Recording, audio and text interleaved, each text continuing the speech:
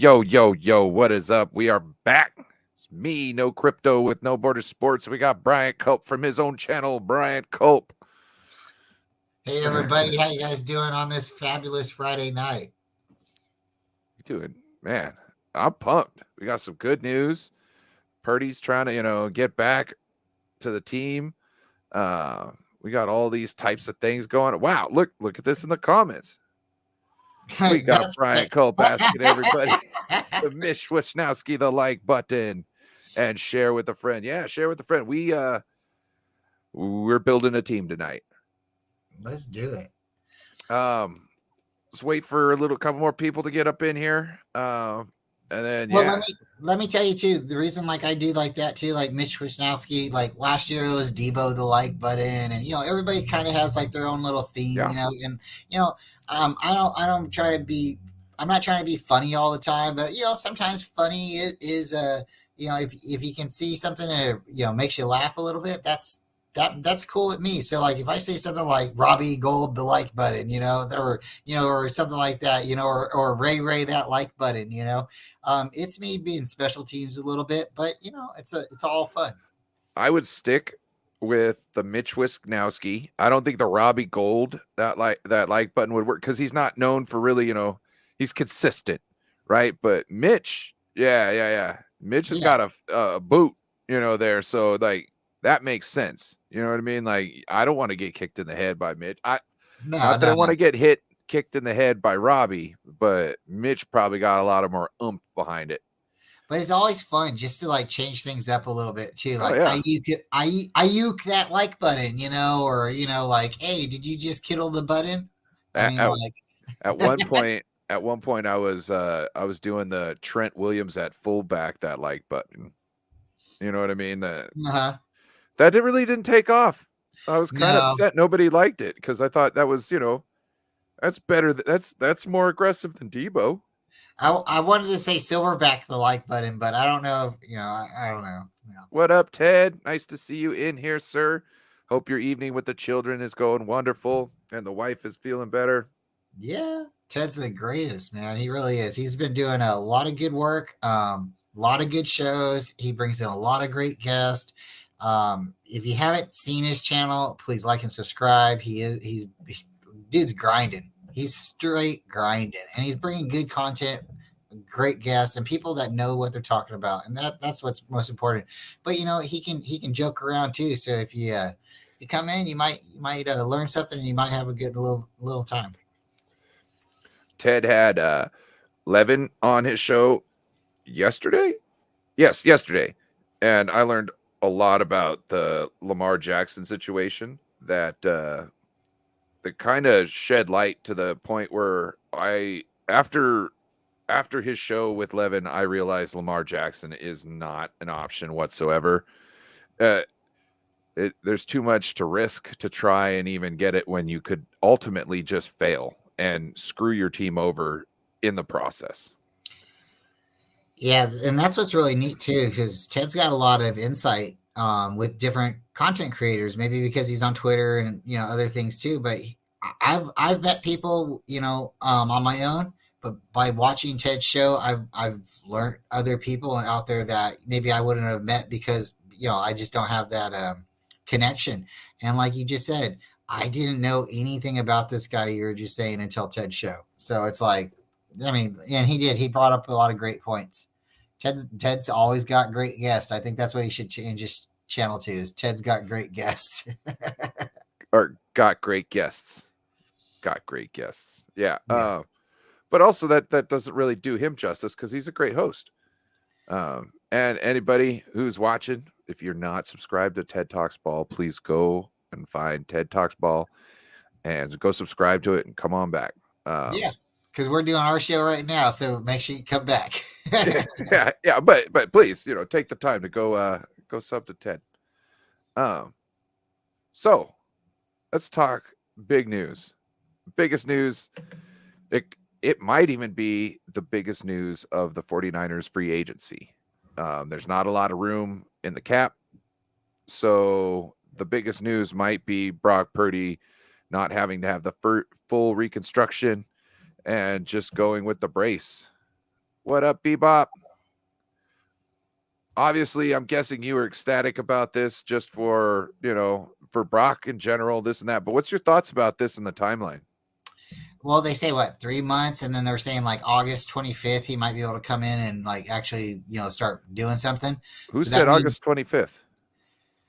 that was thrown out in a video I seen today. I watch a lot of people, so I can't always I don't always want to credit or source Because somebody, but I Jack heard that. Hammer, Jack Hammer was saying that, and I had to call him on that because everybody is stating that it's going to be 6 months, right? And 6 months Mhm. from today wouldn't be August 25th. It would be September 10th. Would be a full half a month difference, which is it's big. And the reason why I want to kind of elaborate on this is you're talking about taking maybe 2 weeks off of not the rehab, not the healing, but the rehab, right?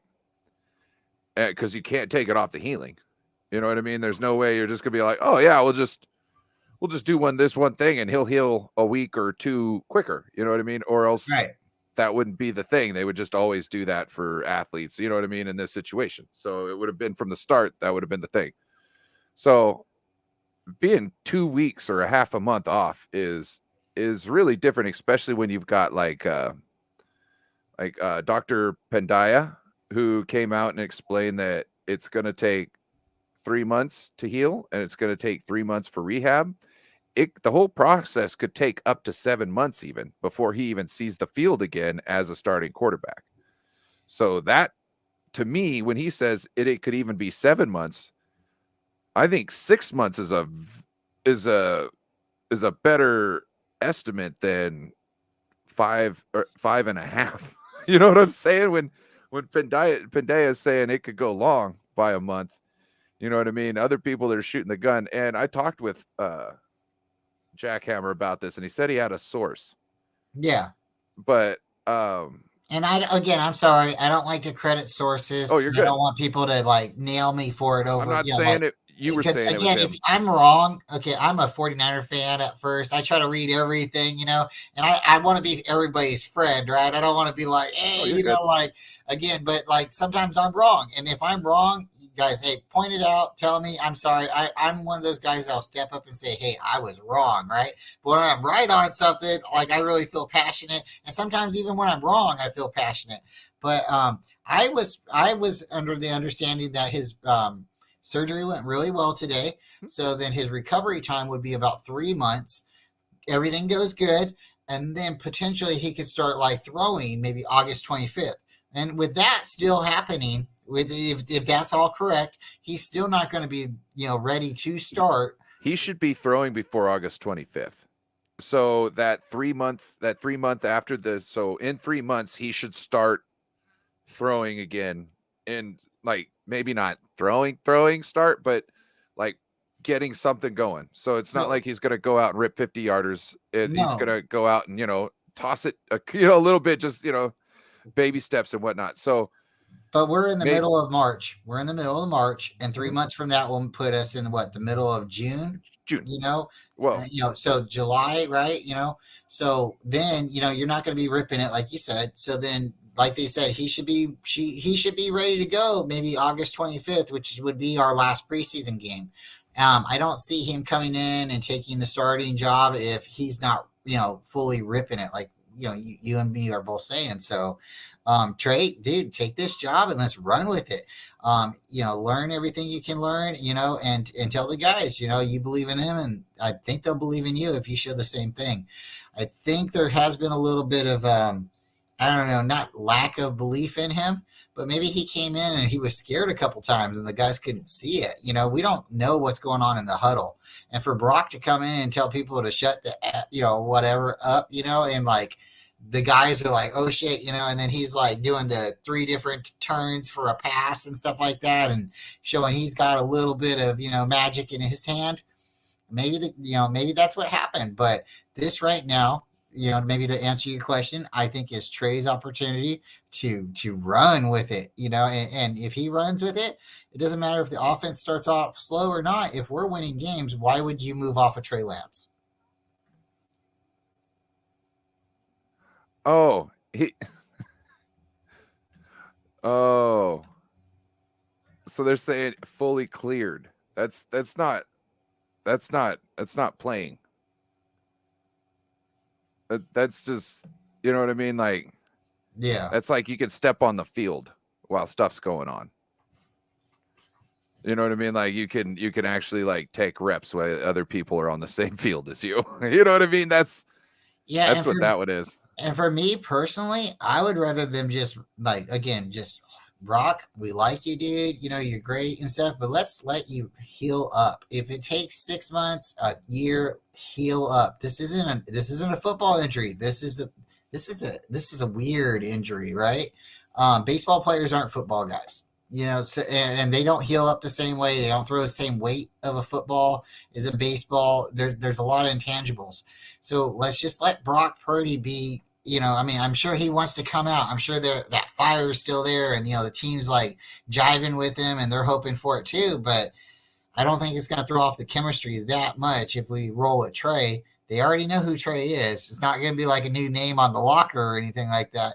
I think with this surgery and them trying to promote Trey and promote Purdy coming, I think they're trying to say, oh, we're not going to go and sign somebody like an Aaron Rodgers or a Lamar Jackson, or we're going to go and get Brady out of retirement. I think the only way this happens at this point, even if it's not the best decision, the only way this happens at this point is if there is an injury in camp, that holds up Lance. I think we either draft a rookie quarterback, or we go and we find a cheaper veteran quarterback, maybe somebody like Matt Ryan or somebody that knows Kyle's system. Don't bring back Nate Sudfeld, please. But if that or Brian Hoyer, CJ Beathard. I love CJ Beathard, but he signed up with the Jaguars, and I just don't see that we're going to spend a bunch of money on a quarterback if Trey's healthy and Brock Purdy's ready to roll somewhere in the middle of the season. They held off for so long because of Jimmy, with the hope he's going to come back, and he never came back. So I gotta say what up to David McNiner. He says he will call in after he eats. Wonderful, sir. No problem. the Want to say goat, shout out to Damian Lee. the Thanks for other joining goat. this evening, sir. Yep. So, we're gonna get into drafting, and building a team. So we're gonna use the mock draft simulator to draft a team, and then we are going to use the team builder from theathletic.com, probably created by he who else shall not be named. And we're going to build ourselves a team and trying to come in underneath the cap. So if anybody wants to come in and become a part of this process, now's the time to do it, or else. Because then you got no say later on, especially when it comes to the drafting. Because some of these guys, we might just plug and play with these guys. You know what I mean? So, yeah, you want to start with the draft? Let's do it, man. I'm ready. Or is there anything else you want to talk about first? Anything we should get off our chest? Well, okay, first off, for all the viewers and everything that's seen our last video, the 5-hour stream, if you watched it from the start to the end, congratulations to you. I am actually, I commend you. That 5-hour stream, it was epic, and there was a lot of good information that was spoken. And if you guys like that, come on back.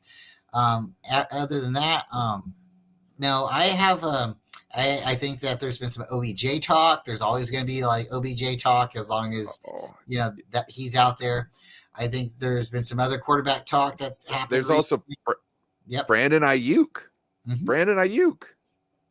And they were looking at you want to talk about that real quick? Let's go any way you want. Do you think they're trying to deal Brandon Ayuk and get OBJ? Like, I like Ayuk. I don't want people to kill me or, see me later and dislike me or anything, hey, I already wear glasses, right? But, it's one of those things. It's like Ayuk is a player that is amazing, right? But he's amazing because why? because he's a phenomenal athlete? Okay, yes. Or is it because of the scheme and what's happened? I mean, the Niners did teach him how to block. He did have to earn his way on. He is a really good route runner. He's not always the best hands guy, but I would say he's the best wide receiver on our team. But we didn't. He's not a first round pick. He's like what, a third round pick, a fourth round pick. He if you sometimes when you can upgrade and you can make you can maneuver. I think maybe that you have to look into it. And we were talking earlier a couple of times back, maybe not me and you, but I think me and you had mentioned it in private. Um, there's a possibility like the Giants reach out to us and say they want Brandon Ayuk and they would offer us like maybe a first round pick. At that point, I would kind of take it. You know, I mean, like that's we can move up, we can do a lot of capital. Then there's been like my thoughts, and I know me and you have kind of talked about. It's not really feasible with the way the contracts are. Like moving Debo right now is not feasible. But if you could trade Ayuk for like Big Brother Bear, Big Bosa, I mean, or something like that, or a Khalil Mack, would you be willing to do it? I mean, that's definitely something that's really interesting. So for me right now, like, yeah, when you entertain offers or you're just listening, players shouldn't get offended because one, it is a business, but you don't want to make it too public. And I don't want, like the team shouldn't be like too overzealous about it or something like that. And that's why us fans get excited about it. And it's really nice that the Niners don't leak because we don't really know what they're really wanting. But it is funny because they have come out several years and said that they want OBJ and they want other players. I wouldn't be surprised to see OBJ and Kirk Cousins on the 49ers. Do I want that? Do I like that? No, but it is what it is. Have you seen much lately from OBJ that would warrant making a move like this for him?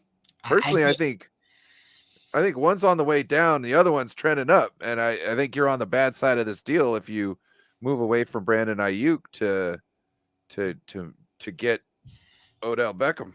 I don't think either one of them speed, is greater than the other. I don't think that's really going to be a factor. I think Brandon probably could block better than that's what I was just thinking too. You're also having Odell's got to come in and he's got to learn to block as well as everybody else, or he's not going to be as effective in the offense as as he needs to be. Yeah, he can't be on the field every play. And that, right. Like what you're talking about before with the 21 and the 22 personnel, when we have players that can be versatile and they can do different things, that's why it's very important that you can block, you can throw, you can run, you can catch.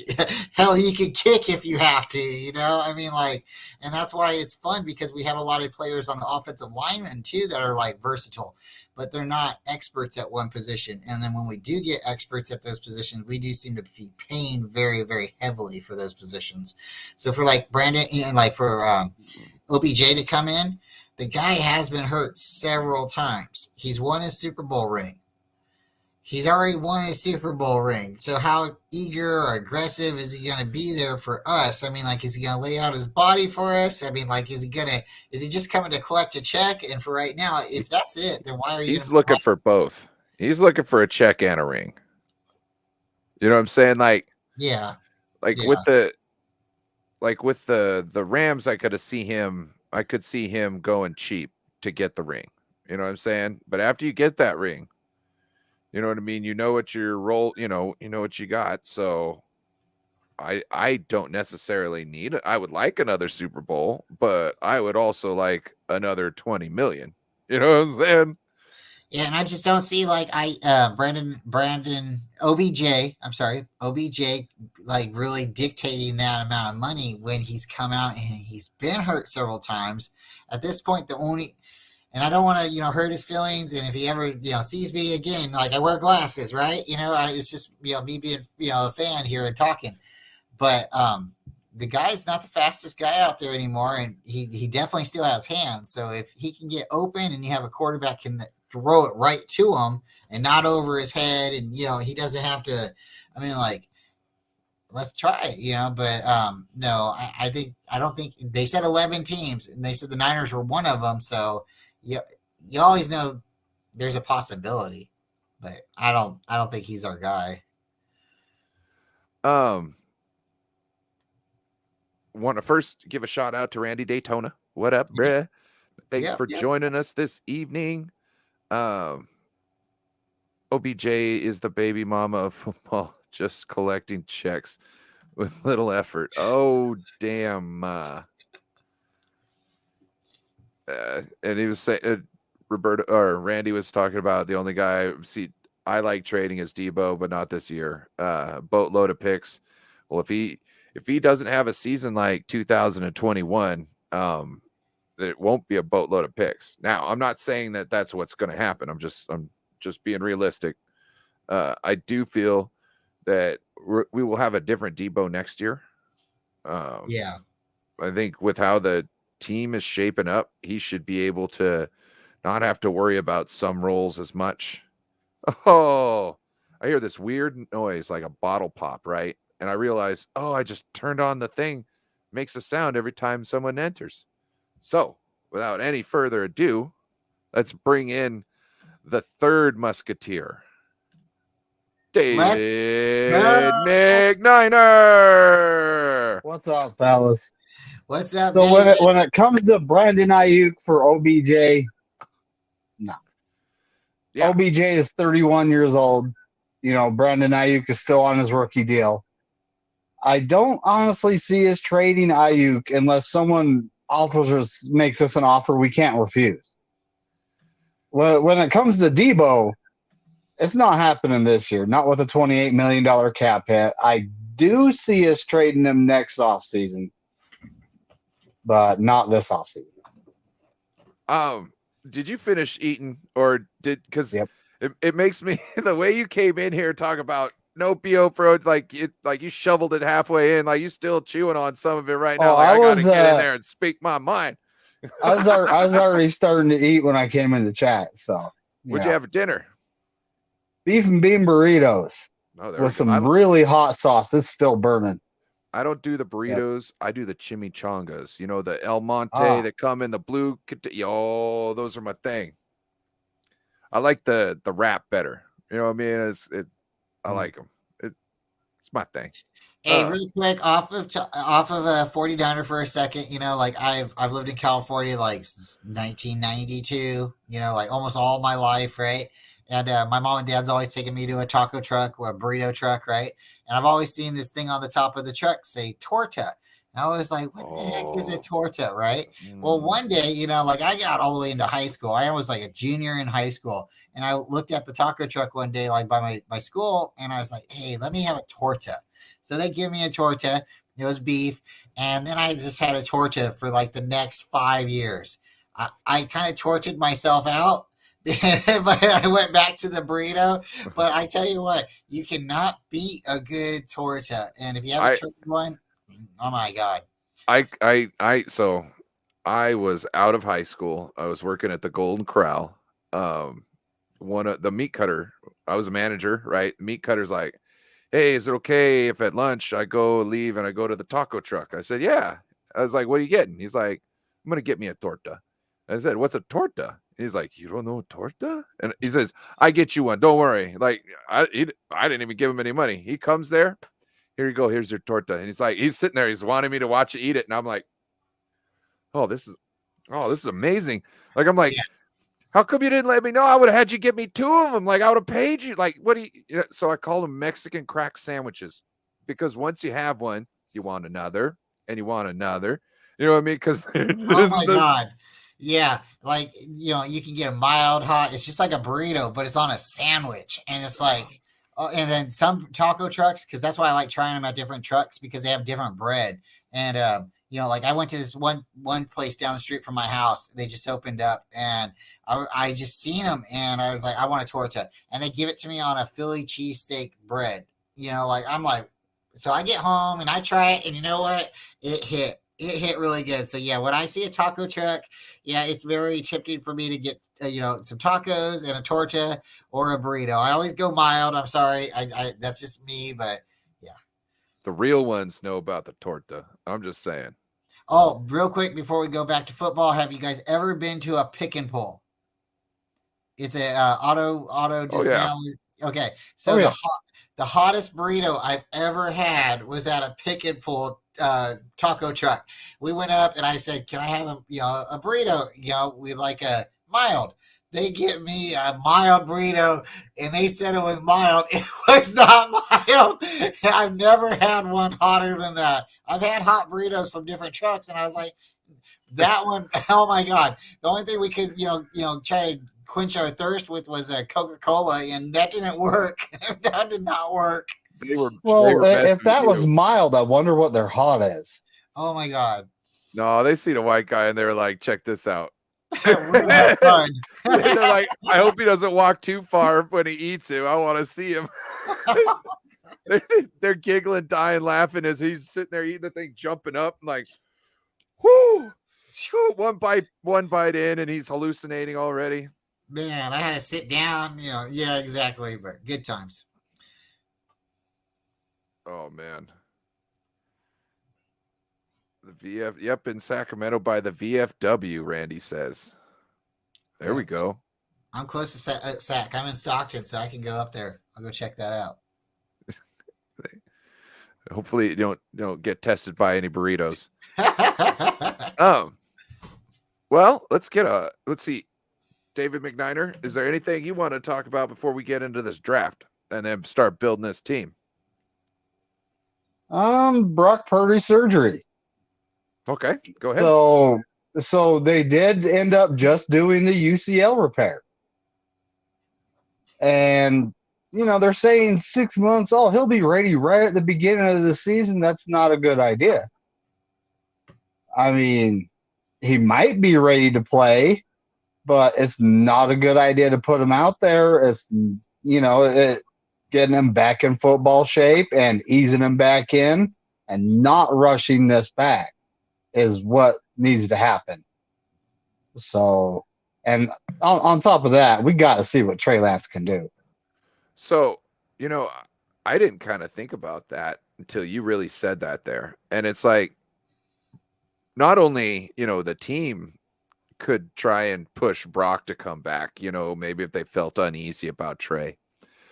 But Brock himself could try and push him to come back so he could try and not lose the team by Trey playing. You know what I mean?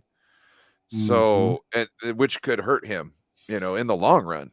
So that's a different dynamic there I didn't think about until you brought that up. So that's a great point. Yeah, most definitely. I mean, we don't want to see him rush himself out there. We want to see him come back out when he's ready. We don't want to. This is a special team, and if we believe in him, then the team needs to give him time to come back when he's ready. So, yeah, that was a hot burrito. I'm telling you. I'm telling you. So it's not like he'll be throwing in 3 months. He'll be like rehab throwing. Just barely doing anything. I'm sure. Yep. I'm sure he won't get over 10 yards for probably the first month. You know what I'm saying? I don't know if you saw that video that Aaron released on his channel, the doctor talking about, the rehab process. Yeah. So 6 weeks, he's pretty much in a splint or like a soft cast. Yep. And then, then he comes out and he starts doing movement rehab. And then at 3 months, he'll be ready to start, resuming throwing, but it'll be an easier way back into it type of thing. Yeah. They won't be ripping 50 yarders, 40 yarders, 20 yarders out the gate. It's just clear the ball from the hand. You know what I mean? Just get the ball out of your hand without hurting yourself. There we go. I'll do that 20 times. Okay. Switch it up. Let's go to share. We'll get this draft going. Let's go. I know. No, I definitely agree, David. I mean, like we got Trey Lance. Let's see what he's got. He's got plenty of time. He's got the teams around him. Everybody knows him. Let's see what he's got. Okay, guys. Need you to keep an eye on the chat. Let me know if we got anything interesting going on that I need to bring up because I'm going to be in this screen. We're going to do all 7 rounds. All right, real quick. Randy Daytona brings up a question. Do you want to pop that up on the screen, or you want me to read it? Yeah, let's go. All right. Here's a question, gentlemen. Who and when do our quarterbacks start play, and how many quarters do you guys get? What I'm asking, who starts and for his long it's concerning. For how long is concerning? Well, Brock Purdy can't do anything until he's medically cleared. But when it comes down to it, I honestly think we need to start the season with Trey Lance. At least give him. I don't think we should even try to bring Brock back till week 4. So I would like to see Trey Lance in there for 4 games. Hopefully not monsoon weather. Decent football playing weather would be nice. And also Kyle, don't call RPOs, man. Just give him the same playbook Brock had. Call the same plays Brock was playing. We'll see what the guy has. So, big question here. Do we want to stay where we're at? I think we should, just to make things easier, I guess. I was doing this draft earlier, and it comes a certain point where you're like looking at the players versus kind of what we need. Like, what do I do here? But yeah, that's what I was doing. I was staying right where I was. Bryant? For me, like when I've done it a couple times, I've just always stayed. I've never tried to do a forced trade or anything. I've ran it multiple times. So yes. All right. Good. So one time I fleeced the Rams out of all their draft picks. Yeah. Well, that's not hard. You just got to give them one player, and they'll just give you everything they have, and then they'll try to somehow patchwork a team around that one player. I haven't looked at Rams news lately, but I heard that they're fire sailing. It's ugly down there. Oh, wow. But out of all these players, I don't know if we're taking turns, but the Jamie Robinson, the safety, that's the guy I have my eye on, and Michael Wilson, the wide receiver. The other wide receiver is he's small for us. I mean, 49er football, you got to be burly.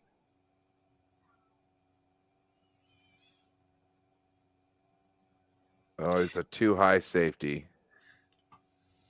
Let's see, what is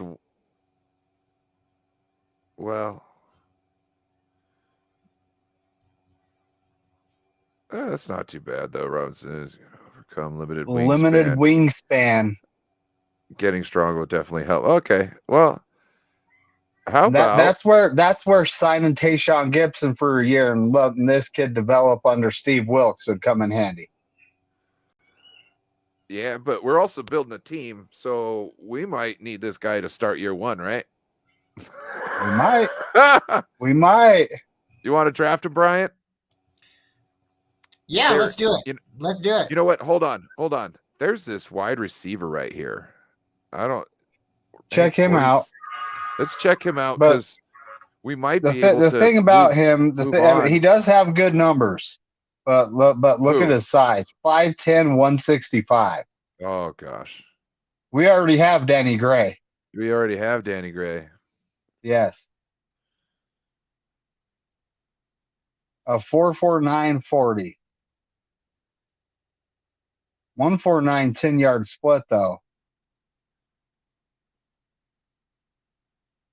I don't know. I think I don't think he would last long with us because our style of football. Let's go with Jamie Robinson. Draft him. Oh, look, he's still on the board too. Yep. Actually, look at the Michael Wilson guy. That wide receiver. We don't need a wide receiver. We don't. I was just gonna take him because I'd never seen him so low. You know what I mean? And I haven't seen him. Oh, it doesn't tell us much about him.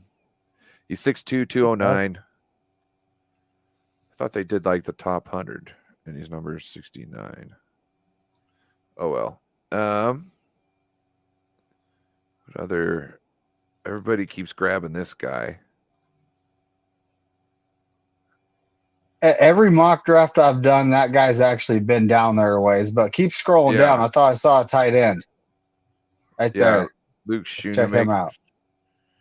Schoonemaker. Yes, this is one of the guys that I've seen a couple times. I've 6'6", leaned away from him. 250.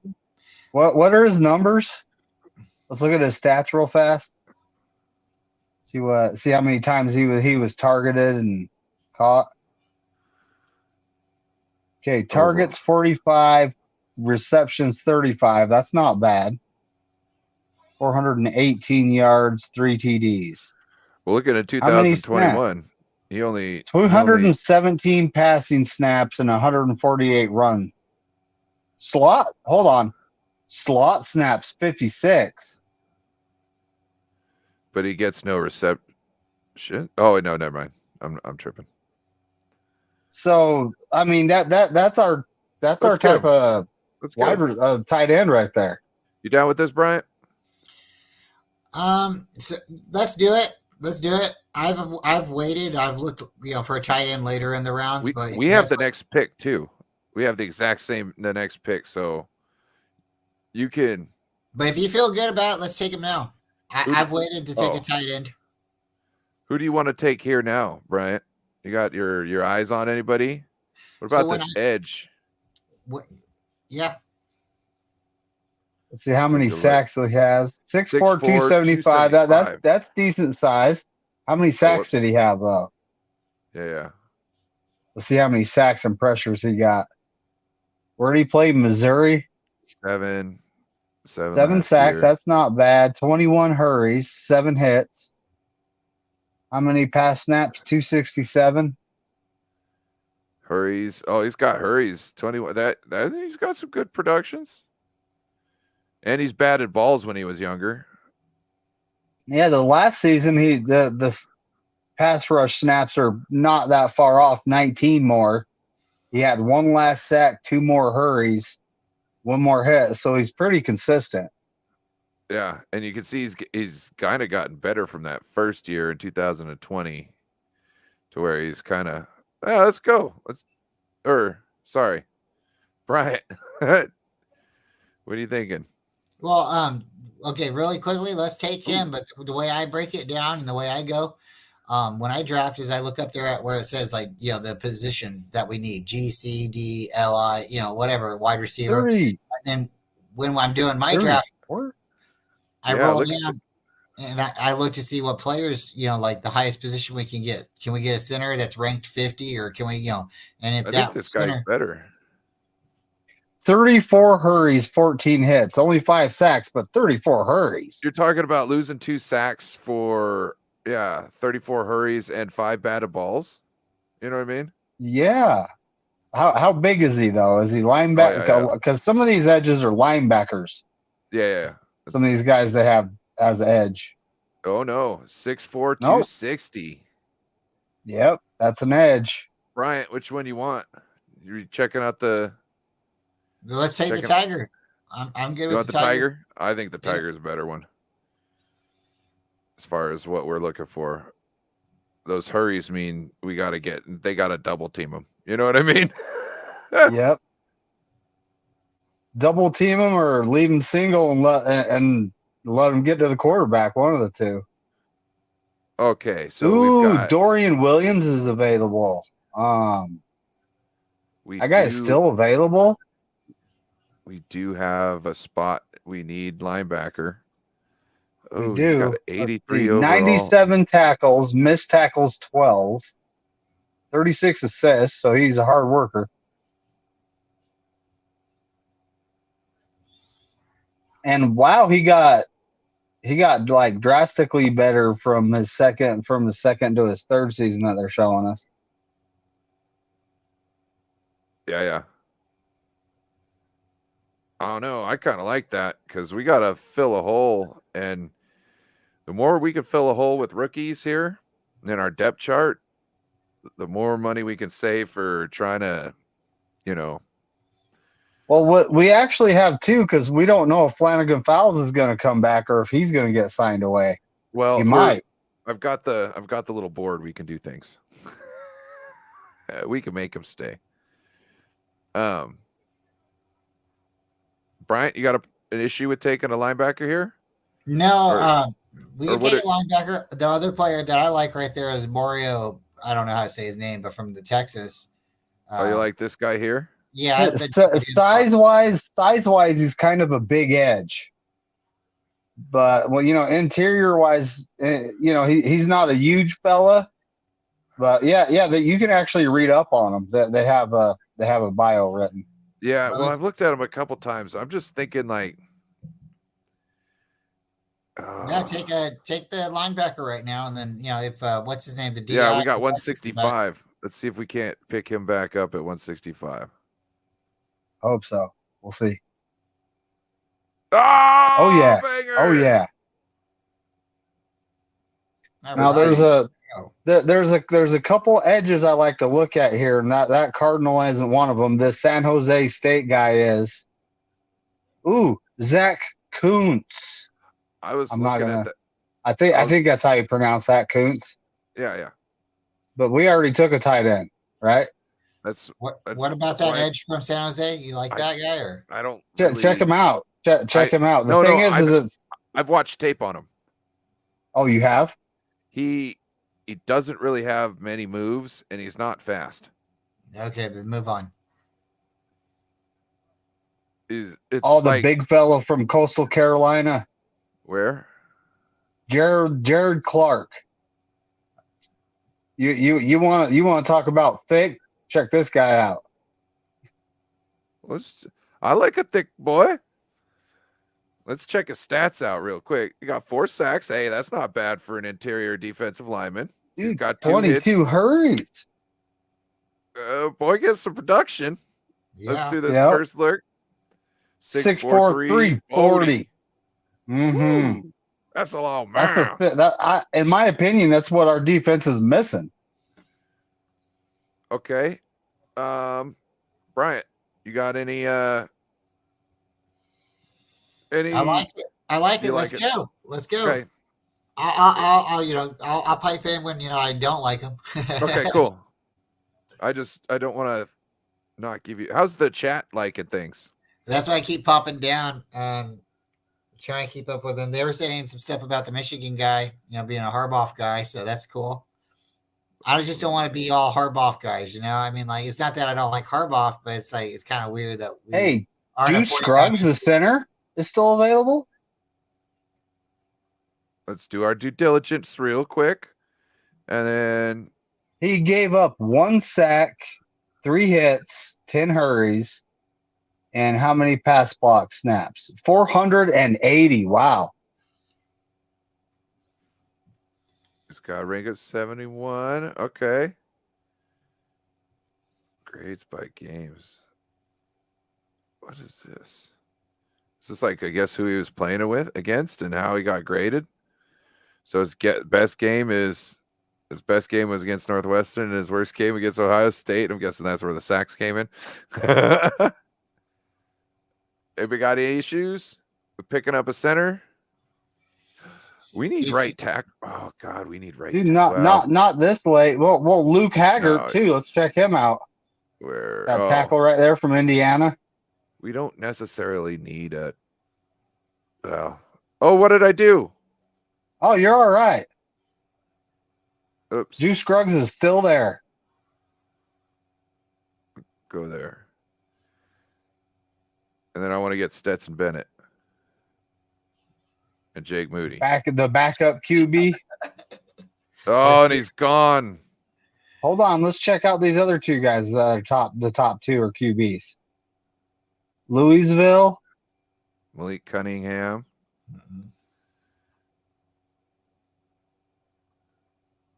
Nope, they don't have much. 6'1", 190. He's kind of small. Like that's like around Well, I don't know how big is Brock Purdy. Isn't he like 6'1", 6'2"? His production was bad this last year. He's gone down. I want to take a look at the Yeah, other guy.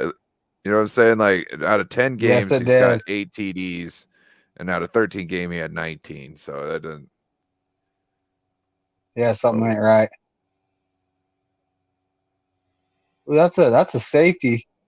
I thought that was I thought that was a quarterback. Well, let's see.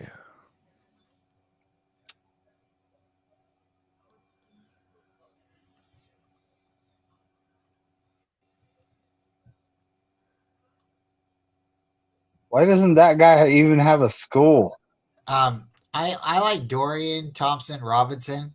The dude's got 2 last names. I mean, like, how can you not like him, right? Wait, The that's the guy that the Niners were actually looking at, right? I drafted him too, I think, and I got a I good think grade on him. they interviewed him. Yeah, 106. 27 touchdowns, 10 interceptions. Passer rating, what to say? Hey, that's not bad for, fuck it. Let's go back. So if we do best player available, it's telling us to take that quarterback. Yeah. Oh, we need Jake Moody. But we probably could get him at 254. We could try.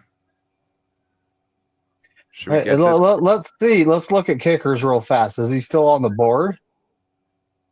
Oh, I'm sure he is. He usually always is. Every time I take him a little higher, I get an F for it. So I don't want to take him too high. Well, do you take him with our first pick? Well, I've been traded up. He's even traded up. Oh man. What else could we like? I want this fullback right here, but I don't really. Yeah, I've been liking him too. North Dakota State. Yeah. Well, I like if you look at him. Yeah, let's look at him. What has he Like, actually done here? Right now, anything that 9 comes up North Dakota, touchdowns. you got to look at, like any good players from North Dakota, because they might not be able to playing with Trey, but they were coming from a similar scheme, that maybe you could build off of or have some kind of similar, with Lance. Similarity. 122 targets, 14 receptions. He's got 628 yards rushing at 97 attempts. Yeah.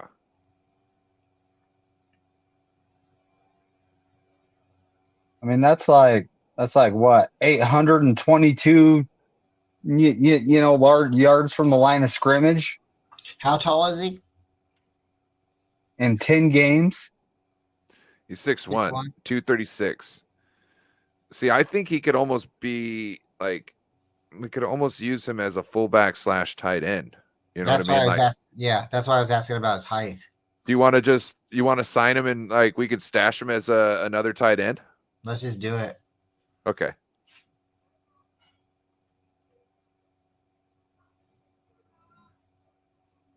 All right, if we're taking a running back, now's the time. I'm just kidding. No, we're going kicker. We do not need a running back.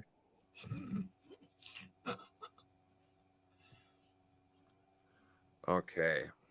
There's still a bunch of crazy talk that we might get Chris Henry. I mean, you imagine that Chris Henry with like CMC. Jeez. A lot of that's just the media talking. Yeah. Got a C- for that edge, but that's all right. The tight end and the edge, who cares?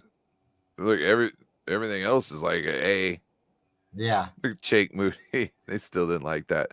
No, last pick of the draft. Hey, we still got an A- A-. on the draft. I don't think we did bad. I'm not worried about that. A+ on both the offensive linemen. Look at that. A+ on the guy from Texas.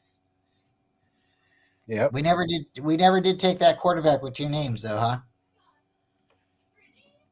No, I guess not. Hold on. I mean, you imagine that on the back of someone's jersey, 2 last names.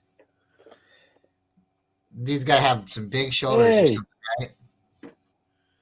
I gotta figure Ted out talks. how. Ted talks ball is watching us while he's hanging out with his youngins.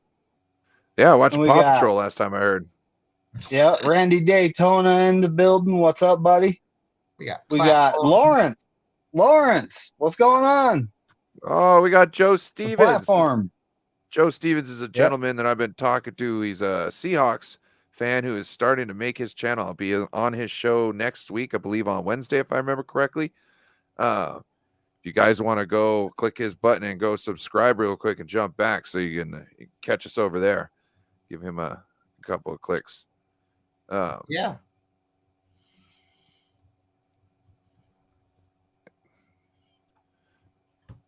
Down to run. I don't subscribe to too many other teams from outside the 49ers content creators, but if Ryan suggests you, you just got me 6 subscribers now. Let's go. Everybody give him some love. Let's go. Don't make me regret it either. I'm subscribed to this guy. I'll show you his picture real fast as my avatar. Oh yeah. Noah Butler. Yeah, I'm subscribed cool, to him. man.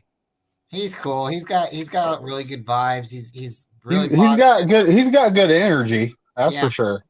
Most definitely. He's Let fun me to watch. Let me write this down and put the information into the little simulator real quick. Go ahead and carry the combo if you would. Yeah, Noah's cool. Really cool. Yeah.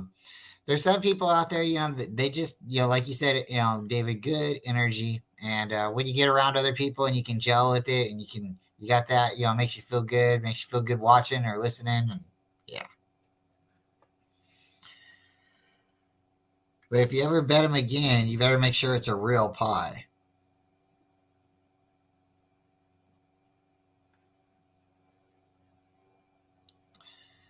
Yeah, I think the Niners definitely looking for a kicker.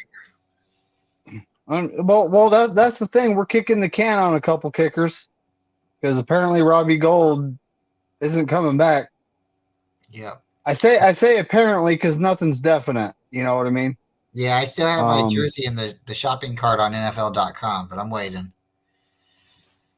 If he leaves, I got to delete it. I got to go with Mitch. But yeah, if he you should actually. So Ted Talks Ball actually will get you a 15% discount on Fanatics. Yeah, if that's where you want to get that from. Yeah, I might have to switch it up. It might be good luck if I go and make a shopping cart on Fanatics. Yep. You can also get some underwear and socks there too with Niner logo, which is kind of cool. If you guys like that kind of stuff, Good old fashioned plug-in. I don't always buy that kind of stuff, but it seems like it's funny. Like anytime anybody buys me something for Christmas or something, I'm either getting a 49er thing or a Batman thing. So I'm always looking forward to socks.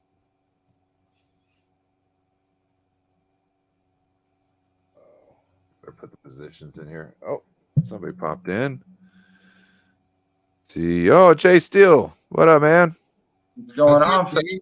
Just in time. That old fashioned plug-in. I don't always buy that kind of stuff. This shit on mute. Oh yeah, I was about to say. Yeah, you don't want to hear me talk twice. What's going on, fellas? Oh no. Oh, not a lot. Much. Just building a team. We gonna do this again, but kind of change up our picks. What's up?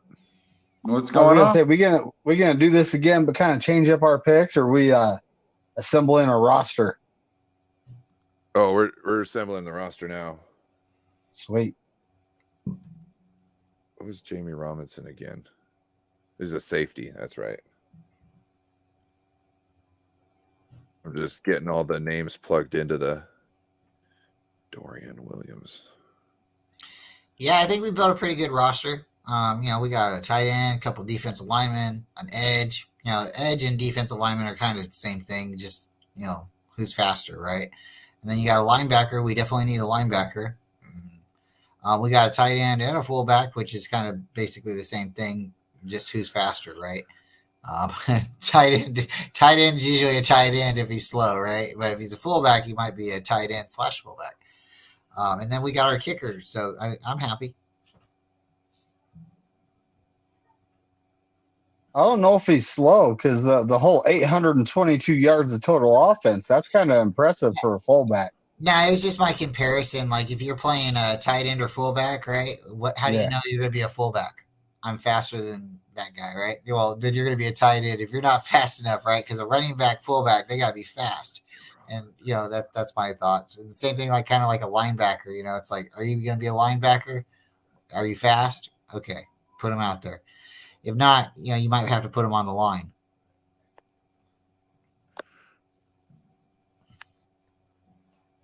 You got defensive linemen and edges, and the same thing is like edges go on the outside if they're fast. Defensive linemen, they go in the middle if they're tall. If you're lucky, you get an Armstead. Not a lot of Armsteads out there, are there? No.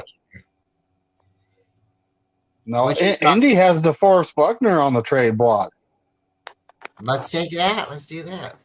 It's kind of like, what are you guys asking? We'll give you Javin Kinlaw and a 3rd round pick. We'll give you 2 3rd round picks. We got enough comps. Oh, hold on. Trade them all 3 3rd round compensatory picks for Kinlaw, for Buckner, and Kinlaw, and trade him Kinlaw just so Yeah, we can get rid of that, right? We'll just throw Kinlaw in there. You gotta take him.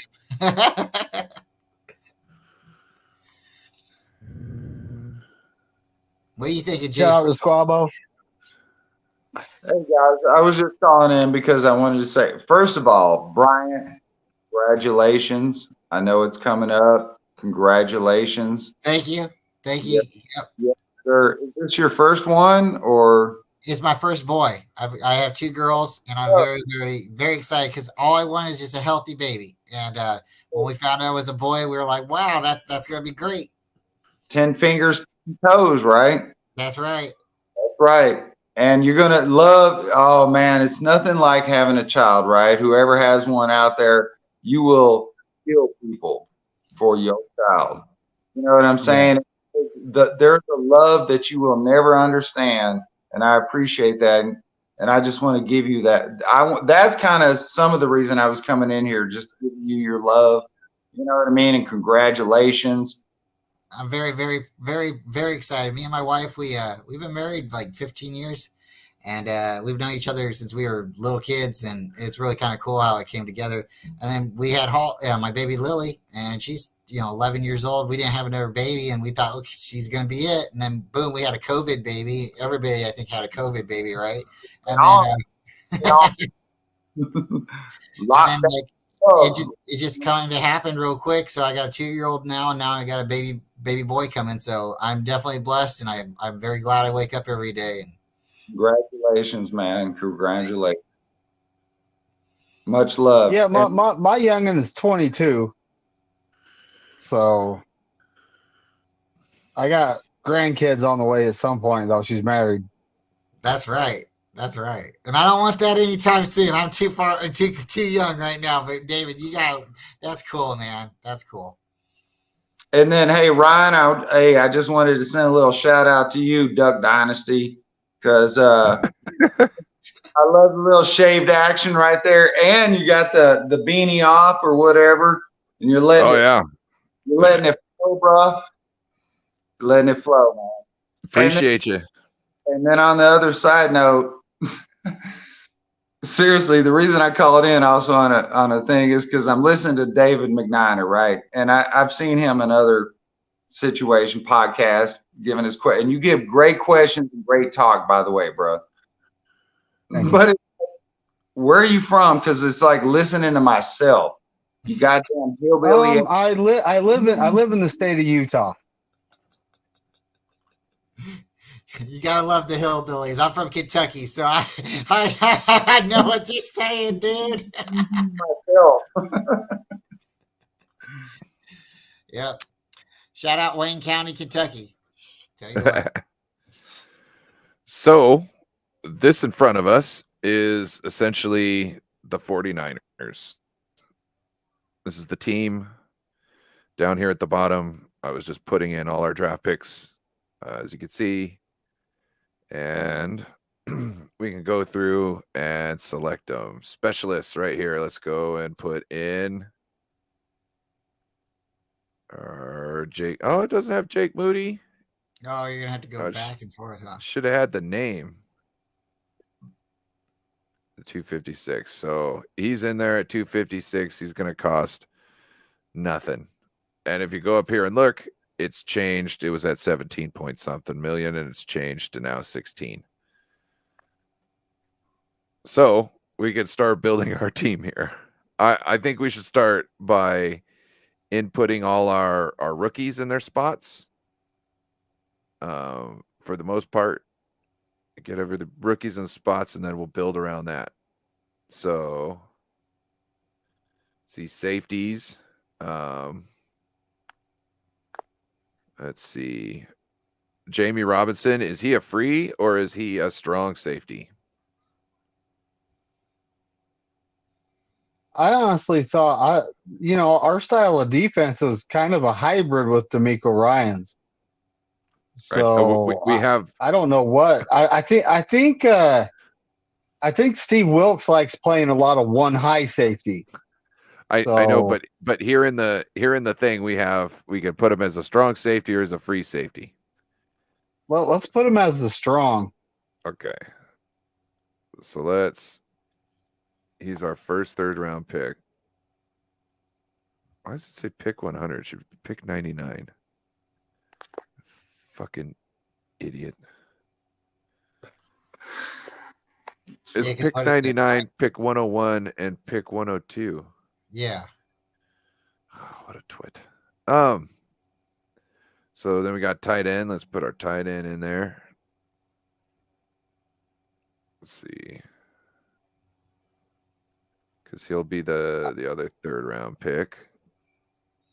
I was just looking at our dead money, like, Jimmy Ward. Well, he's a free agent. How could we have dead money for him? There could have been something in negotiation or something, and like we've just put. Oh gosh. Now there are things we can do. We can click little boxes to restructure people, bring in money and stuff like that.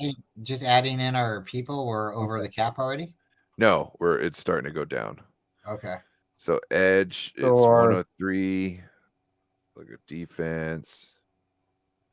There, defense 103.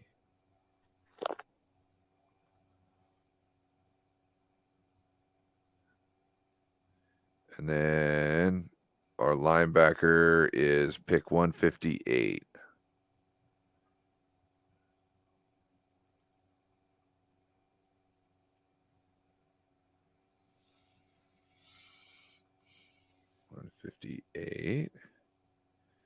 And then defensive interior for 67 and 74.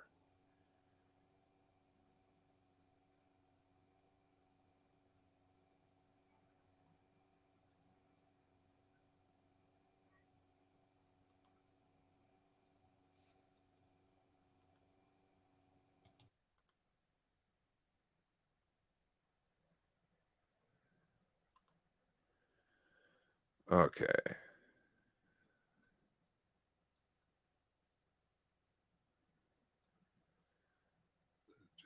Now right tackle Luke Haggard is 217.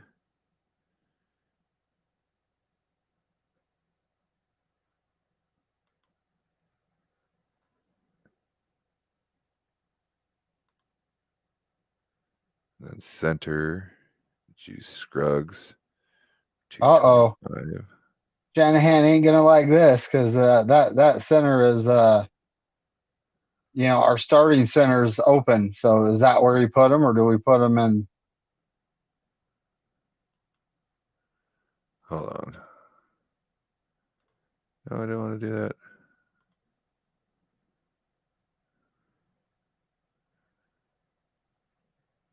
Let's put him over here first. Yep. Well, there's no backup center. I can't believe we don't have Poe on contract.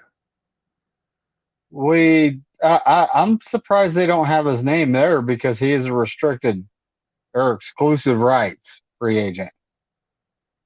Oh, here, tell you what, I'm doing. You're putting him as the starter. Shanny ain't gonna like that. I don't care. Guy's an idiot. What the heck? I'm still surprised Burford ended up starting.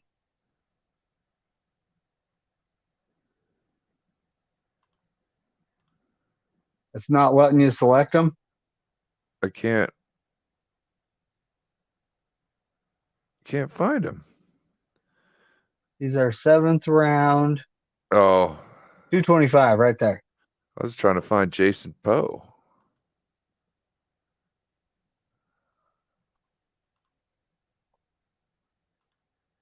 Yeah, Jason Poe, he definitely should be because he's an exclusive rights right there. Yeah, but I can't put him as center for some stupid reason. Tyler Humke, 250. Let's see, where's tight ends? I'm still thinking the Nick Zakelj is going to be our starting right tackle, but we'll see.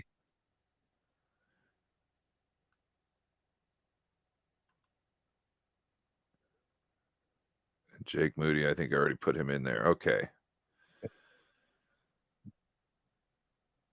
All right, how much cap space we got? 7.8 mil. Oh boy. And we still got holes. Wait, I thought we drafted a quarterback. No, we didn't. Oops. So, hold on. How can I move this over? Let's move this over. What are you doing? Move this over.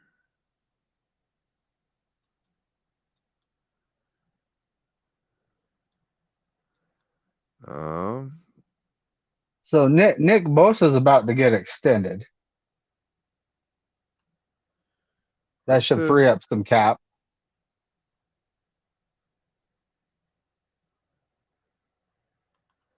So we can switch this right here to 10 million for a restructure. Okay. We can switch this right here to 8 million for a restructure. Now we got some cap. I think these are the two. Oh, wait, no. We can restructure Christian McCaffrey too. 4 million there.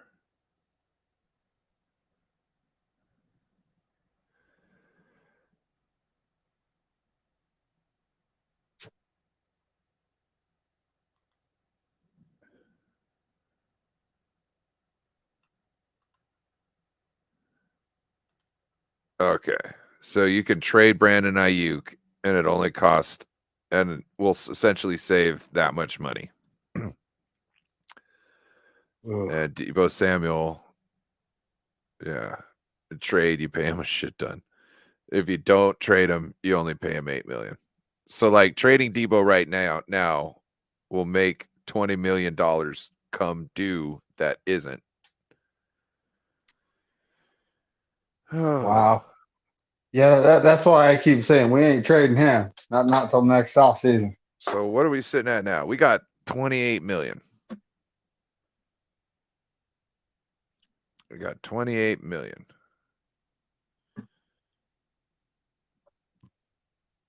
Let's see. Let's look at quarterbacks. Let's see.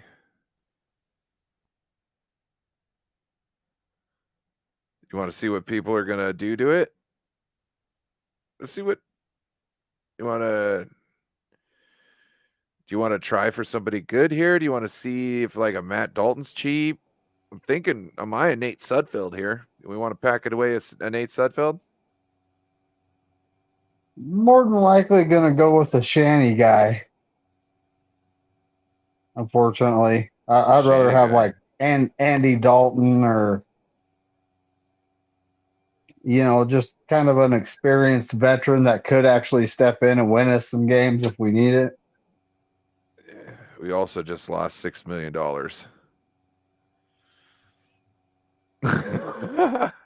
There we go. I had to clean my glasses. Then That's better.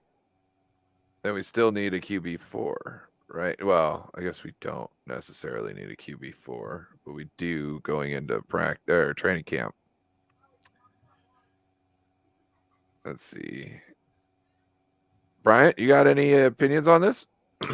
Well, so for me, like, I know people don't necessarily like it or not, but for me, if Trey Lance is healthy, I still think we need a good backup quarterback. Brock Purdy at this time, we don't know how long his recovery time would be. So I would like to see them get a good veteran quarterback. I would like to see somebody, again, people aren't going to like it, but a Baker Mayfield, or even, let's see what else a Carson Wentz would look like. But I think they're going to be expensive. But I think they would do very well in the 49ers offense. Honestly, I think we're looking at like the bargain basement guys. Like I would like Marcus. I would like a Marcus Mariota. Looks like Taylor You know- Heineke is 3.5. A lot of people are against Sam Darnold, but he actually did play good towards the tail end of the Panthers season. Yeah. Sam Make Darnold is fun of worth him a lot. 4. We could do Sam Darnold and Nate Sudfeld for a total of $5 million. Yeah, because you're going to bring in somebody like Sam Darnold. I don't think you bring in Andy Dalton. That's I'm true. just checking prices, bro. No, I hear you, Okay. but I'm just saying, like, they're too similar. I would think where you wouldn't. Baker's 5.5. Was Jacoby Brissett? Jacoby was 6, I think. No, he's Was he? 8. What Dang. if we just do Baker and just Baker and no Q, or we'll do an undrafted free agent as our 4th. Or try Baker and try Nate Sudfeld. Well, that's like that's almost $7 million. That's what I'm Okay. trying to. Okay, so Nate's two. Nate's $2 million. Well, he's like 1 something. All I'm Okay. saying is I'm just trying to. We can do whatever we want. I'm just trying to keep around $5 million to fill out the rest of our quarterback room. Okay. And if we can get essentially talent for, let's see, People aren't going to like Baker Mayfield, but I think he might do really good in the team. let's do undrafted. Especially if Bosa gets to hit him a little bit, right? Bosa got to practice against him a little bit, and they say, "Oh, you're allowed to tag him a little bit." Okay.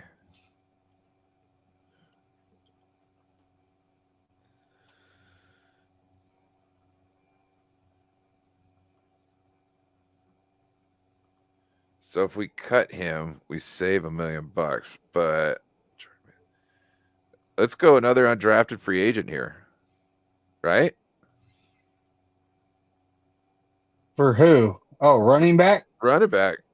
Of course. Of course. Yeah. Only makes sense.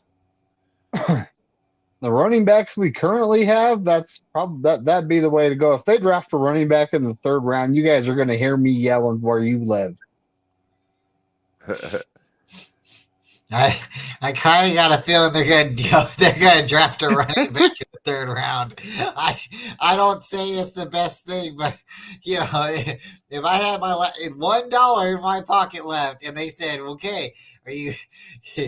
I would probably put it on it, because I don't think it just doesn't make sense, and that's the way they are. And they don't. It just seems like something Kyle likes to do. It's like, bro. Like that draft pick, we had a need or two. You could have picked a center. There's a couple things you could have picked. Whoa, we got some. Whoa. Turn your mic down or something. Oh, or mute that stream you got going on. Yeah, bro. What up, Cart? What up, Lockdown Davis Todd? Corey coming in hot. Corey coming in hot. I don't know what I'm talking about. Yeah. Corey. Oh, okay. He's talking. He's finished. He's muting himself while he figures it out. I know I muted him. Oh. Trying to figure out what to do with the rest of this. We got one more guard. We got Danny Brunskill. Right? Court. Yeah. How much did he cost? Oh, not much. Let's see. Yeah, 350. He was probably, but we're still pretty cheap here. Hold on, let me see Corey ready now. Yep. Okay. What up, Corey? Hey, how you doing? Just fine. So we're trying to build a team right here. We still have 16 million. Yeah, but we still have like 3 slots and a wide receiver to fill. We got some D tackle. Well, if you think about our wide receiver room, I mean, we got that rookie, right? Somewhere. Didn't we draft a rookie? We didn't draft a rookie. No, did we didn't draft a rookie. We moved on because we saw better treats there. Yes.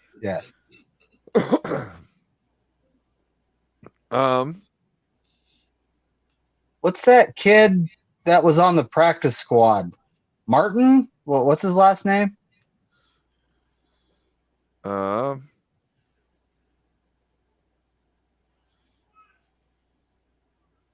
We could do budget veteran. Look at that. It's got names and it's got budget veteran. Yeah, we had an undrafted rookie that was on the practice squad, and I think they actually called him up for the last game or two. Yeah, that might not be. Well, he's obviously not on a contract, so.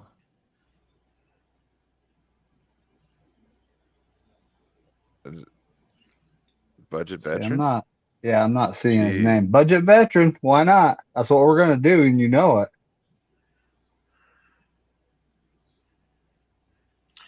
Yeah, we're doing it. 15 million. Let's go. We're gonna keep doing budget veterans here? Yeah, let's keep doing it. Okay. Yeah, you know they're gonna bring in a couple camp bodies that ain't gonna make a team. Oh yeah. Yeah.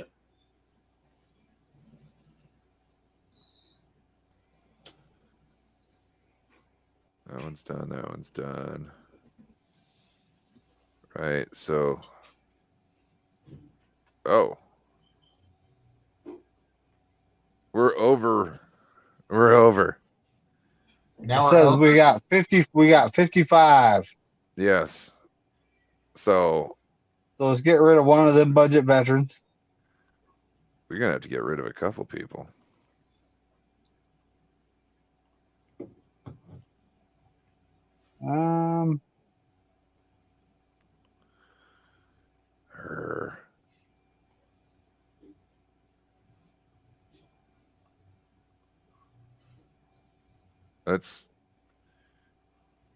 Let's take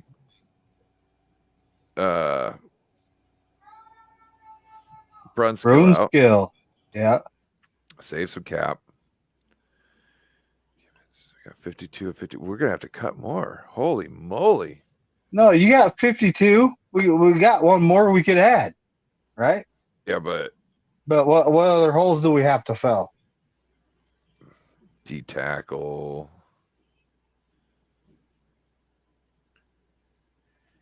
What about Kevin Givens? I think he's a restricted free agent. Well, at this point, we've got 18, right? So if we only got one player, we could take a shot. I don't know if Bebop's asking us if he wants us to cut Tyler Croft, but let's cut Tyler Croft. Marcus Davenport or Yannick Ngakwe? Ngakwe. Okay, hold on. Ngakwe. There's Charles Omenihu right there, but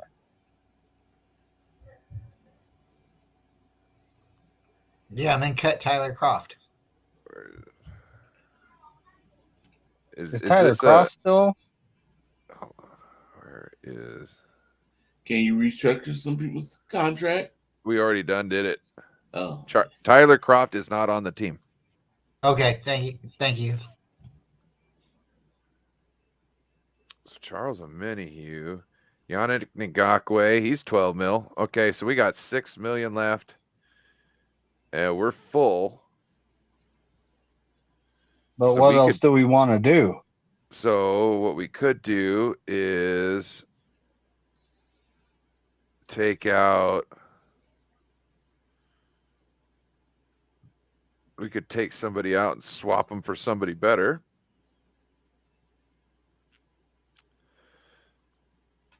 So let's see. Nope. Oh, Odell Beckham came to the team.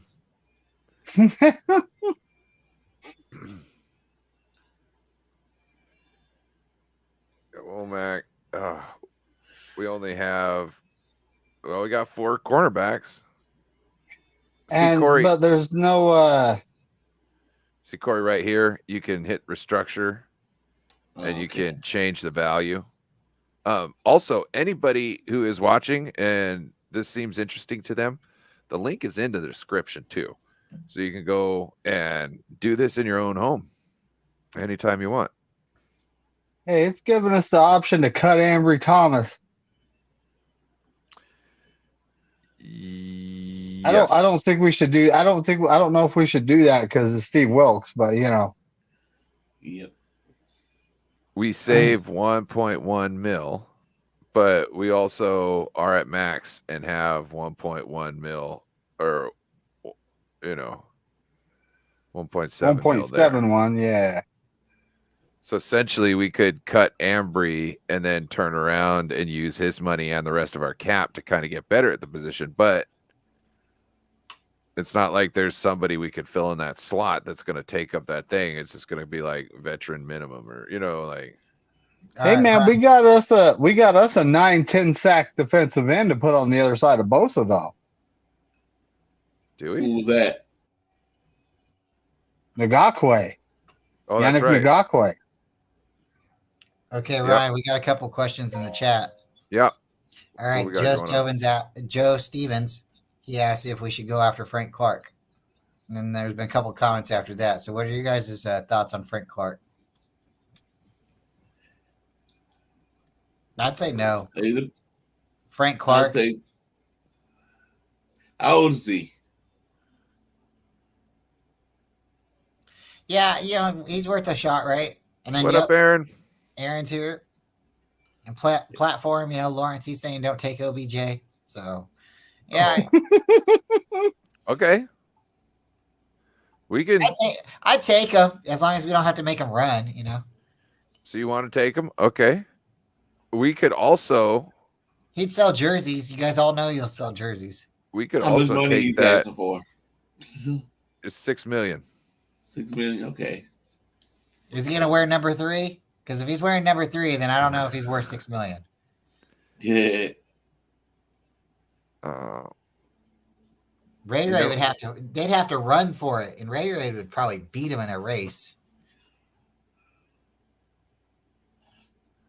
Is Ray still on the team, or is he a free agent?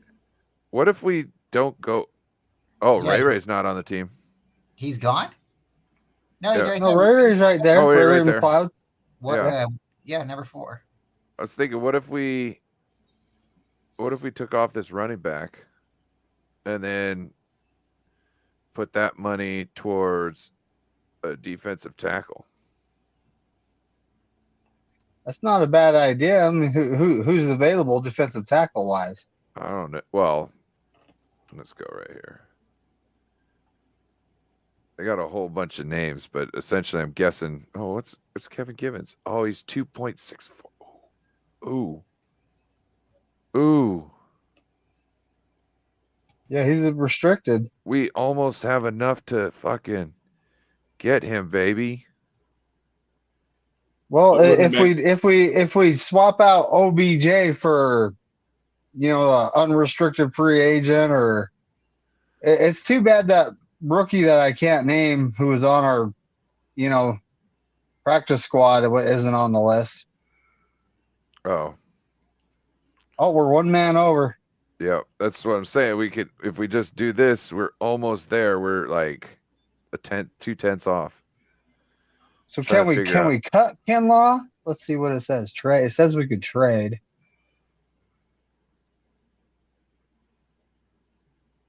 What running back you talking about getting rid of? Oh, Aaron's in the chat. What's up, buddy? What if we cut Kinlaw and that running back, we can get Kevin Givens. Okay, let's ask the chat some questions. Yeah. Aaron, got a question for you since you just popped in the room. Okay. Now, we want to have Kevin Givens here. Want to get Kevin Givens.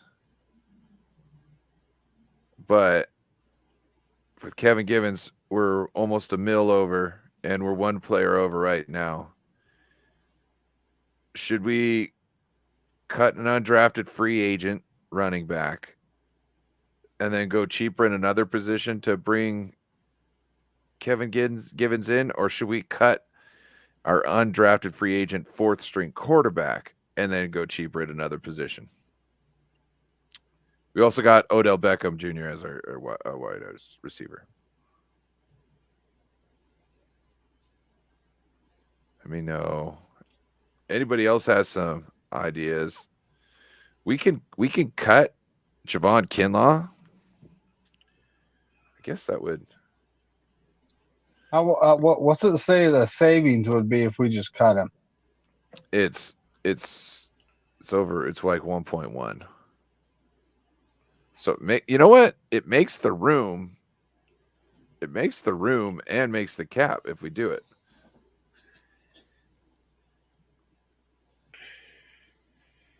You guys down? Yeah. Yep. Oh, I already did that. He already got traded. I just didn't switch the.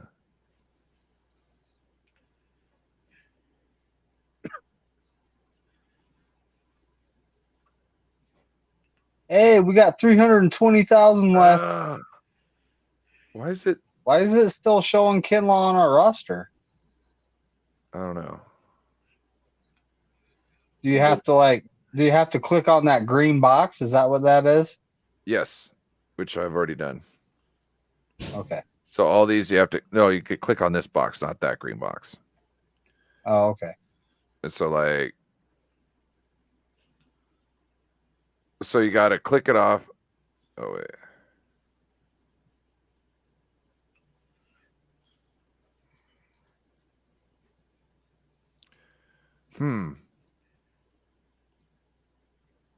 So are we cutting a undrafted running back or quarterback?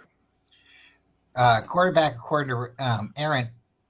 Aaron says always keep the running back. They get hurt. All right. Yeah, I agree. Quarterback. Who's the quarterback? We got Trey Lance, Brock Purdy, and Baker Mayfield. I guess Baker's getting cut. Huh? Yeah, we only have three quarterbacks. We can't cut the quarterback. I just cut the 4th one. Or just cut the 4th one to get in good. Okay. Yeah, so we have a 53-man roster right now. All right, let's go. Let's see. And 1.07 left to carry over.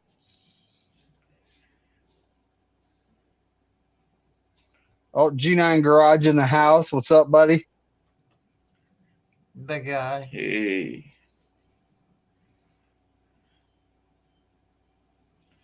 Wait, what is going on here?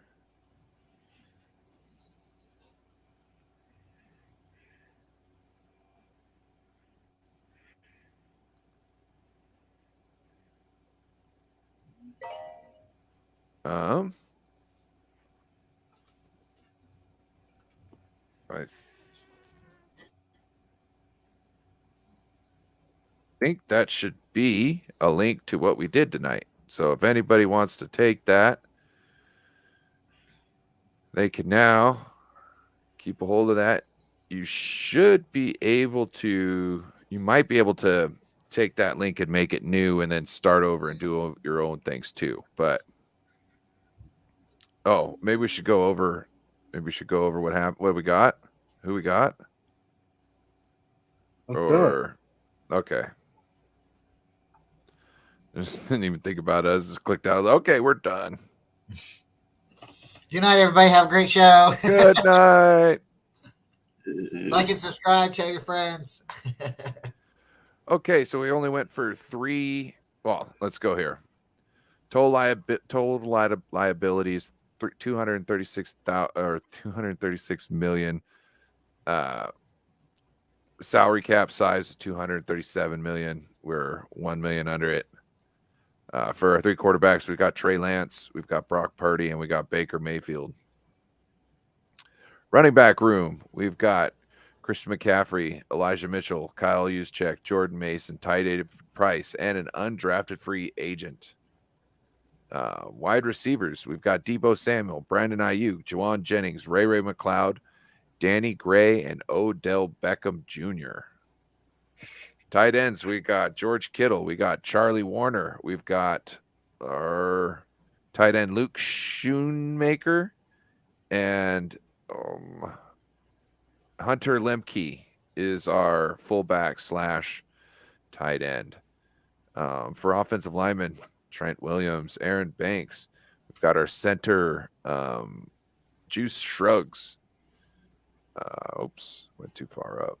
And then we've got Spencer Burford, Colton McKivitz, Jalen Moore, our 6th round draft pick, Luke Haggard. Yep. Colton McKivitz, Jason Poe, and Nick Zakelj. Hold on. We got Colton McKivitz on there twice. We do.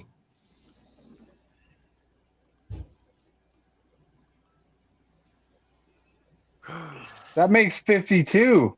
What? Who we gonna add? Who we gonna add a 4th QB? Tom Brady. No, she's playing. We got 3 million. Hey, we got 3 million. So we could add a 4th quarterback. We can increase. How much kid and food can we pay for? See, where can we sneak a better player in at?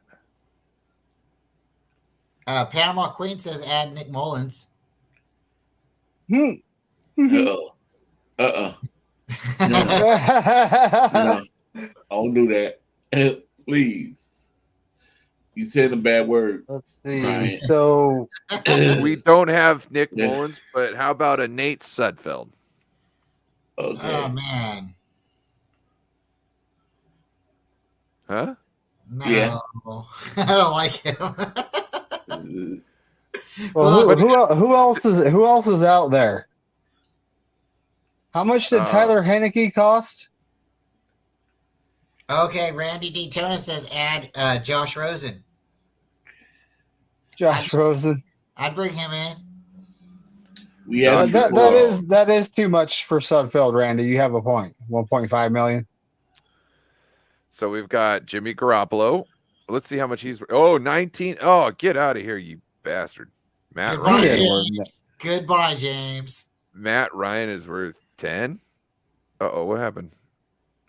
Oh, our 3rd QB's gone. Baker Mayfield. Yeah.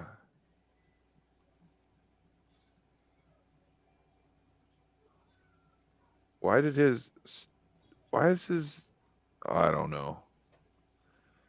It's in a weird spot. Oh, something happened. Hold on.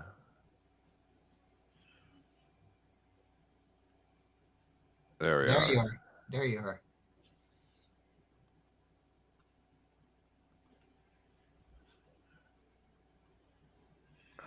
All right, so we got $3 million.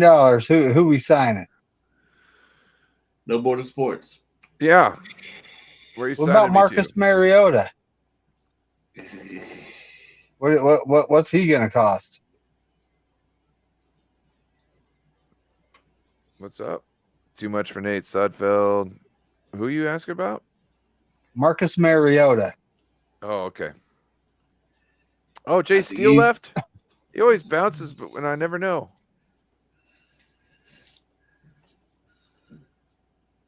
Oh, there it is. Oh, he's cheaper than Mayfield.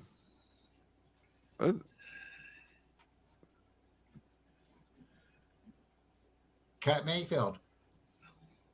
Oh, he's Who we gone. have for our kicker? Oh, we We got got Moody. Moody. Yep. I got his jersey in my shopping cart on Fanatics. Enter Ted's link.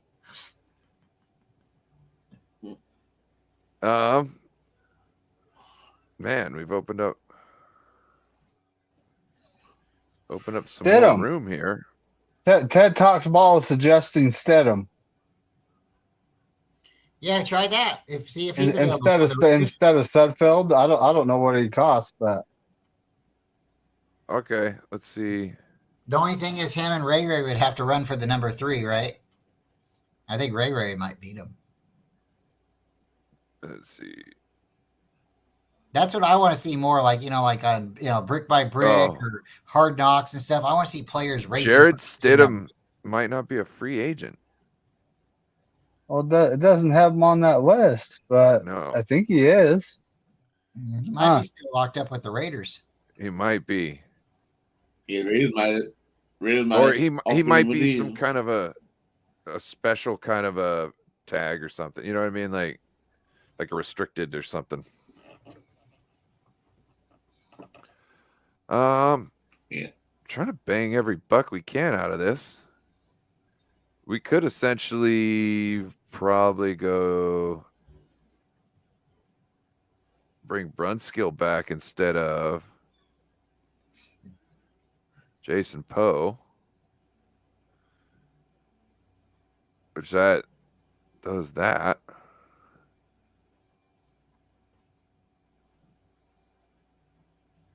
How many guys we got now? 52? We got 53. 53? Yep. I think we're good. Are we under the cap? Oh yeah.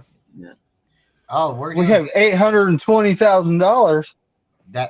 Hey, we could sign another undrafted free agent rookie quarterback. You are right. Except we don't have a spot for him. Well, I wouldn't go there. I would try and get another undrafted free agent running back. Yeah, that's a good idea. Yeah. Only if they get injured, but we got the money. Okay. I think I'm gonna save this bad boy. Or do I need to?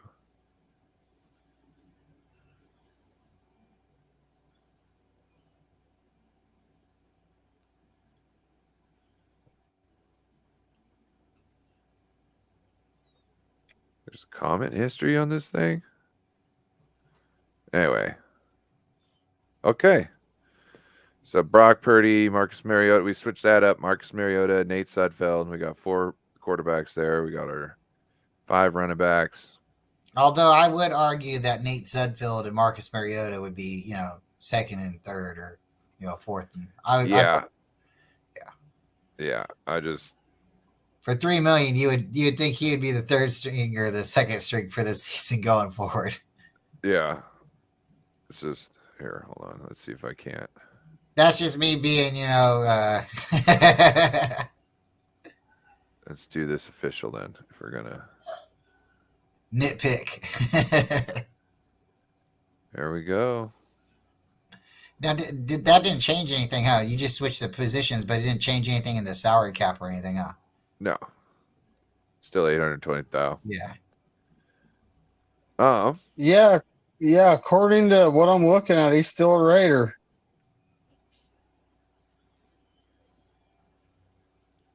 Huh.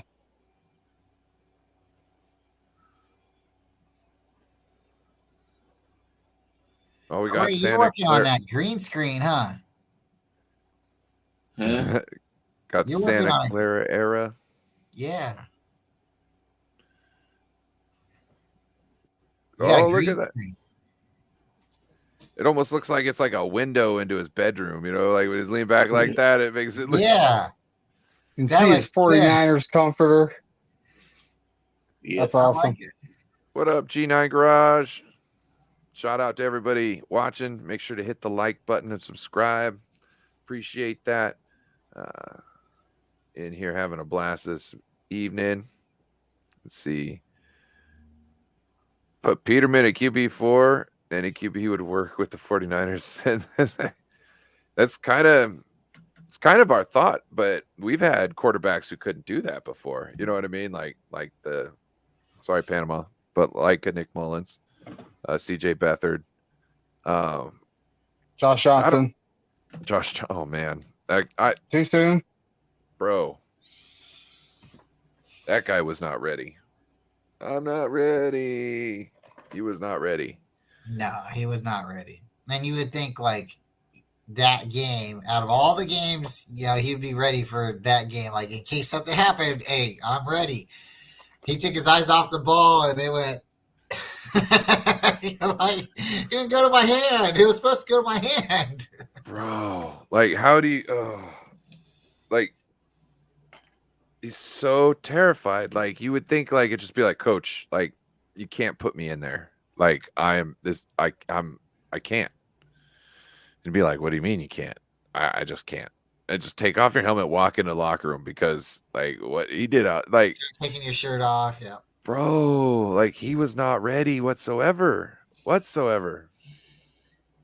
why I kind of think he checked himself out. I know he got hit, and his head did hit the back of the ground, but I kind of think he checked himself out. He's like, I don't want to go back in. I don't want to go back in. And that's why they're like, come on, Purdy. We just need you to hand the ball off. I mean, like CMC wielded that touchdown. It was like, here, hold my beer. Give me the ball. We're going to score a touchdown. Purdy actually got injured to the point where he was taken out of the game, and he still looked more calm and composed than Josh Johnson was in there, scared about ready, like, I'm gonna get hurt. Brock Purdy's like, my arm don't work. Stop crying. Like, this is football. You know what I'm saying? Like, oh man. Oh man. Nick Mullins torched the Seahawks. Also the Raiders. I mean, his first start and against the the Raiders and Rams. And the Rams. That Raiders one though, with that George Kittle catch. Yep. I remember exactly where I was that night because I was so excited to watch that game. And I'd say about 5 minutes into the game, I'm outside smoking a cigarette, looking through the window, at the TV. And all of a sudden I hear screeching tires and I hear boom. And then the power went out. And I was like, you bastard. Somebody hit a pole. They hit, yeah. There was this one sketchy corner where you got to go like 15 miles an hour. And somebody was drunk and couldn't stop in time. They hit that pole, and 5 minutes into the game, Ryan couldn't watch it anymore. And I'm like, I was reading that game because it was before like the NFL app was, letting you watch all the games and all this stuff. So I'm sitting there just refreshing and reading what down and distance it is in people's yards just to figure out what's going on. It's pretty bad. Yep.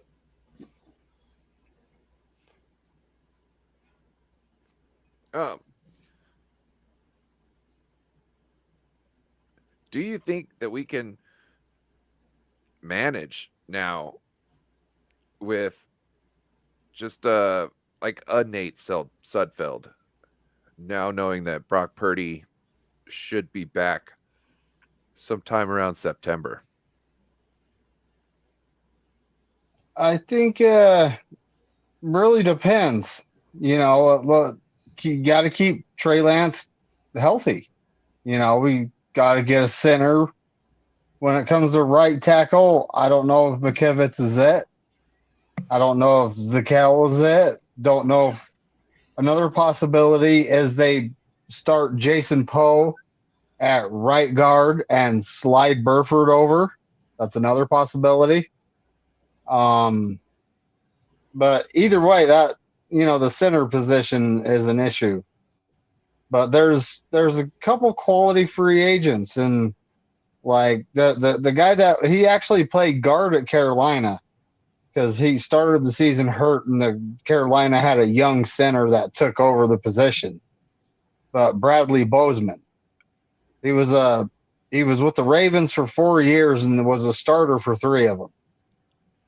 He's pretty solid. Oh, I was just playing around. Jake Brendel's $4 million a year.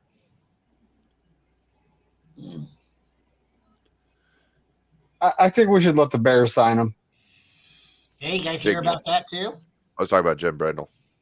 Oh, what's that? Jake Brendel. I don't know. I know this is Niner, talk and stuff like that, but the Bears and the Panthers made a big move today. And it sounds like the Panthers are trying to move down themselves after gaining the 1. Interesting.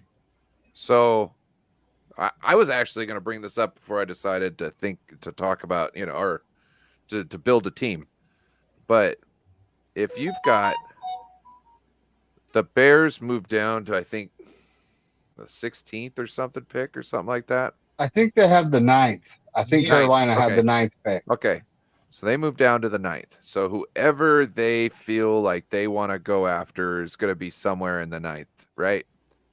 So then the Panthers move up, right? So you would think the Panthers were moving up to get, what's his name? The Kyler Murray guy who's actually better than Kyler Murray. The guy who's short and small like Kyler Murray is the number 1 overall pick of the draft. What's his name? Bryce Young? Bryce Young, Bryce? Okay. So you would normally think up that you were trying to trade up to get like a Bryce Young with that move.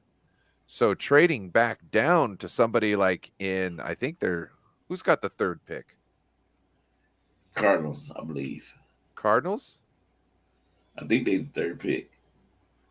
Hold on. I guess I could just figure that out. They've been talking about trading that pick away and just gaining more picks.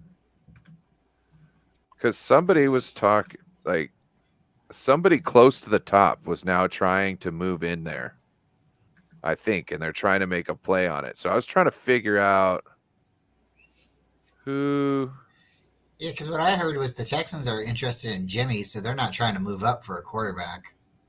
And that would I guess it makes sense for the Texans because Jimmy could come in and play for the Texans, but you need a quarterback, regardless. You're a brand new coach and you're rebuilding your team. You need a quarterback. So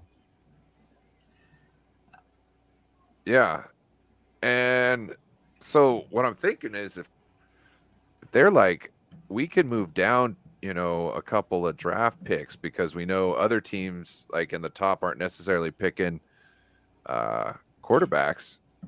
You know what I mean? They think they've got some guy. So who is their second guy if they're not going for Bryce Young? Who is it the Will Levis or is it the CJ Stroud that yeah, there's a couple quarterbacks that's moved up in the draft. yes, they have. It's kind of hard. I think Bryce Young's gotten dropped because of it. Really? I don't know if he has. I know what's his name? Richardson has moved up considerably. Yeah, I was trying to think of his name and I couldn't think of it, but you said it. And yeah, he's moved up. And it's funny because this is why I think the combine is actually not helpful to people. All of a sudden after the combine, Richards is gaining stock. Why? Because of what he did in a couple of hours at a non-game atmosphere. What? He's got seasons of tape that put him at the spot that he was at before the combine, and now he's moving up. I'm not saying that he couldn't be the best quarterback in this draft. I'm just saying I don't think he will be. And I'd love to see Maybe we should do this. Maybe we should figure out how people move in the draft and then go back next year or in a couple of years and look back into it and see if anybody starts their stock going up, what's the percentage of them actually being worth it? You know what I mean? Like somebody in their stock goes up, so you go and get them. How often does that turn out into being actually a good move? That's something that I think we should look at. Yeah, because there's a lot of players I'm sure everybody can think of, and like maybe, I'll just throw one out, like Russell Wilson. Could anybody really imagine him coming out and being as dominant or as good of a player that he came out? So I don't necessarily think, sometimes, your tape necessarily means what you are or could be, but definitely, I mean, you've had 4 years of tape or 3 years of tape. The team should be able to say, okay, well, this is what we think he could do, or, he could be. But again, it's like you got somebody who comes out and he can throw like 100 yards or 80 yards or something like that. And this was the first time in 4 years he's been able to show he can throw that far because the team around him just doesn't run that type of offense. It is good that these players are being able to show off their attributes, but when you're in your pajamas, there's a big difference. Oh, and quick shout out, all these gentlemen here on the panel here today. Their channel information is in the description, so you can go and support them by subbing to their channel. They would much appreciate that. Corey, Yes. what's your thoughts on Harbaugh? Joe wanted to know our thoughts on Harbaugh. I thought I'd start with you. What do they mean? Bring him back here to the 49ers?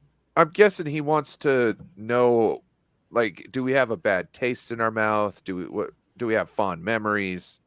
I think that's what he's trying to say. Not necessarily bring him back, but how we look back on his time. I liked it, John Harbaugh, and I think he's more of a quarterback guru than Cal. Probably because he was a quarterback. You know what I mean? Yeah, he worked. He seemed to work good with quarterbacks. He got Alex Smith, had him playing good. And I remember I wanted Alex Smith gone. I was like, oh, John Harbaugh, why you bring him back? But then he was playing good, and I said, okay. And he had Kaepernick playing good. After John Harbaugh left, Kaepernick wasn't Kaepernick no more. He wasn't that good like he used to. Was with John Harbaugh. So I had no bad feelings about John Harbaugh. David, what's your thoughts? I honestly think he left us too early. He didn't get along with Trent Balk or Jed York or what, and then all that stuff that leaked Probably out to the because he was media. a real man. Yeah, exactly. Exactly. And I have absolutely no problem with him. I truly feel that if given a couple, we were a couple players away from being Super Bowl winners. We were right there with him every year, except for one. But I wouldn't. I have no hard feelings towards the guy at all. I think he's a good coach.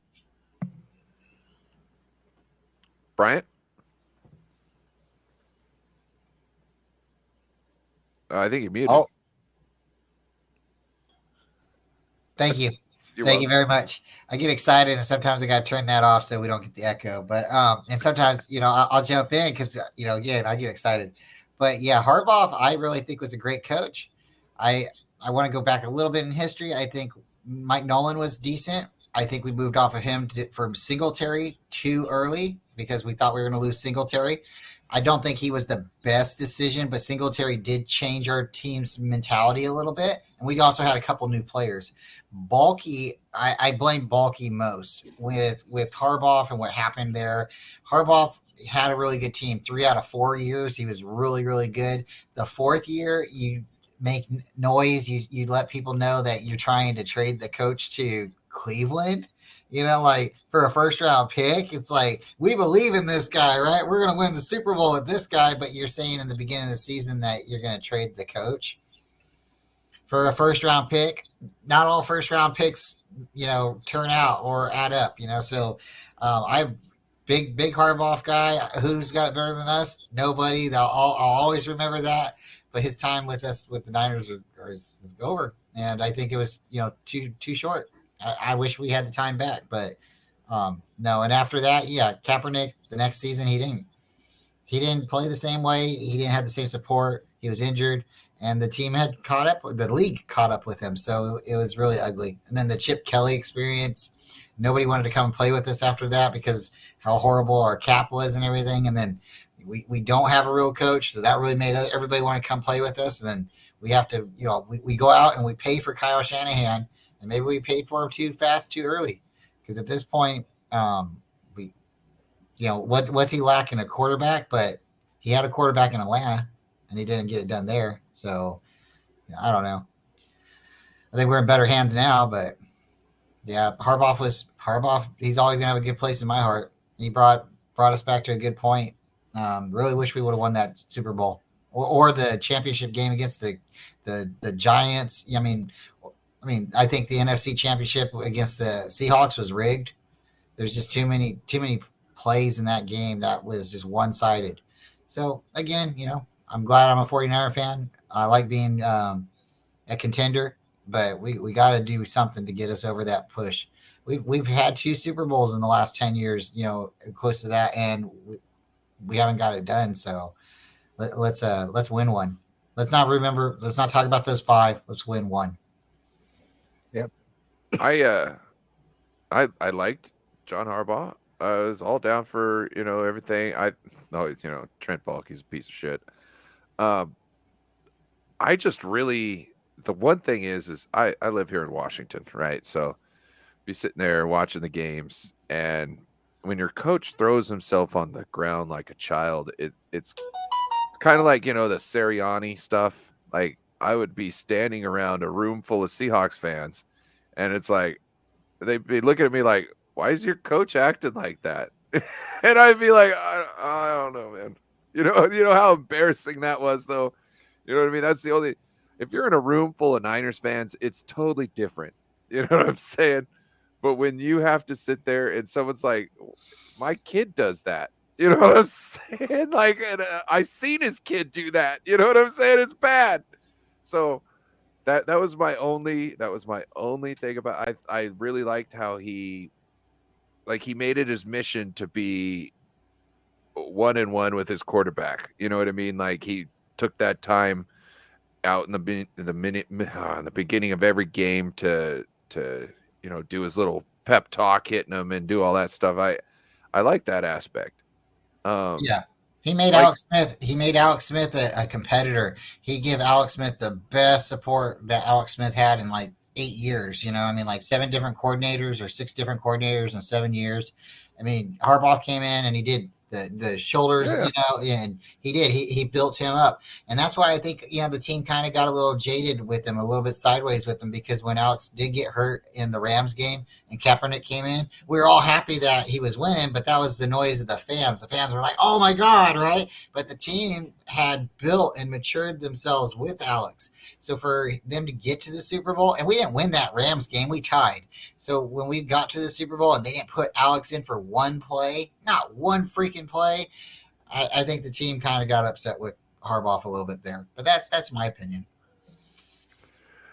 Yeah.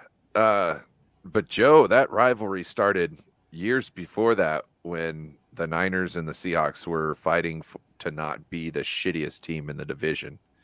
Yep. And that's really where that rivalry came from. We knew we were going to, at the end of the year, we knew we were going to come in with 2 shitty ass, records, and that one game was going to set us above the other in the division. Well, the Seahawks and the Niners rivalry started in 2002, 2003 when they came into the division. The first year we swept them. And then the next year, I think we went 1-1. And then from there, they started dominating us. They had Sean Alexander, Mike Holmgren. They had Matt Hasselbeck. Everybody forgets they went to the Super Bowl against the Steelers. They probably should have won that. I'm a Niner fan, but they probably should have won that Super Bowl. And then for a long time, like the Niners were the dumpster team. The Rams went to 2 Super Bowls. Then we get the Seahawks going to a Super Bowl. Then out of Arizona, right? The Cardinals go to the Super Bowl and lose their Super Bowl. So, I mean, I almost think like for us getting to the Super Bowl and then losing it twice, I almost think like it's because it's just kind of the way things have happened towards us. It's like the NFC West was really good competitive, but the Seahawks got so screwed against the Steelers. Yeah. They counted a touchdown when it was Jerome Bennis's helmet. A black helmet with a yellow stripe got confused with a brown ball with white stripes. Yep. Yep. And it's funny, isn't it funny that the Cardinals lose the Super Bowl against the Pittsburgh Steelers too? Bro. Right? They're like, it's just the NFC West, bro. We could just, Yep. You know how to write their script. The script, bro. Oh, I saw I can't remember what Andy Reid said, but he says something about somebody asked him about the script, and he was hella classy. It was funny. Joe Stevens says it was Roethlisberger who scored the touchdown with this. Oh, that's right. It was Roethlisberger's helmet. Yeah. And that took it seriously took the wind out of the Seahawks' sails. You know what I mean? Because it when you're in that situation, I mean, the other team that you're playing against is extremely tough. But then when you feel like you can't win with even the refs, you know what I mean? It's really disheartening. And you got to do everything not to go, why not just give up? You know what I mean? So yeah, we've gotten lucky the last couple of years. We've seen ourselves at the worst, and we've seen ourselves climb out of it, and then we've seen ourselves rebuild again, and we've gotten really good there. We're just missing that one piece, and it could be kicker, it could be quarterback, it could be defensive edge, it could be the coach, but quarterback coach, but bump box guy, but we got to find him.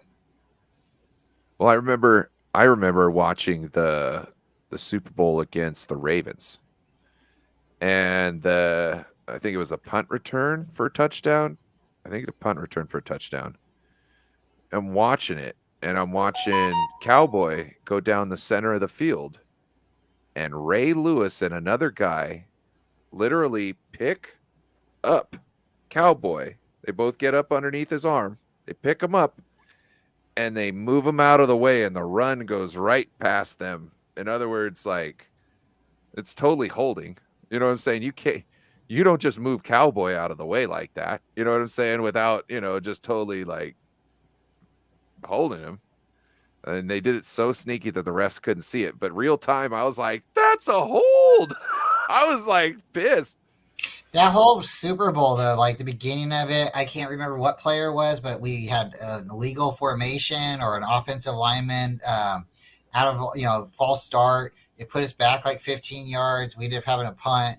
Then, who was it? Randy Moss pulled his hands down. Kaepernick threw the interception. He didn't want to get hit. And then, oh my gosh, I was so happy we got to the Super Bowl. Mm-hmm. And then at a certain point, I was so sick. I was like, oh my God, we're going to lose this horrible. And then the lights go out. And I'm like, what's going on here, guys? And then they didn't give the ball to Gore. They didn't give it to him. And they give Crabtree the ball 4 times. That's why you don't try it. You don't try a sorry ass receiver like him, right? Come on, I don't know. Gore deserved the ball. And I'm going to probably say that the rest of my life. Because he does. He deserves the ball. Yep. 2019, the day before the Super Bowl, my house got flooded. And to the point where I went to the store, I got 2 18 packs of Rolling Rock because hey, it's decent beer when you when you need a beer. Hey, $7.50 for an 18 pack, bro. I mean, come on, right? Just saying. I was like, hey, I got 2 days worth of drinking, right? Wrong. So so Ryan, sees, the house being flooded, and he's like, screw it. If I'm getting, tossed in this house, I'm going out drunk, right? Probably not smart, just in case, you get punctured by anything and don't want to bleed out quickly. But, anyway, so I start drinking. I drank, I don't know, maybe 1.5 of those 18 packs. So Super Bowl, I am like hung over all day long. Like I'm not even thinking about a beer.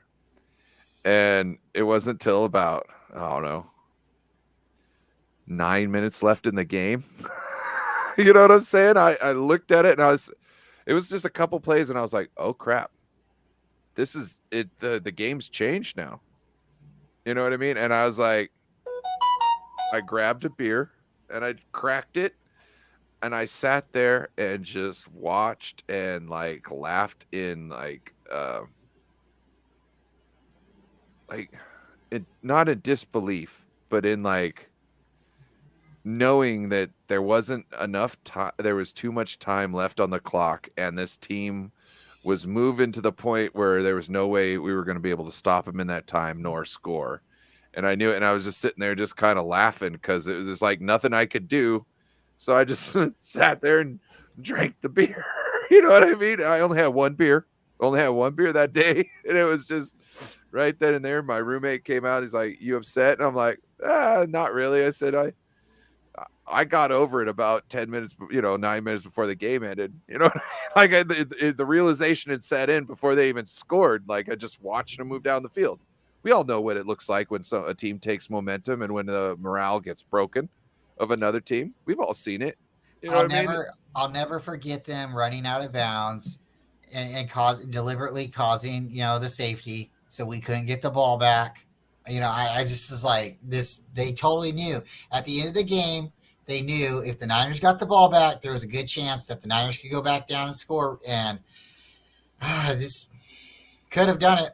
I had a big Super Bowl party that year. I had all kinds of family, friends in the garage. We were all watching it. And then when the game started coming back, we were all hyped and stuff. And the next thing I know, I was like, hey, we can do this. And I looked back up and it wasn't that. But we'll get it. That's why I got that shirt. It says Super Bowl every year. You guys see it?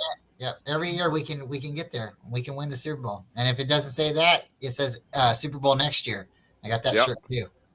So, hey Corey, I got a question. This question or this comment brought something into my head that I thought, which I'll touch on, but I want to get your opinion first. Remember when the Seahawks beat us in the NFC Championship, and then they went on to the Super Bowl to face the Broncos? Do you remember how the national media was just like gifting the Broncos the win? Yep.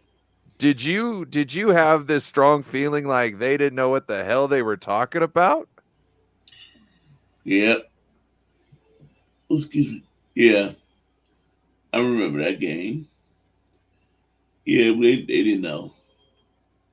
It was kind of back to the old days of like the Niners versus the Cowboys. Like the Super Bowl was the NFC Championship, and whoever won was going to take the Super Bowl. And like they were talking like the odds. I almost flew down I almost took my rent money, right, and flew down to Nevada to put it on the Seahawks because I knew there was no way in hell that Peyton Manning's offense was going to be able to stop this defense. The 49ers and the Seahawks had the best defense, like hands down, best defense. There was like no stopping that. And then the Seahawks offense with Russell Wilson nobody had figured how to stop them effectively. You know what I'm saying? He was still moving around. So like, it was like with the defense that dominant, and the Broncos defense wasn't that stout. You know what I mean? They really weren't. They were average. But so the year prior to that, though, right? The year they played the Cam Newton Panthers, and Cam Newton decided not to pick up the ball, and Von Miller was like the champion, right? Something happened and I think that's why the media was so like thinking the Broncos are going to win this game because they did it the year before. But again, the Seahawks came out very aggressively, and that's why I think a lot of teams and a lot of fans were saying it for a long time that the Seahawks were juicing, and they weren't getting caught. So if that comes out later in the in history that they were, but Peyton Manning he did not count on that ball coming that fast and getting a safety at the beginning of the game. Yeah. What up, John Jay? What's up, guys? You missed Hey, us. What's John. going on, buddy? Missed Yeah, us building a team. Yeah, I was doing my hangout stream. You know, we were over there having fun. I forgot you guys were on Fridays as well. Oh yeah, live every Friday. Yep. We did a Yeah, draft, and then we built the team. We got here. I'll show you. We got the. Go ahead, Corey. Free agent. Tell I them. said we did a free agency too. You know what players Nice. we gonna keep, what players Mm-hmm. we can pick up. Yeah, well, we got Yannick Ngakwe. Yeah, Doc Yeah, there you go. we still that was our big free agent acquisition. we still That's got like- eight. We still got 800,000 left in the in the pot. That's how you pronounce his way. I sometimes even get difficult pronouncing that name. Javon Then- Kinlaw is gone. Oh man, whatever. Javon Kinlaw is Yep. gone. Yeah, we Mike traded Kinlaw. him. Yeah. We traded him for a stale bag of chips. For to what team? Oh, it was click a box. Okay. He got traded. We didn't get the Yeah. pick for it, but whatever. Maybe he went to the Bears. You know who I think he would go to if we was to like facilitate a trade? I think he'd do pretty good with the Raiders. That might be a thing. Well, they always go after our guys anyways. You know what Yeah. I mean? And I could just see him 99 like Warren Sapp's, old number. Yeah, I could see him in silver and black like that. something's wrong, Jay Steele. I would let you in, but it won't let me for some reason. Says they will need to connect their mic /cam before you can add them to the stream. Just so you know. StreamYard, yeah. You gotta yeah. Well, Ryan, not to cut out on you early or anybody else, but I got a problem. little girl in the background screaming. I probably got to can go hear it. tickle her or wrestle her up a little bit and give her some dad time. So, guys, have a good Friday night. Sorry, I got to leave early, but No, you're good. Take care of the fam. same man. channel. And you do Oh, shout out your show tomorrow. Oh, guys, if you get a chance, we're going to be doing a show in the morning. Anyone wants to come in and talk, I'll have a little bit of I'll try to write a paragraph or something, and throw a couple jokes in there so, get the show started. And if anybody wants to come in and talk a couple topics, it'll be great. Again, bring your coffee. And that's really all it is. It's just a morning coffee talk and start the day off the right way. And, hopefully everybody can go from there. But I got to go get me a little girl. And you guys have a great evening. All right. All right, man. All right, Brian. Have a good night, man. buddy. On. all right, Bye. good Brian. Mhm.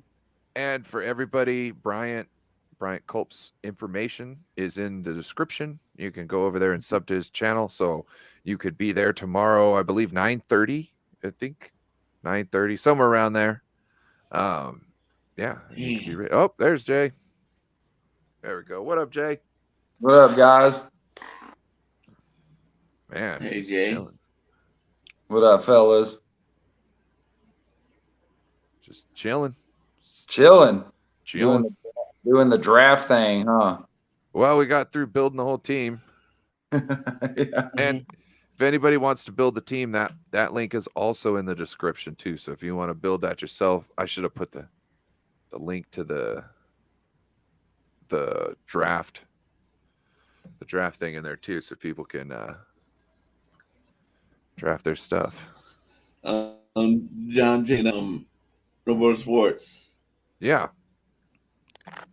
I was last night. I was going through the papers, the list. I said, man, why when I had John J.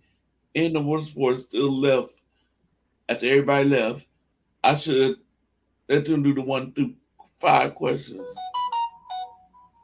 I'm like, oh man, why did I think? Why did I think about that after they left? After I closed it down, I said, why did I do that? Oh, I said, so sorry. I didn't think my mind is, so don't get old. No worries, Hey, man. that trivia book you have is actually tricky though. It asks all kinds of tricky questions. I don't like it. I like it. I don't like it. I wouldn't say I know like a lot of things, but that book was like, wow, there are a lot of things. It was very detailed. Like even Holy players who moly. were not like big names, and there were some questions that were like, oh, I think it's this answer. And then they tricked you. It was another answer. Yeah. Hey, have you guys heard anything about Brock Purdy's surgery lately? Yeah. Didn't you hear the news today? Not really, no. Okay, What? so he got the brace surgery done. They're saying 3 months. He should be able to be cleared to suit up for the team around August or September. Right. Yeah, that's the news so far. Yeah. So So we're looking at the 6-month kind of situation, not the 9 or 12-month, right? So basically, I still have it at 9:30 my time because I live in the West Coast a.m. 49ers quarterback Brock Purdy underwent successful surgery on his elbow today. Sources said it was the UCL repair with the internal brace. The expectation is that Brock Purdy will start to throw the ball around June, 3 months, and then build his strength up. Should be, if everything goes well, just before the start of week 1, to be cleared to participate in football. That's the quote. Right. Now, do we really think he's going to be ready? Week 1, week 2, week 3, week 4? I mean, I don't think he's going to be ready. That's my opinion. I'm not sure because we're getting that close. 6 months, and then really like you're throwing a tennis ball, then you're throwing a football. All right, are you really going to be ready by week 1 or week 2? You guys really think that? No. The way I see it, if he's able to throw and like suit up and do things by what the earliest is quoted is August 25th. Okay. So if he's able to do that by August 25th and the first game is September 8th or 9th or 10th or something like that. That's talking like 15 days to get the installs in. This is the thing I hope, okay? I hope that Brock Purdy doesn't try to like get back sooner and hurt himself. You know what I mean?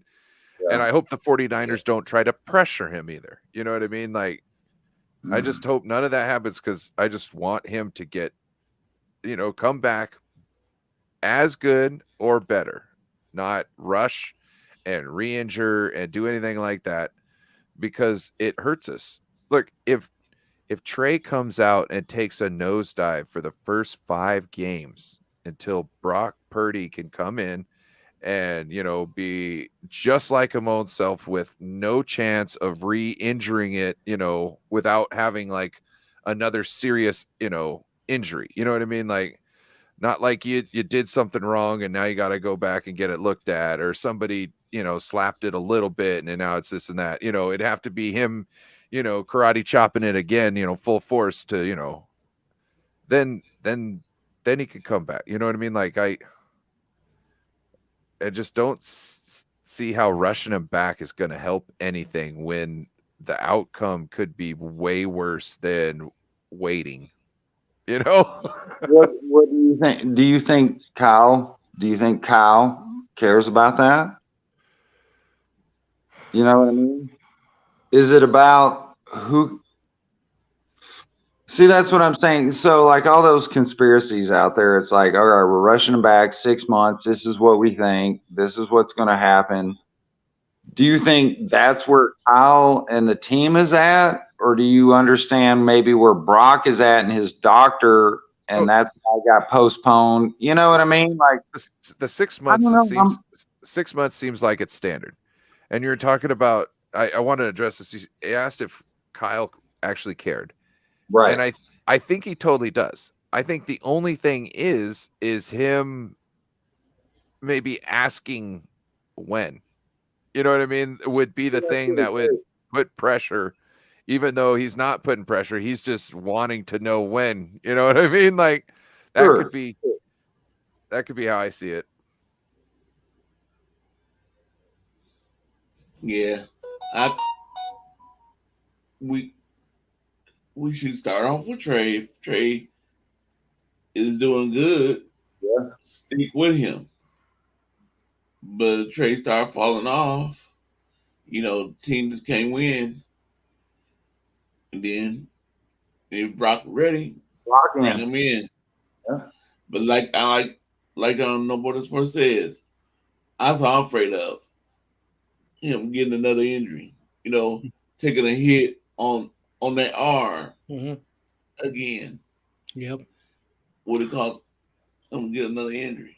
Well, never mind it. Never mind. Is he going to be scared? Is he going to be scared a little bit? I understand that. Is he willing to take a hit? Is he willing to move around like he did before? Scramble a little bit. Is he willing to move up in the pocket now because of that? I don't know.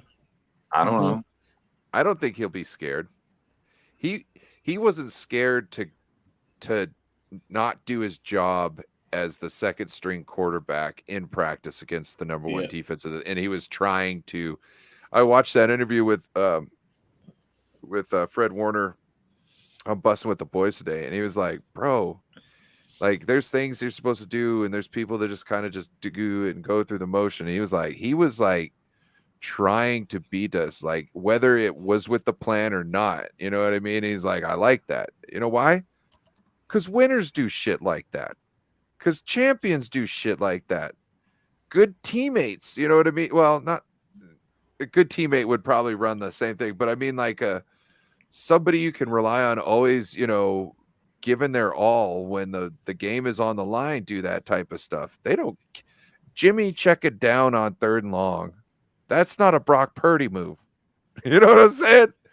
It's not a Brock Purdy move unless it's to save a field goal. You know what I mean? Like I heard Joe Burrow talking about getting a sack. He's like, look, if I'm in the red zone, I'm not scared to take a sack. Taking a sack is better than throwing an interception. He's like, taking a sack, like on second down, taking a sack on second down, I still got another down. He's like, and if I take a second down, if I take a sack on 3rd down, oh, well, we get the field goal. Mm-hmm. You know what I mean? Like, it's that type of stuff. Brock Purdy's got that. That's what makes him dangerous. Situationally, he knows what's going on. Yeah, I agree. I agree with that notion of, bringing up some old facts. Alex Smith, I remember when he became the label game manager, and instead of him like forcing the throw where he had nothing and the pocket broke down, he would immediately protect the football and take the sack, even though it may have been 5 yards backwards. He didn't force a ball to go down the field, and that was probably the only thing I was a big fan of Alex Smith. He protected that football, and when he went to Kansas City, he did the same thing. He would rather take the sack than. That's why he rarely threw interceptions later in his career, because he would take that sack. And Joe Burrow, for that statement, it's like, I would rather take that sack than force a ball that my receivers are double covered and there's no one down the field, and you can give the ball back. Like there's nothing wrong with taking the sack. There's not. So I like that. I go back to the 80s. I like what Joe Montana, he always, if there wasn't there, he throw the ball away. Yeah. He didn't take chances like throwing into interceptions. He'll throw the ball away and say, we'll go for the next down. Only time when they force the ball, he'll force the ball. If it's like the game is on the line, it's the only play, like fourth down or something. What up, Steve-O? Mm-hmm. I think you're muted. No. You're muted, Steve-O. What's What up, Jess?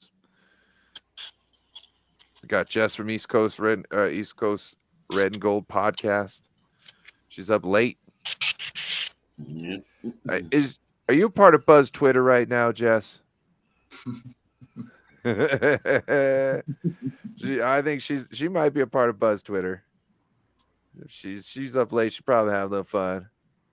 Playing some Fleetwood Mac. Fleetwood.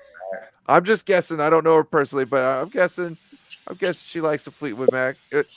Personally, Little if Mad you don't like Fleetwood Mac, I Star. can't mess with you. You know what I mean? Fleetwood Mac's some good stuff. Like that's cleaning music to me. You know what I mean? Like I hear that music and I just think back to my childhood and my mom cleaning with that music just blaring through the house and all the windows open. You know what I'm saying? Hey, so are we all over that?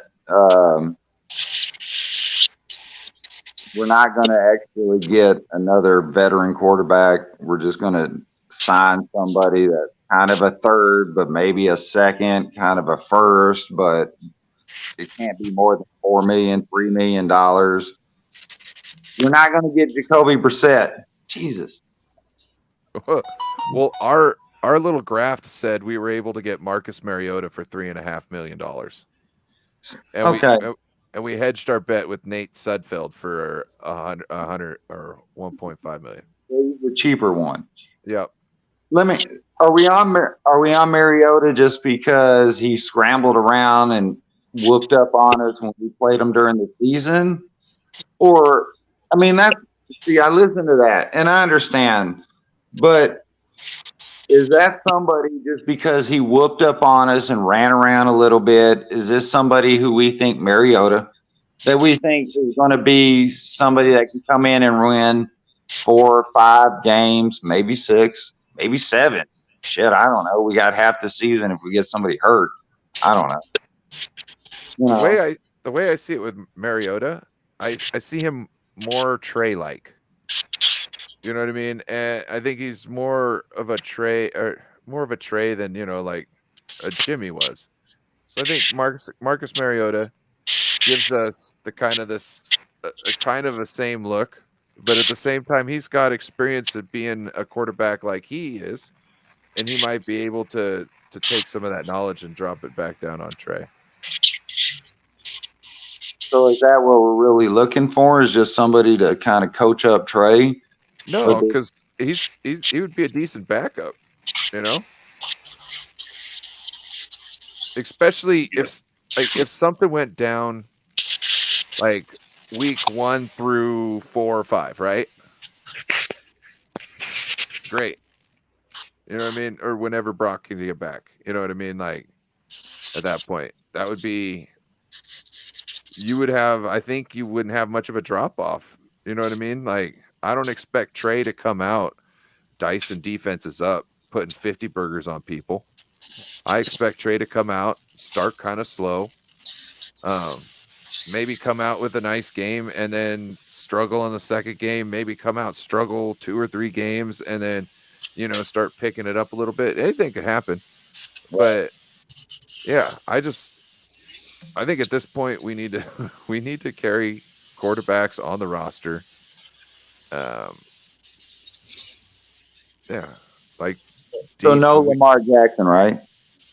So do you want to talk about Lamar? Because that no. I mean, we can. You want to spend some time doing some shit? Sure. Well, I can. It's pretty much a no-go. No, it ain't gonna happen. Well, so you would have to. So your first step is you'd have to trade Bosa. Yeah. And when you trade Bosa, you then have to use those first 2 picks to try and Now you put those up to be able to make a deal with Lamar Jackson. So now then this is the only avenue you could do this. So once you made your offer, all the Ravens have to do is beat it by $1. Right. And Max. Right. and you don't even get to come in and put in a second offer. Right. The value has been set at that point. That's Lamar Jackson's value, and that's what they take and they go. And then you could have made an offer. You could even have given them the $230 million guaranteed in the offer, and they go $230 million and one. And then you're out, and you've already traded away Nick Bosa. So you know, I'm not gonna lie. I'm kind of on the bandwagon of a lot of people that are saying I would never trade. Right? There's no way. But I am on the kind of sideline of I understand trying to get a premium quarterback with our weapons. And that maybe, see, that's the thing, you know, people are saying this, but like what happens when if we were really to do this, right? If we were really to do this and then we don't make the Super Bowl this year, what would happen? What would happen? How pissed off would people be? You know, that we spent all this money. Would Kyle Shanahan, I don't think he's going to get fired. People talk about even if he hired Lamar and we didn't win, that he's going to get fired. But man, I'm kind of on the bandwagon of, I don't think it's plausible. I don't think it's plausible at all. I think what we're doing as 49ers fans is we're just excited about this situation that maybe this guy comes and then we just blow up the league. I mean, really, you know what I'm saying? That's all it's about, is somehow he comes here and it just gets crazy. You know, and that's not going to happen. He's not going to come here. We're not going to pay him that money, as we shouldn't. You know, we got Brock, we got Trey. We're going to see what happens with that. But I am into this little storyline a little bit that understands that if we brought Lamar here, okay, and maybe we gave up Bosa, maybe, you know, or however we work that out, would that be worth it? And I don't know. I'm kind of on with you, Ryan. Like in that understanding, if we trade it, I'm not saying you were down for that, but understanding the trade. You know what I mean? And I'm like, I don't know. You can't go the other route. You can't go the other route and trade straight across for Trey Lamar, because he wants his guaranteed money. And if they give him the guaranteed money and the restructure, which they have to do before they pass him over to us, then once they trade him, that signing bonus, that guaranteed money now hits their cap. So right. if we like, hey, we got to sign him up for, you know, he wants 180 million, you know, guaranteed. Then once they trade him to us, they go negative 180 million in their cap. You know what I mean? So that's why you can't even do it that route, because now they put the tag on him, and that's the only way you could do that, right? So yeah, that's the only route. And I'd like to say to Joe, he says we could wait until after the draft and trade our 24th and 25th. Yes, but at that same time, we still have Bosa on the team, and we're going to have to get rid of him to keep Lamar Jackson on the team at that point, if we could do the deal. So one way or another, Bosa's got to go. It'd probably just be best to do the first initial. If you were going to go this route, it'd probably be best just to trade him right off the get all those nice picks for him before the draft. You know what I mean? And then go secure Lamar Jackson for your quarterback, and then use the extra picks to then fill holes in whatever you want. You know what I mean? Because you might even get an extra first-round pick or something. You know what I mean? Depending on who you're going to. There's teams that have first-round picks to 2 first-round picks. So you might be able to snag both of them. Yeah. That'll be stupid for us to do that. Go after Lamar Jackson and then trade away Bosa. If Then we'll be right back. We'll be right back where it was if Ravens matched the deal. Not We'll be That's what people are saying. Like even if you trade away Bosa and we still have a semi half-ass defense, right? That you could do it with Lamar. And I think that's why people are in the chat. Not to say, listen, I already understand we're talking about it. Lamar's not going to come here. It's too much. It's too much. too much. But I understand what we're doing as a fan, as a team, trying to think like, hey, we get this quarterback because that's the main situation. Obviously, that's the main situation we're missing, right? Because we got everybody else. We got this bomb ass defense. We got all these weapons on offense, but somehow we can't get there. What is the bottom line quarterback? And I'm not saying that's definitely what it is, but that's what the conversation is. Quarterback. Have them. If we had a Mahomes, you know what I mean? A Josh Allen, like instead of being in 3 NFC championships, we might have 2 Super Bowl championships by now. You know what I mean? And I understand the conversation, but like, I don't understand to where we're already getting off Trey, we're already getting off Brock, and then it's to where let's just sign Lamar so we can try to go get this Super Bowl. But that's not a guarantee anyway, as it is. And yes, right, what do we have to give up to get him? And is that going to complement his ability to run around and make some points more than Brock, just by saying, was doing 33, 32, 34 points a game? I don't know.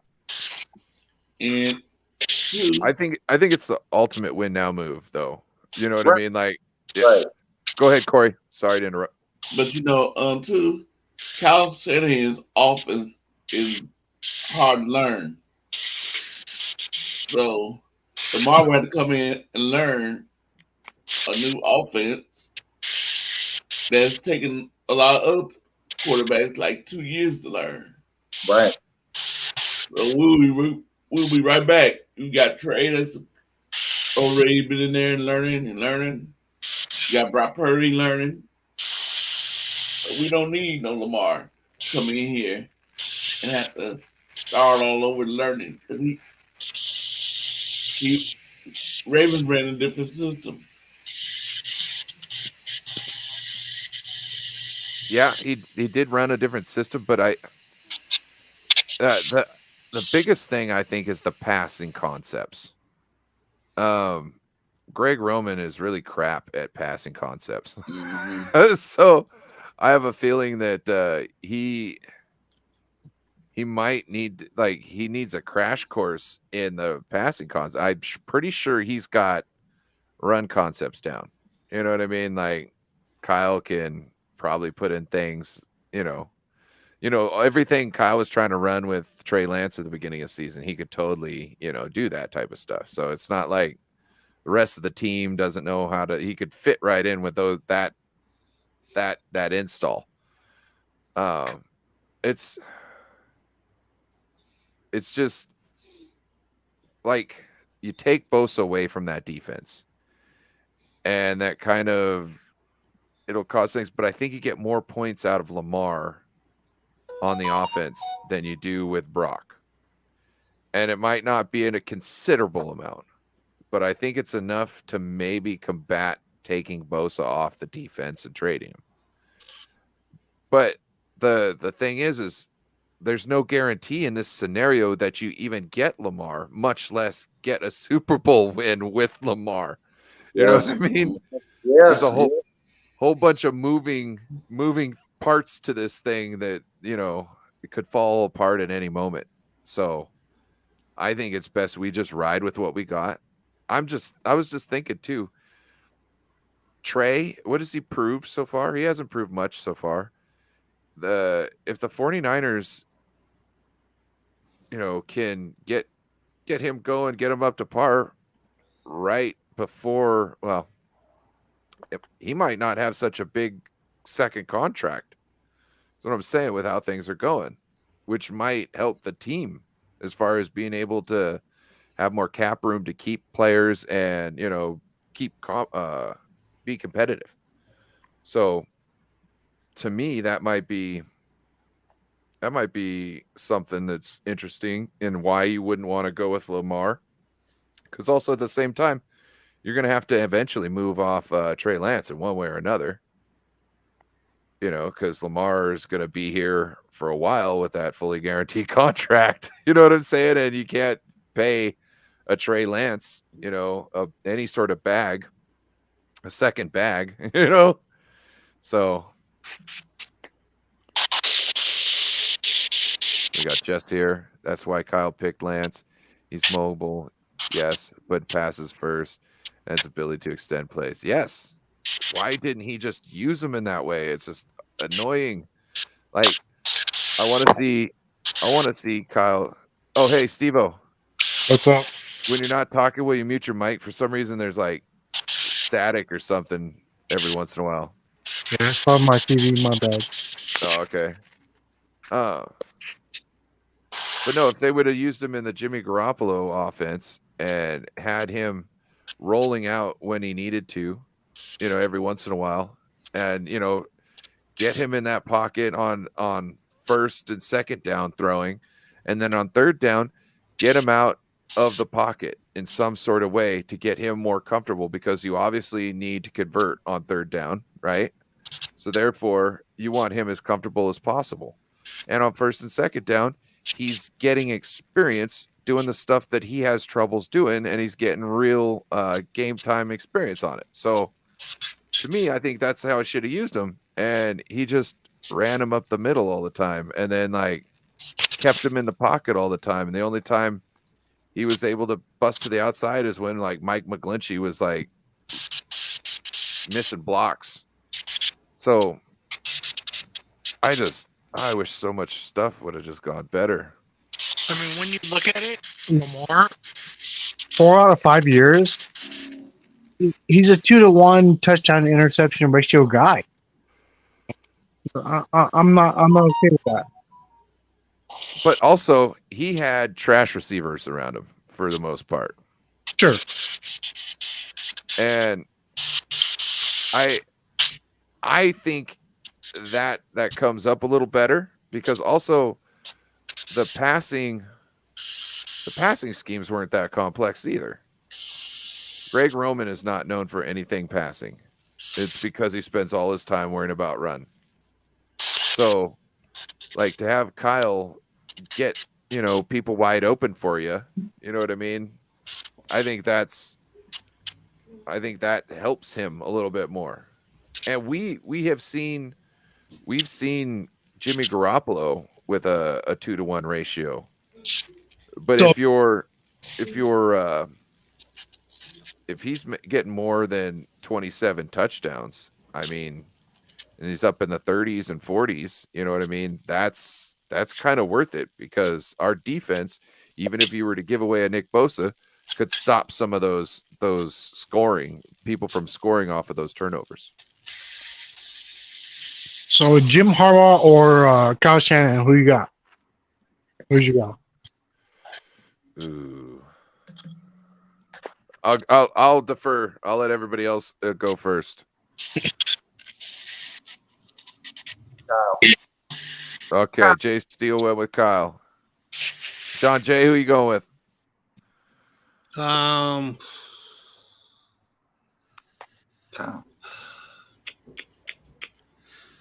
I'm gonna lean more towards Kyle. Jim Harbaugh was a really good coach. He took a team that was pretty good, made him really, really good. But offensively, the Greg Roman, I don't know why he picked them. And also, this year Harbaugh said that his time with Greg Roman was not really good. That's why Greg Roman was always at the box, upstairs, not downstairs. So I think that really hurt Harbaugh. If he would have had a better coordinator. But offensively, Kyle Shanahan beats him, because even you can say whatever you want about Jimmy. He made Jimmy look serviceable, and that's the quality of a really good coach. When you take a subpar quarterback and make him average. So I got Kyle. Corey, who you got? You know, I kind of would go with Harbaugh because, like I said before, we talked about this. Harbaugh. I think he worked good with quarterbacks and developing quarterbacks and stuff. I think he's a little better in developing quarterbacks than Cal. So Okay. I would go with Harbaugh. David, who you got? I am going to go with Harbaugh. And the main reason why is, he was here an incredibly short time. And he took our team that we did have like a good offensive line, a good front seven. And and he literally went to a Super Bowl, and we were one play away from beating Seattle, in the NFC Championship game, both times.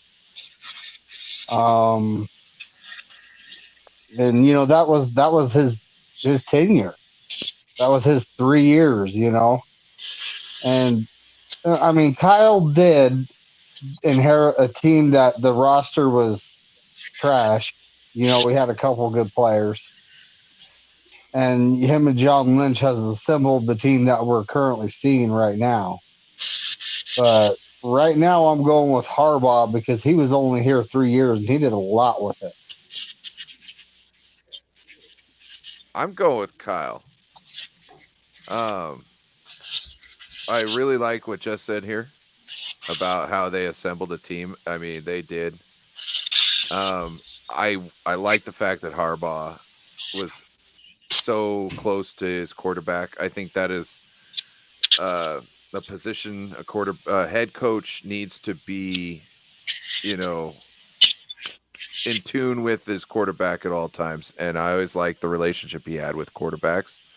I thought it was like an extension of his hand. You know what I mean? Like they knew what was going through his head at all times. You know what I mean? I love that. And not to say that Kyle doesn't have, like, they don't understand scheme and all this and that, but it seemed to me like they were, on a different level, they were attached. You know what I mean? Like there was a Zen moment. Like he could just say some things that it would take stress off of the quarterback's shoulders. But the thing I really think that really sets it over the top for me, for Kyle, is the way the team looks. Like on defense, they look just as physical as a Harbaugh defense, except they're flying around. They're like the Legion of Boom, but every player every player. They're just flying around fast and hitting people as hard as they can. And nobody wants to be caught in the open, you know what I mean, with one of them heat-seeking missiles coming at you. And then when it comes to like the run game, I mean, it's like the perfect mixture of like finesse and violence. You know what I mean? Like you see how intricate these run plays are, but at the same time, you're watching men just get tossed on their backs. You know what I mean? And all this, mayhem going down. And to me, it's the eye test. It's a lot flashier, especially like the passing plays when you get somebody wide open in the field and they're running. I mean, oh my God, it's nothing like, you seeing the quarterback drop back and the ball go off, and then you pan to a wide receiver who's open in the field and you get all giddy because every single wide receiver on this team is yak. You know what I mean? It's I think it's the eye test that really does it for me. And let's not forget, we wouldn't have Trent Williams without Kyle Shanahan. Oh shit, Ted. Oh, no DUIs and no gun charges. Shot out to Ted coming in with a banger. That is true. He said, but Kyle inherited good draft picks. Yes, and they shit them all away. Solomon Thomas, Dude, I am Dante Pettis. okay. I am okay with the 49ers trading away their first round That's picks. awesome. I am okay with it. Look, and their thirds, because Kyle is tempted to always draft third round running backs. Running back. Get that running back player. Get that running back. No. You know, we would not have Trent Williams without Kyle Shanahan. You said that a minute ago. Explain that. I don't understand that. Why is that? Because they played together. They were boys. Like, do you think Trent Williams back in his day and his fucking my bad. But back in his day when he wasn't that good, like, do you think the Niners get or get Trent Williams because you know, he's a average boy and he's what he is today. Like we don't have him because of Kyle. I didn't know that. I didn't know the relationship between the two of them that made that happen. No, yeah, they played together in Washington. Okay. Also, on our end, another coach might not have gone so hard after Trent Williams and told his GM, and John Lynch, get that guy. I'm sure John Lynch looked at him and was like, "Oh yeah, sure, let's go get that guy." But you know what I mean? Like it probably wasn't need convincing, but it seems like Kyle and John are totally in sync with how they think about drafting and free agency and how to build this team. To me, it doesn't seem like Kyle gets his way 100% of the time. It seems like they know exactly what the hell they're looking for, and they can be working on both ends trying to find people. So like, like the front office can come to Kyle, "Hey Kyle, we got this guy. What do you think about him?" Kyle looks at it and goes, "Oh, okay, I like that guy." Or Kyle's like, "Hey, I saw this guy in tape. Check this guy out." And they go and look, you know what I mean? And do some more research, have the scouts look at him, all this type of stuff.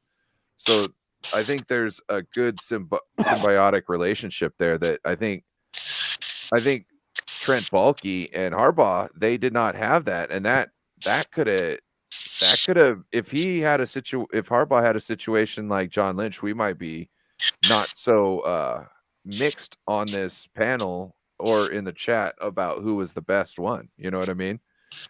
Kyle might not even have ever came here. You know what I'm saying? There could be a scenario where that happens. You know what I mean? If there was actual good cohesion that we see now, you know what I mean?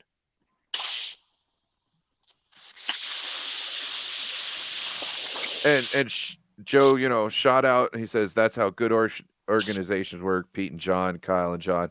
Yeah, the Seahawks, what they did when Pete and John got in, holy smoly, took the league by storm. You know what I mean? Like they went from zero to hero real quick, and that was all through the draft. Like most of the guys that you remember just being so annoyed with because they were so good, they drafted. They didn't even get a lot of free agencies. They found all those guys in the draft. A lot. So I brought this up last time I called in. So this is what I think we are doing. I think we are a little farm league. And I know this is nothing the opposite of what everybody wants to talk about. But man, damn, we even lose our boombox guy.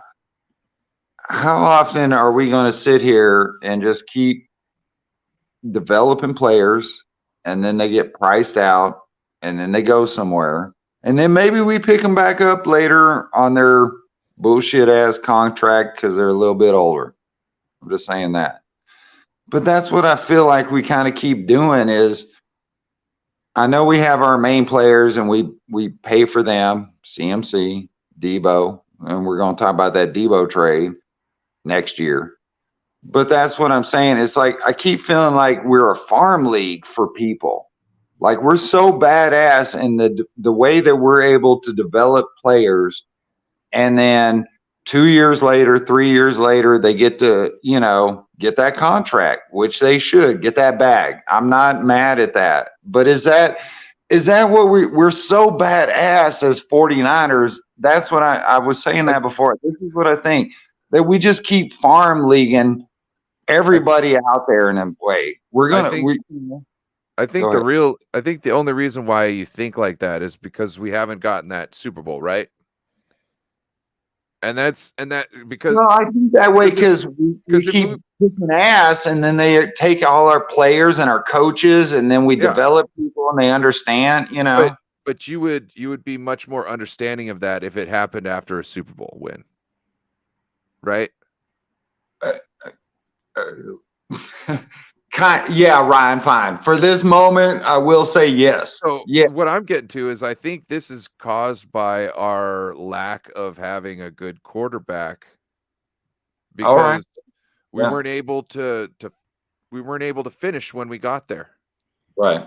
You know what I mean? So many times that it's starting to hurt. And if we had a good option at quarterback a couple of those times, we might have gone all the way, and we might be sitting in a different scenario right now with, you know, maybe seven chips in the trophy case, and looking at a team that's a lot different. You know what I'm saying?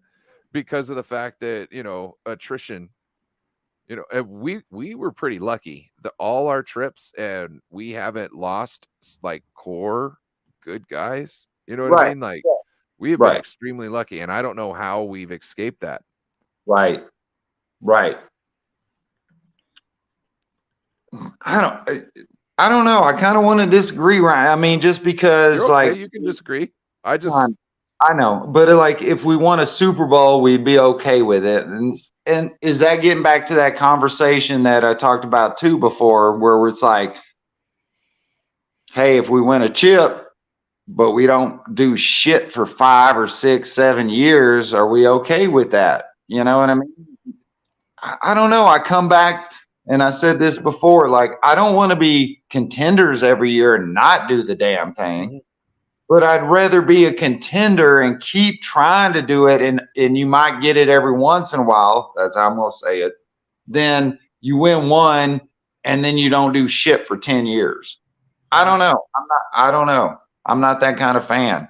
Let's see. Players might be. I get that, where they want their ring, their chip, but no, I'm not that. I'm not okay with. I'm on one and then just do nothing for 10 years or something. Yeah, like I actually want to give my 2 cents. You know, with this conversation. I've said this a million times, so I'm not gonna waste anybody's time. You know, we should have drafted the quarterback.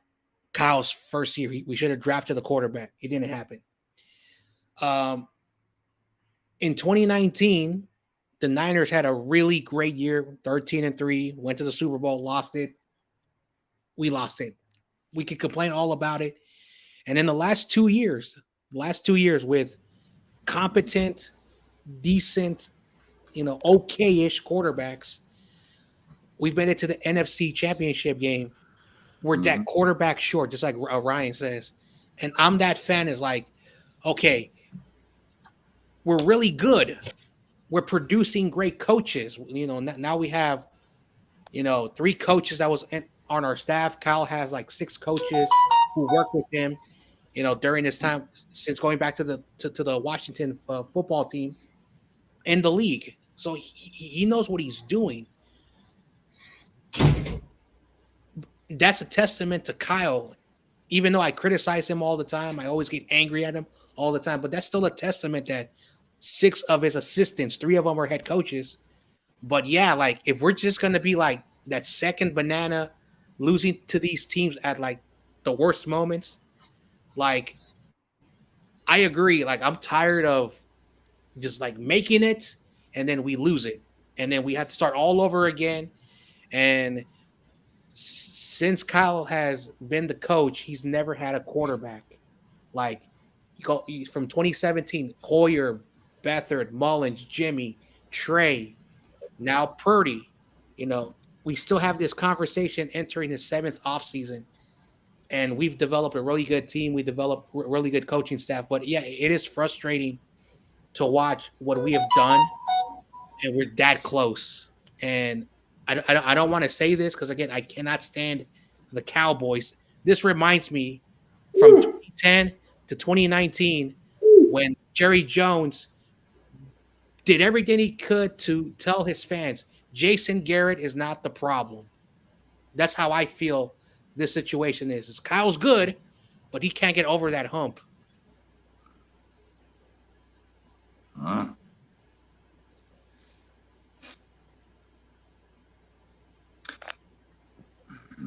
Anybody else got any thoughts on that?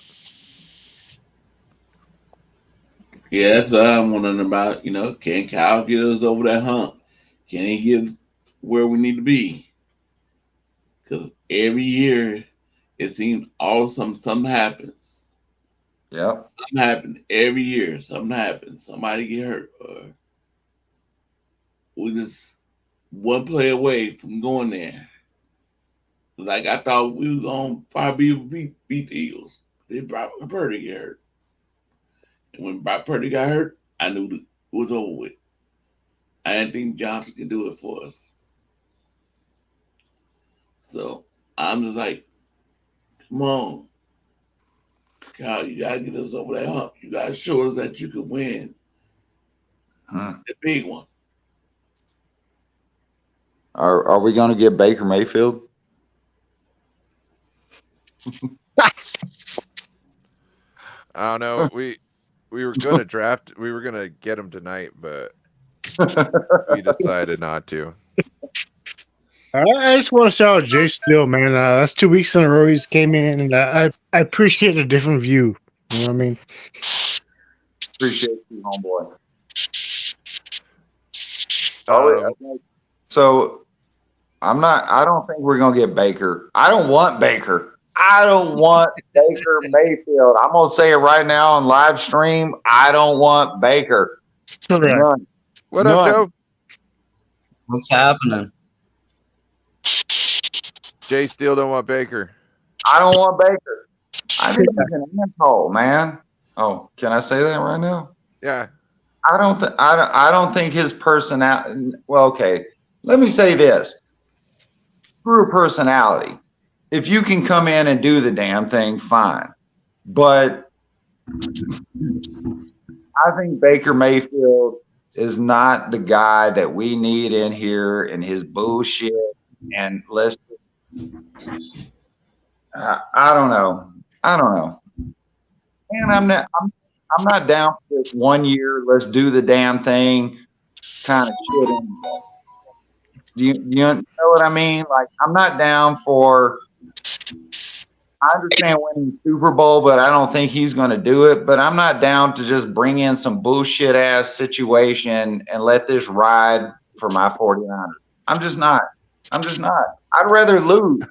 I like how you describe Baker Mayfield as a bullshit ass situation. I concur. Sorry, I accidentally had YouTube open still while I joined this, but why would you guys even want Baker Mayfield on your team? No. Nobody would. Why is this a topic? Because we have quarterback issues. I mean, it's QB2, QB3. I think as long as I said in the comments earlier, I am super jealous of your guys' roster. I'm not gonna lie.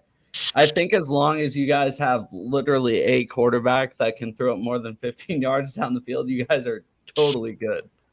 The 15 yards doesn't work so well because people like to crowd the box, and then that makes it harder for us to get really good, consistent drives because, well, with Jimmy, like you seen Jimmy, like how many times they go down the field, never gets no points, and then just 3 and out, 3 and out, 3 and out, and then defense holds people 3 and out, 3 and out, and then second half it put together some points all of a sudden to make it a game, and then somehow we sneak out.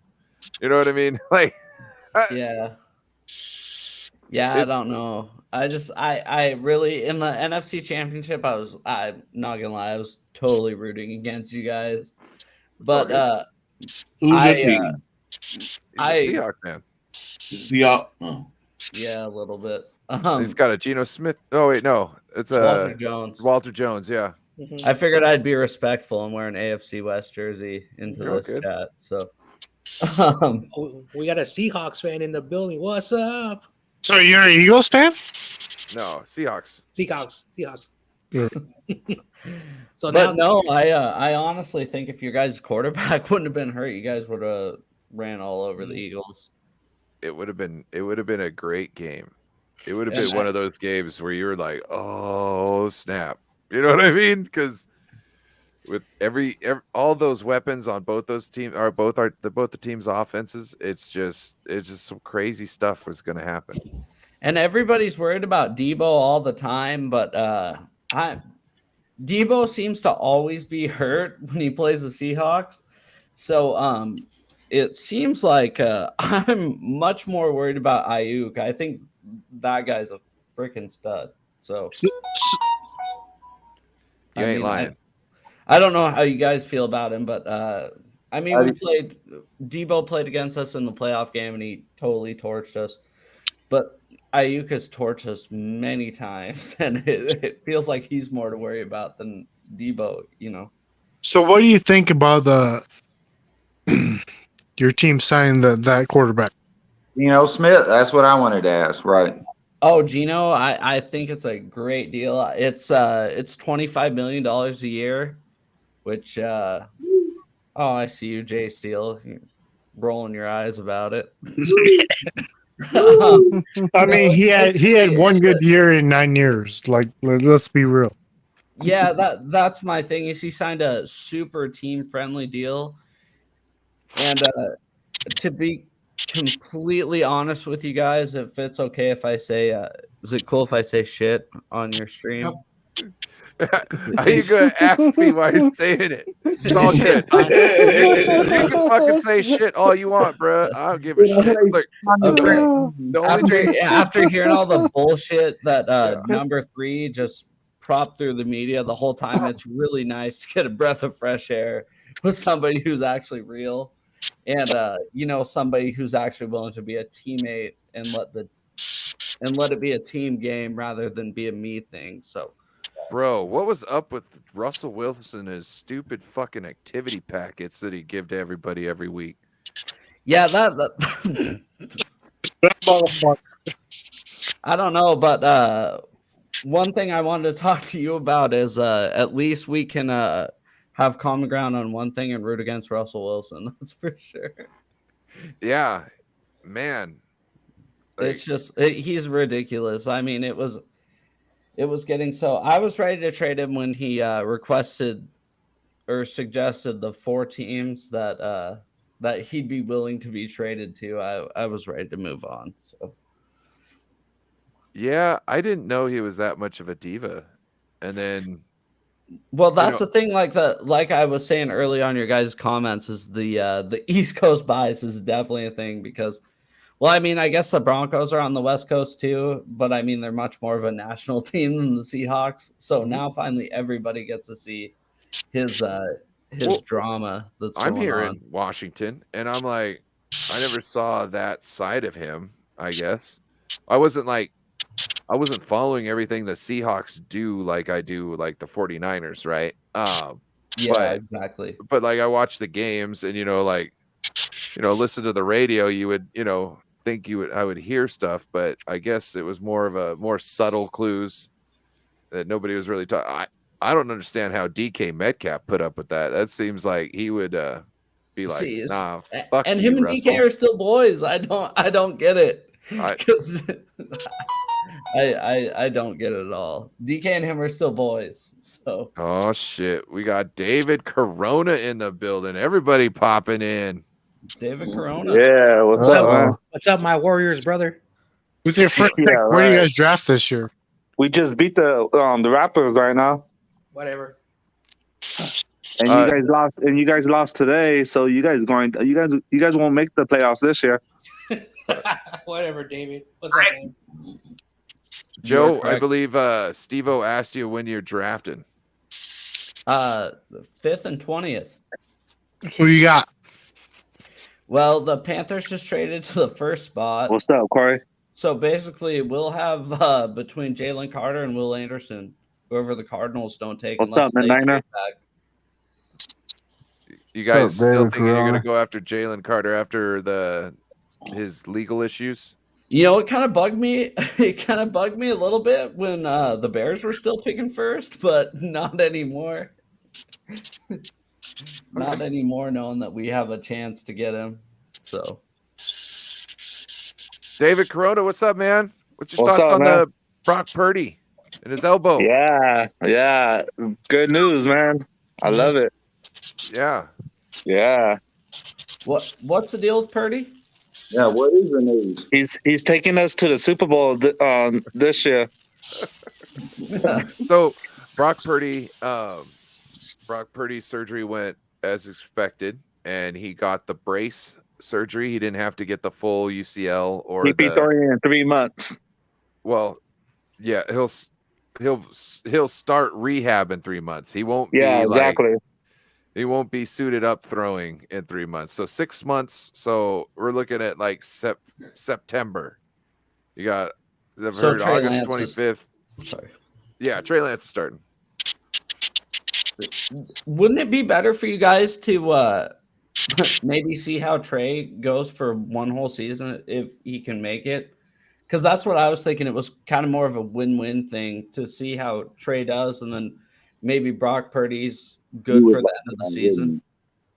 Sorry. Is everybody 49er fans in here? I know Corey, David, and Everybody except for Joe here is a 49ers fan, and Joe is a Seahawks fan. So please be respectful. Oh, yeah. No worries, man. Oh, it's fine. I can take the shit, dude. Don't worry about it. So basically, you are now the 7th Seahawks fan that I've met. Nice to meet you. Oh, bro, Hey. you guys flooded our stadium last year. It was so Hey, embarrassing. you sure you don't want to join our team? No, not even You close. sure? I'm That's all- positive. I know That's all you do. David. That's all David Corona does is he tries to get you to join his teams. That's fine. You can I know, join like, my team. Come up here. I Nah. made David Corona leave the Lakers, and now he's a Warriors fan. Yeah, right. I don't know. I'm a diehard Laker fan. We just won tonight. Oh, you're a Warriors fan. Cool. No, I'm a Laker fan. I know. I'm just messing with you. But hey, I was asking you guys all. God, there's 7 of you. 7 I was against asking you 1. guys, don't you think it'd be better if Purdy sat out kind of the whole year, and maybe you just saw how Trey did, and then maybe at the end of next season, I mean, you'll have some trade offers for Purdy. I mean, Honestly, I don't even care who the QB is. Oh, I didn't even see I you, don't. Steve-O. What's up, Steve-O? I don't care who the QB is. What's up, man? Nice to meet you. Steve-O, that's what I'm super jealous about, is that you guys don't care who your quarterback is. How do you feel about signing Geno Smith to $103 million a year? He already addressed that. It's actually $25 million a year. He already addressed that, but he was already in the middle of asking another question, trying to get everybody else to answer that. Sorry. I personally think, look, here in San Francisco, the quarterback is the one position that is constantly nitpicked and talked about. Okay, so Trey Lance with somebody when you already have somebody like Brock Purdy who's seen success, he can't sit back and they're not going to let Trey Lance sit back and go all year long and go through all his troubles with a healthy Brock Purdy waiting in the wings. Okay. Yeah, exactly. I'm not saying that you're wrong. I'm just letting you know what will happen and what the climate is with that situation. But what I do think will happen is that the 49ers usually come out rough, right? So who cares if the first, like they went 3-5, right? So you think the first 8 games of the season, you could see what Trey's got, and somewhere around the bye week, if he's not trending upwards and going somewhere where you think he can take you to the playoffs, because we're also in win now mode. You know what I mean? This is not like we're We Yes, just sir. got a new coach, and we just turning everything over. We're in win now mode. So to We have just one quarterback away to win that Super Bowl. yeah, so that's why I think you'll see Trey might be out there for maybe half a season at minimum. I would say maybe 5 games minimum, 8 games minimum, something like that, and then if he doesn't up to par, then they'll put in Brock. And that's why I'm so jealous of you guys, because you guys have options and you have a stellar defense. I mean it. Hey, don't be jealous. Just join the program. Oh yeah. Yeah. Let's see, like That'd be So, pretty Joe, fun. Joe, Yeah. what was your thoughts on signing Geno Smith after he had one good year after 9 years? I think it's kind of a no-lose situation, honestly, because I mean he played like shit against you guys. You guys saw, but if you guys were to watch the rest of all three games. yeah, all 3 games, I'm not gonna bullshit you. We sucked against you guys, except for I guess one half. One half we played pretty good, which is pretty embarrassing to say. I mean, we played what's that? I'm bad at math, but we played 1/8 good against you, or 1/12. We played 1/12 of the games we played good against you. So, yeah, no, I think he's basically. You guys remember Alex Smith? He played for you guys for quite a while, 05 through 11. He's basically Alex Smith. I mean, and we're trying to get Patrick Mahomes. What? Come on. Geno Smith ain't no Alex Smith. What's his name? What's your name? Jay Steele? Yep, Jay Steele. No, Jay Steele. that's the guy up above. I'm Joe Stevens. Yeah. Nice to meet you guys, man. So Yeah, thank you. You too. Yeah, so Thank you. Likewise.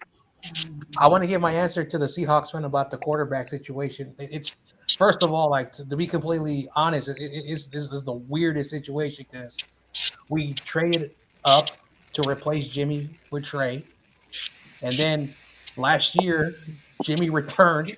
People saw that, and then exactly. Jimmy played, and then he got hurt, and then this kid Brock Purdy out of nowhere had a good season, and then he got hurt. So, you know, when he comes back, probably before the start of the year, nobody knows if he'll be able to play the first game or the second game. I've said this, that, you know, if Trey's a starter, which I think it should be, Trey has 5 games to, like, keep Purdy on the bench.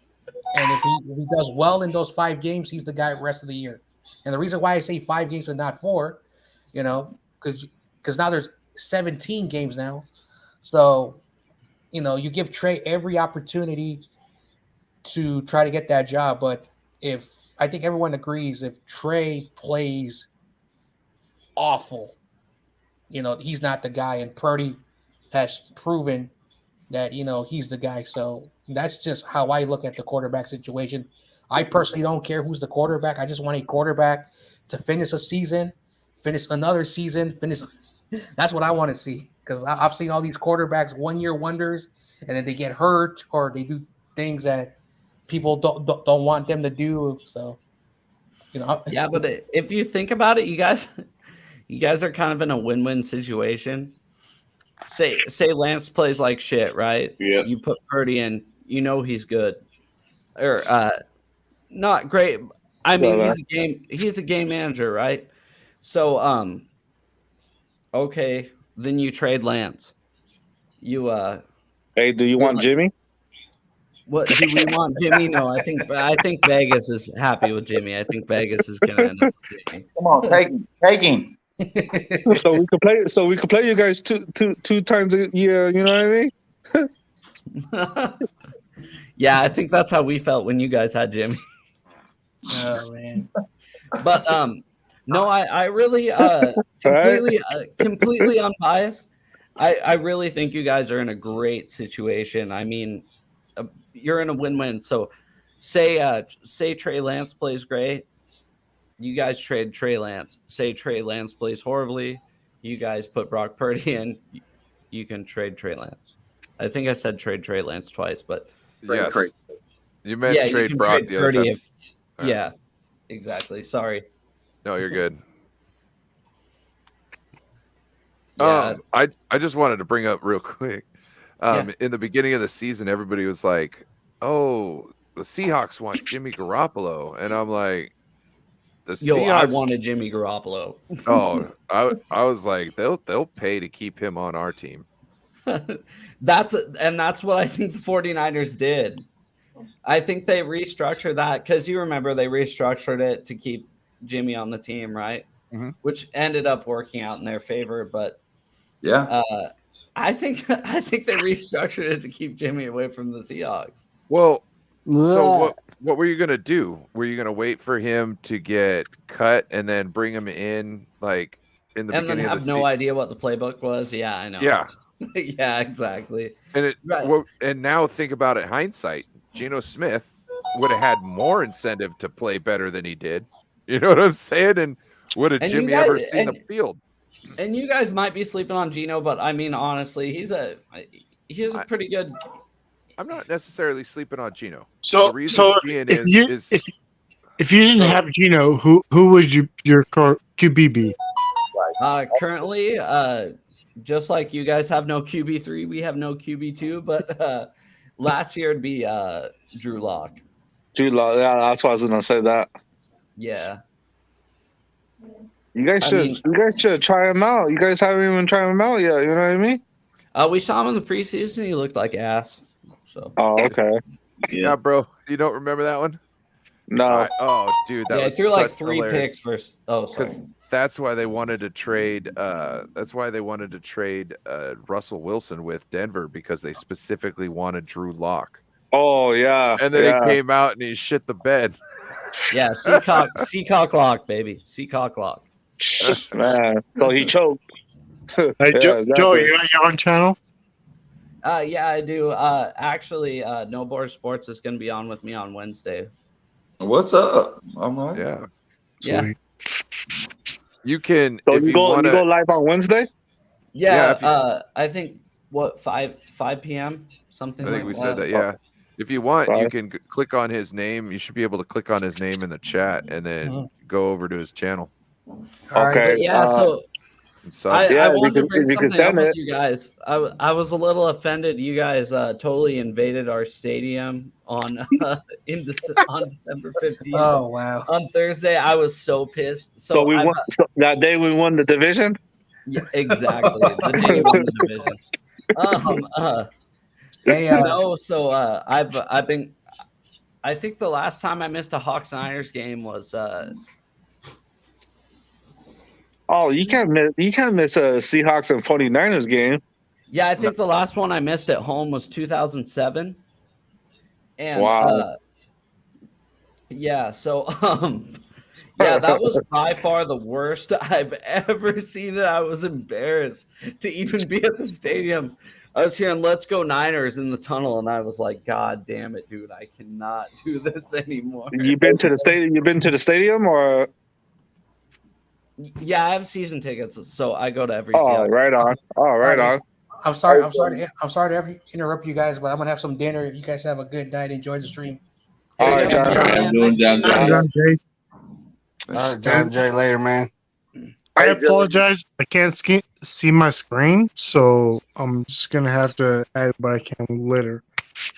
Hey, we don't want your tickets. You can send them to me if you. You can give them to me if you want. Oh yeah, you think I don't hear that enough, right? But yeah, if any of you guys ever decide to come up, just message me, and I'd be more than happy to hang out with you guys and show you guys around the town. Oh, you live in Seattle? Yeah. Oh, hell yeah, that's cool. Yeah, just about 30 minutes south. But yeah. Oh, okay. We got Joe E coming in. What's up, YTC? Saying this Joey's a real Harbaugh guy. Look at him. But it says it's going to be the Seahawks are going to be sneaky good again this year. Their defense, to me, their defense didn't know that they shouldn't have been as good as they were last year. I think it's going to be the same order from last year to this year again. I Who think does they, who I does think it'll take Seahawks draft this year?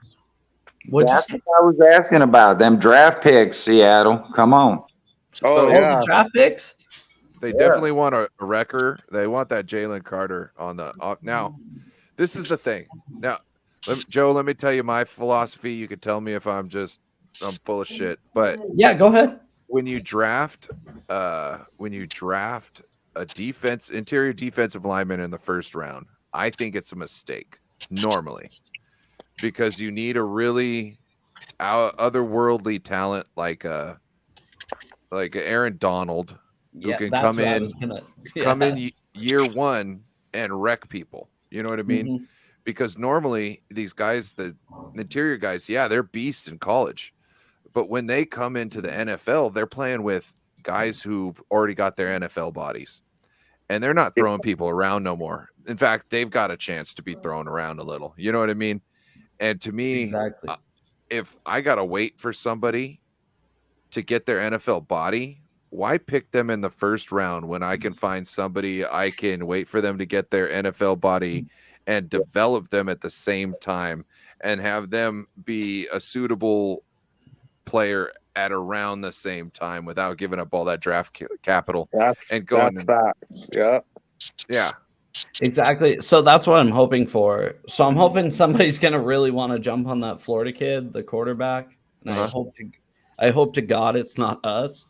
So you think Jalen? They're saying that the Raiders want him. A guy Okay, from great. Florida. They can trade up to number 5.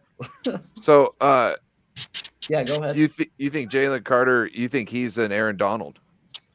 That's what everybody else thinks. So I might as well hop on the bandwagon if the experts think so. I don't know one way or another. You know what I mean? And nobody does until they look at Quentin Williams. Quentin Williams was supposed to be one of them wreckers, and he wasn't. You know what I mean? I mean, he's good now. He's all right though. I mean, he's good now, but he wasn't that first year wrecker out the gate, and he's not necessarily an Aaron Donald type now. You know what I mean? But he's decent now. You know what I mean? Exactly. That's why I'm kind of more hoping on Will Anderson than Jalen Carter, to be honest with you. Okay. The Seahawks have never had that edge guy. Steve-O. Oh, Steve-O's out? No, he's breaking up. Oh, okay, sorry. Yeah, I'm kind of more hoping on that edge guy than anything. You know, kind of like you guys have Bosa. I'd kill to have a Bosa. You know. Yeah, you want a player like that, huh? What'd you say? I said you want a player like Nick Bosa, huh? Yeah, exactly. Just saying you want players like we got, huh? Yeah, exactly. Exactly. Yeah. I said, I was in the chat exactly. earlier. I totally said I envy how the 49ers did it. I mean, they built their team the right way. I don't like how the Rams did it. You know, they got one ring and then it's just downhill from there. They bought it. They bought a team to win the championship. They didn't get it. Look at what happened to all the players. They're gone, and the cap space. David Menino could tell you all about it. And exactly. Tell him, David. And that's why fuck them picks turned into like fuck them picks. They're all gone, right? So Menino will tell you all about it. And I think they've actually they released Bobby Wagner, they released Floyd, and they're still 6.4 million over the cap, and they're actually eating 19 million total in dead money on Floyd. Yeah, and they're shopping Jalen Ramsey, and they're shopping Allen Robinson too. So yep, they're in a rebuild. And there were rumors that they're shopping Matt Stafford, but Snead's like denying it. And they just released the kicker, Matt Gay. I don't know why you wouldn't shop Stafford, to be honest. I was one of those people that thought that was a dumb trade, but then they won the Super Bowl, so I was like, how can I talk shit about that? Yeah, right? they got lucky because they bought a team to win it. They didn't win it they just won it. They bought a team. And exactly. And that's why I respect it. I mean, as much as I'm not gonna lie, I hate the 49ers, but I have to respect the 49ers because of how they built their team. And I think the Rams, they went all in because they moved to LA. They didn't have very good attendance. They were trying to build a fan base essentially in a city that is essentially dominated by 49ers fans because LA has been left by the Rams so many times and so long ago that they just became Niners fans. So they were trying to buy that championship, and now Corey. look where they're at. Now they don't have a team that's interesting enough to want Struggle. to pay to go to What? games for. You know what Yeah, I mean? 49ers and Cowboys fans is all they got in LA. I don't think they Hey, have how much is parking over there? in Seattle. Yeah. I park for free. I work downtown. Oh, it's $100 at the Rams Stadium. Okay. Wow. Yep. It's Joe, about what's up? do you know this guy? Look at my Which profile one? picture. Do you know him? Straggle. Oh, no, I don't know. Ask McNiner about it. He knows. Yeah, that's Noah. Yeah, he Noah. lost a bet because he lost a bet against us and had to pie his face. I think thought what Joey Niner says right here is actually pretty on point. I think we win the division again this year. Though after a split the games with Seattle this year, I think that's definitely could be a thing. Yeah, And you we'll guys probably win lose at your house, and we'll probably win Exactly. at ours. Yep. Nah, I think we take them both. And that could very well be a thing. But like I said, they've got 2 draft picks in the first round, and I bet you Who? at Seattle? least one of them will be a banger and will show up first year. Yeah, You know what I mean? Like exactly. if they get the interior defensive lineman, I think he might not, be as noticeable as maybe whoever they get on the other pick.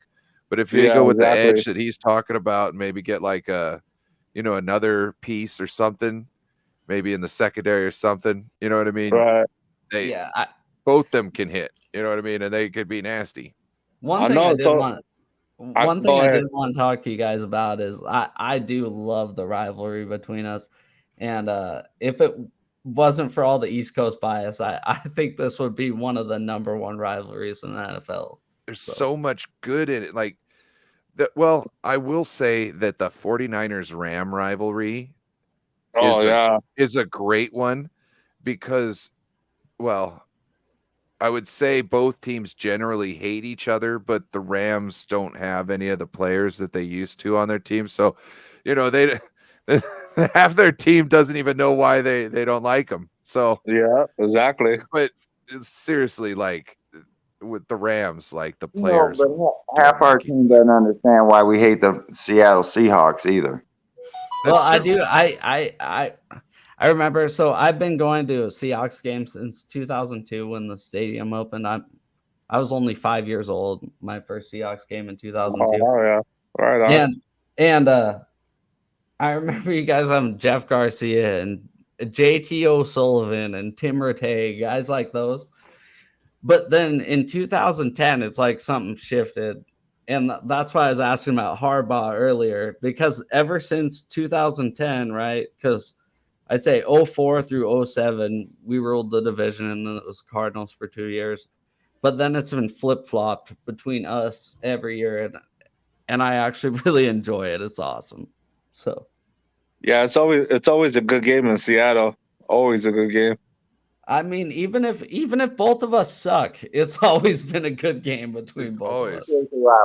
Appreciate the rivalry. Yeah. What do you think about that good trade we got for Christian McCaffrey? Yo, so I was talking shit about you guys when you guys did that. I go, oh, he's going to be hurt by week 8. He's always hurt. And plus the 49ers are always hurt, right? No, it did not work that way. You guys kicked the shit out of us. Other teams know it. What's that? Pardon? I was saying how other teams know how we are always hurt, Oh, no, man. Always banged up in the playoffs and like always it doesn't matter. it doesn't matter because we go in there and we bang them up. You know what I'm saying? This is Yeah, we fight. like we've got depth. You know what I mean? Our starters are out. Our backups are putting their backups or their starters out. You know what I mean? Like it's I don't know. Like Yo, I think if Brock Purdy didn't get hurt, I think our defense would have been more stepping up and didn't get let down. How we lost Brock Purdy, and they like, oh man, like and the defense. I think the defense just like that gave up defense, or our something. defense held up pretty well. I'm not gonna say that. I don't think so. I think we bust ass as long as we could have, and then we got gassed out. Yeah, I'm gonna say that too. Good game with. I'm not saying that, but our defense didn't get played out. We did the damn thing for a long time, and then we got gassed out. And never mind the motivation behind, we're not going to win this game anyway. You know what I mean? That's true too. Yep. What does that figure into eventually? You know, but exactly. Our defense fucking busted ass, and they played real well. That's why we're the number one defense in the whole NFL. No argument against that. I think you guys were the best defense in the NFL, and that's why I was going to ask you guys about that Al-Shaair. Oh yeah. I mean, whenever he played the Seahawks, he seemed like he was a game wrecker. I mean, I really only watch you guys about 2-3 times a year. All three of our linebackers, bro. Yeah, I mean, how about Al-Shaair? He's an off the ball linebacker, right? Kind of a yeah. He seemed like. Well, you guys want him or what? Oh hell yeah, dude! We'll take anybody. Yeah, I bet you would. I bet you would. Against us, we'll take anybody at inside. I know you would. You take our ex players. That's what I'm saying. Definitely. Right? Still. Well, we can't keep everybody. We were able to sign Greenlaw, and Greenlaw. Oh, yeah, for sure. Greenlaw is more of a how to put this. He saved that 1 yard line against the Seahawks to win that playoff game. Yeah, not playoff. Yeah, exactly. You know what I'm talking about. Yeah, I was there. You were there? It sucked. I was there. He's at all the home games, bro. Like he said, he hasn't missed one. Yeah. I missed a couple, but I definitely haven't missed a Niners game since I think the last one I missed was like. Did we have more fans than you guys, or was it equal? What'd you say? Pardon? I said, did we have more fans than you guys, or it was equal?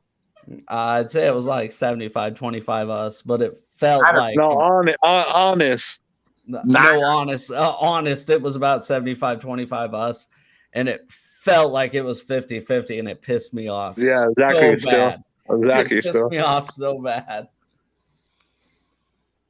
That's why I was telling him. Yeah, that's why I was telling him earlier. I was like, man, if you ever come down here, I was like, let me know. But at the same time, it's so embarrassing. I think what Joey says right here is obviously an understatement. Trey plus CMC. This is gonna be electric. Yeah, exactly. Like the 21 personnel with Trey in there. Oh man! But Trey Lance should not be running because we got all the players he needs. He has the arm. And hold on. Go ahead. It's not that Trey shouldn't be running. It's that the offense shouldn't be dependent on Trey running. Exactly. There should always be the aspect of Trey could keep the ball. And I think 2-3 times a game, once the defense has decided they're going to ignore Trey, that's when he keeps it and he goes around naked and he just goes for yards. You know what I mean? Yeah. And then they'll have to stall and watch again until they decide to forget about him. And then that's where and that's how you do it. That's how the Seahawks did it with Russell Wilson. Yeah. When he first came in the league and he was running those plays, he wasn't really getting touched in the beginning because they were doing it every now and then. You know what I mean? When they would pound the ball at you with Marshawn Lynch, and you'd have to totally, because he's a horse, he's a haul. You got to make sure you give him everything, right? And in Yeah. the moment you give your 100% concentration to Marshawn Lynch, whoop, Russell Wilson out the back end. It's like those times when we try to sack him. I don't know how he used to get out of those plays and just run. He'd take 2 or 3 guys off from him and he get like 5, 10, 15 yards. Yep. It's like, come on, like how hard to tackle that guy, man, you know? Yeah. Russell Wilson's a anymore. system quarterback. So is that what we think Brock Purdy's going to be? Is the next Russell Wilson? No, not at all. No. He's No. gonna be and that's Ben Roethlisberger. But you could do certain things with Brock Purdy. Like you could roll it off to where you do that same play, and instead of him taking the ball and running with it, he's passing. Yeah. You know what I mean? But Yeah. when it comes down to it, like you want to have that, or he turns around and hands it off to somebody else. You know what I mean? Joe, do you want Benici? What? Do you want Benici, number 69, 49ers? Oh, McGlinchey. I think McGlinchey. the Broncos want. I think your Broncos want your right tackle. We're good on right tackle. You don't want him. You don't want him. No, I think the Broncos. What's his name again? McGlinchey. McGlinchey. Yeah, I Yeah. think the Broncos wish- are all over right tackle. I wish we could have DJ Jones back. Oh no, DJ Jones, man. Oh, trust me, as a Seahawks fan, our best right tackle of all time was Sean Locklear, who you've probably never heard his name before. I know. So if that makes you I feel any have. better, we've never had a good right tackle in the history of our franchise. It's McKivitz. It's McKivitz. McKivitz. Oh, and Yeah. No, that guy, McKivitz is the guy we signed. Yeah, I know. 2 years. for anybody, for all the 49ers fans watching, I just want to point out there is one good Seahawks play that you need to watch. It's an old school one. It's with their wide receiver Steve Largent. It's where he gets an interception back. The backstory is a year prior to this play, he was hit by this gentleman who gets an interception in this game. And he took him out for the season. He like busted his ribs or his arm or whatever, something, took him out for the whole season.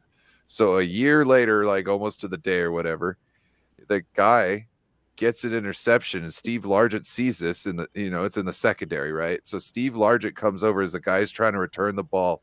He hits him so hard, the guy like drops and fumbles the ball, and then Steve Largent jumps on it. I'm telling you, no matter how much your hatred for the Seahawks is, that play and that story is what NFL football is all about. and that was before we were the NFC West. Okay, so you guys can't hate us till 2002.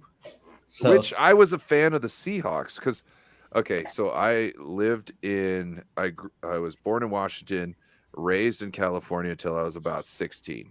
No, check that, 14. And then I moved up to Washington. So at that time, I was, a Niners fan. I watched all my Niners games, but at a certain point in time, Seahawks started doing better, right? And once the Seahawks started doing better, they were playing their games on television instead of the Niners games. So then I'm like, okay, Seahawks, they're, Sean Alexander, they're got like a, running with 2 tight ends. They got a fullback, I like this style of offense, you know what I mean? So they're in the AFC. I'm like, oh, this is my second favorite team, right? And then next thing you know, they get in the same division. And I'm like, well, you can't be my second favorite team now. Like, I'll watch your games. I'll cheer you on. You know what I mean? Like, but there's no second favorite now. Paths can't cross like that. You know what I'm saying? They can't cross like that. Can't cross like that.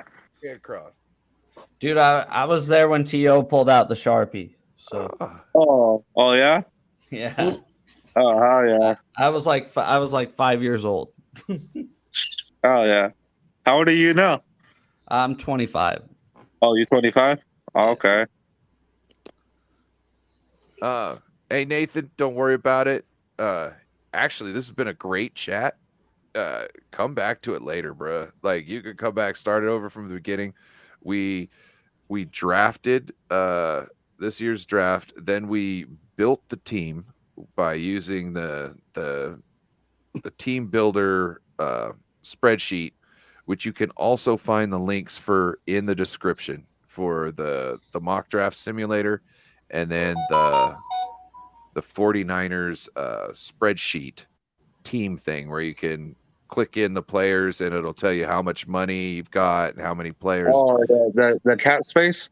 Yeah, the cap space, all that, and it's hella legit.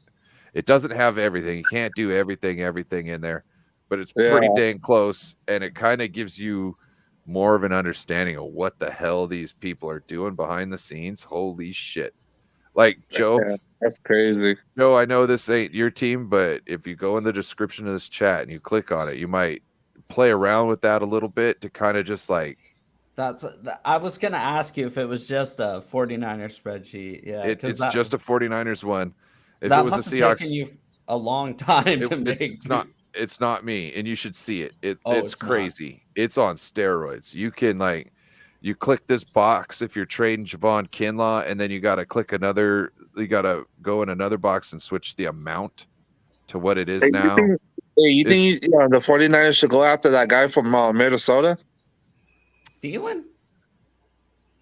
No, not the wide receiver. The interior defensive man. Yeah, bro. Dude, I think you guys got enough ammunition. You guys don't can have. Stop. Okay. We just need one more guy. Quit hating, homeboy. Quit hating. We just need one more guy to help Nick Bosa. One more guy. We don't have cap. Right. Well, we did get Ngakwe. Yannick Ngakwe. We got Yannick Ngakwe, actually. That's what we did. That was in the spreadsheet, right? Not in real life. Yeah. Okay, because I was making sure because I like Yannick Ngakwe. So. Yeah, what here, let me show you. You think we should go after him? So see, I would love to see us go after what we're talking him. about, Nathan. Yeah, got Yannick Ngakwe for 12 mil. This doesn't mean this is what's happening in real life. But see, like if I wanted to trade Trey Lance, I would click this box and then I would adjust this right here, and that would then turn it to 11 million. So this is crazy. Yo, I got to be honest with you. Another thing I'm jealous about you guys is you guys actually have a legitimate fullback, and that kind of pisses me off because there's probably 30 other NFL teams that don't, and the other NFL team that does is the Ravens. What do you think, Corey? Do you think we should go after that guy from Minnesota? Who is it? Zadarius Smith? Is that who they cut? Yeah. If you want a good fullback, Josh Hokett. Yeah. Yo, we got Michael Robinson from you guys a long time ago, and that's about the last fullback we had was about 10 years ago. I'm telling you, like Josh Hokett is just like Juice, but he's just I think he's a little smaller. But he's just as smart and does all that stuff, except for I don't know if he's the same as far as being a wide receiver. Because this is the thing about Juice. He's not just a fully fledged fullback. You could put him in as line him up as a wide receiver, and he can run routes like a. Hey, did you see those catches he was making at the Pro Bowl? Yeah. From Gino. Yeah. Well, from everybody. Everybody loved him. Everybody was like, ooh, my new favorite. You can do everything. That's what's nasty about having Juice and CMC in the same backfield. Oh yeah. You can run and throw to both of them. You know what I mean? And you can line them up, you can do it out of the backfield. It's just pick your poison. Crazy. Yeah, so exactly. Pick one, leave one. Would you rather have Ayuk or Debo? I take Ayuk with our team right now. I would too. Because we've got players that aren't necessarily Debo, but who can, if you get them in space, they can create Ray plays. McLeod. Ray Well, McLeod. Your Yeah. guys Ray kick Ray. returner? Yeah, Ray McLeod. Yeah, Well, look at exactly. We need to bring CMC. him back. Look at We need to CMC. bring. We need to bring him back. Well, he's Ray on. McLeod. He's already locked in. Oh, he is. Yeah. Yeah. How many So years?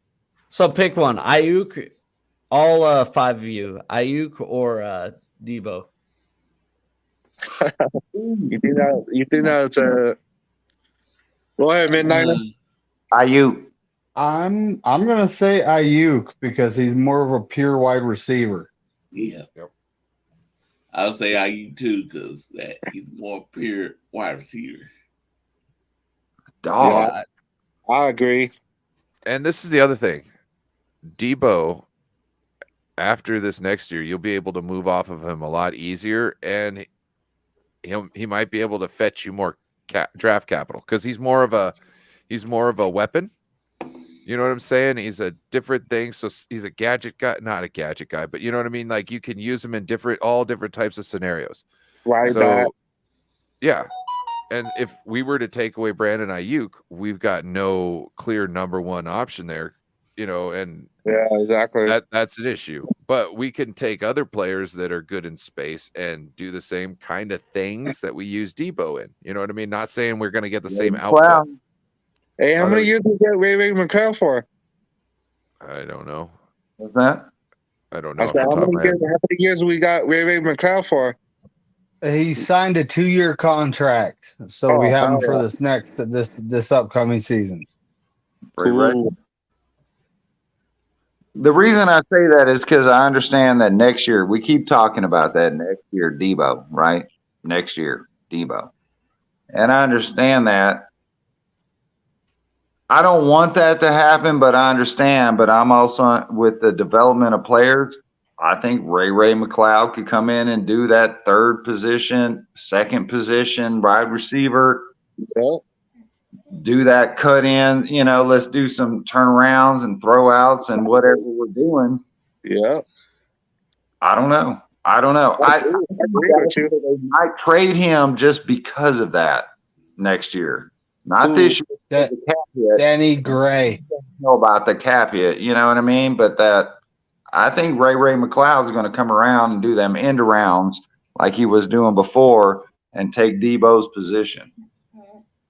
yo, I'll be right back. All right.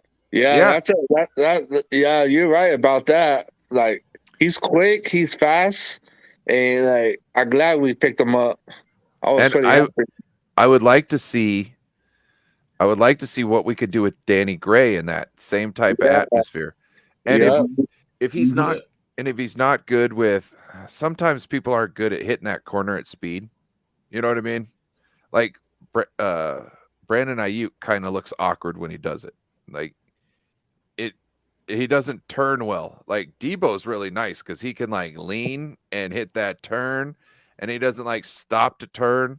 And Ayuk's like moving the arm, trying to get the arm going the other way so he could make the turn. Yeah, I think they just need to give Danny Gregg a chance. You know what I mean? He didn't play too many games. Yeah. Well, but I think that they need to try him at that because of his speed. If they could do even like a toss at the last second to him, you know what I mean? And then him just, I mean, it'll be nasty, son. Oh yeah, nasty. Like a rocket. Right. Oh yeah. Yeah. What you think of it, Corey? Yeah, I think so too. Because I don't, like I said, I'll go for IU because he's a national. You know, he's a number one like wide receiver. He's a wide receiver more than Debo. Yes, Debo's good. He's good. He can play all different positions, but he can't go. He seems to have a hard time going up for that ball. Like you would go up for that ball. Exactly. Yeah. All right, guys. I've had a long week. I'm gonna hit the sack. All right, David. You take All her right, easy, all man. right, you have a good All night. right, you guys take Have a me good easy. night. It was Big nice man. being on with you. Thanks for having me, Ryan. I appreciate it. Later, guys. All right, later, man. What What jersey you got on? You got Alexander? Joe, it seems like the chat also agreed that Ayuk was the guy they Yeah. would keep. I'm more afraid of Ooh. Ayuk than I am Debo, to be Ooh. honest. Look at this. We're all being put on notice. Ted's taking down people's names here. Hey, can I don't know how many people are watching, but Ted's helped me a shitload. He's like the first YouTuber I watched of. Oh, really? Yeah, of doing all this. He's the one that I messaged and everything about starting all this. So I appreciate Ted a lot. He's been super cool. And I then you mean, hit me up. it's crazy. I hate the 49ers more than any team in the NFL, and you guys have helped me more than anybody else. I would not expect that. It's crazy. Thank you guys. I appreciate it a lot. So definitely. One thing we found in our community, as far as the 49er YouTube community, is when you work together, you prosper more. Yeah, well, there's no Seahawks YouTube community. There is though. You got Sam Dog, There is. you got Hawk's Nest. Yeah, I talked to the Hawks Nest a little bit, but they're a lot more secluded than you guys. They're more like they don't want to talk to random people as much. Yeah. Just like that's the guy I showed the picture. No, he's a Seahawks Oh, really? YouTuber. Yeah. He Eric too. I was Nordcam. actually gonna say he's on the NFC West fan page or something like that, right? Yeah, Eric too. No, the guy who was on Corey's show, on Don Jay's show earlier. What's his name? You talking about Eric Willis? Yeah, he's a Seahawks fan too. Yeah, really? Eric Willis. Well, he's none not of a those content. guys respond to me like the 49ers fans do, and He's not a think Eric it's Willis. crazy. He's not a contact. Yeah, exactly. Eric Willis isn't a content creator, but he's a Seahawks fan, and he is like in like every single one of our 49ers chats. Yeah, you guys. He came on after the Seahawks game. There was somebody they were streaming, and it wasn't even a call-in show, but he was like, "Hey, send me a link." And he came in and he congratulated us on our win, and then it was really nice about it. And then it went on his way, but yeah, we got guys that like I can't be mean to every Seahawks fan because look, we got Steve up in here, handling business. He's always holding it down. There's been times where Steve's like the only guy in my chat. You know what I'm saying? Like, so yeah, that's right, homie. Which I'm sure Steve will find you and be in your chat as loyal as he is in ours. Yeah, so my dad passed away a couple years ago. Oh no, sorry to hear that. In December. Oh no, you're good.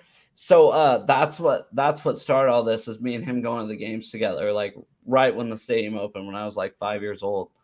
And his very last game was the game we beat the Niners. Actually, the last time we beat the Niners. So I'll always appreciate that. There you go. That's where I learned this because the guy in front of me kept doing this, and every time the Seahawks got first down, I just went Kittle. Yeah, the Kittle. Yeah, and that's the kind of shit talking I like. I like the respectful back and forth. Like, some people don't get that. Like, I learn a lot of teams from California when you go to the games, not just the 49ers fans, especially since the Rams moved to LA. I mean, they're just dicks. I mean, I like talking shit back and forth. That's one of my favorite things to do my whole life. So don't talk shit to Raiders fans, okay? No, I learned that. I actually watched my dad. You're not built for that. Happens, right? You get jumped. Yeah.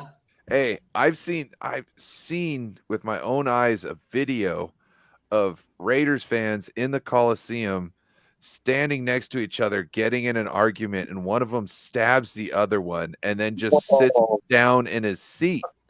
Yeah. You see what I'm saying? Yeah. Like, that's hardcore. Like, fuck it, I stabbed him. At least I'm gonna sit here and watch the game until I get kicked out. You know what I'm saying? Like, That's what not the what I'm fuck? about at all. I know. That's why you go to a raid again. You better have something. You better have something you could. You know what I mean?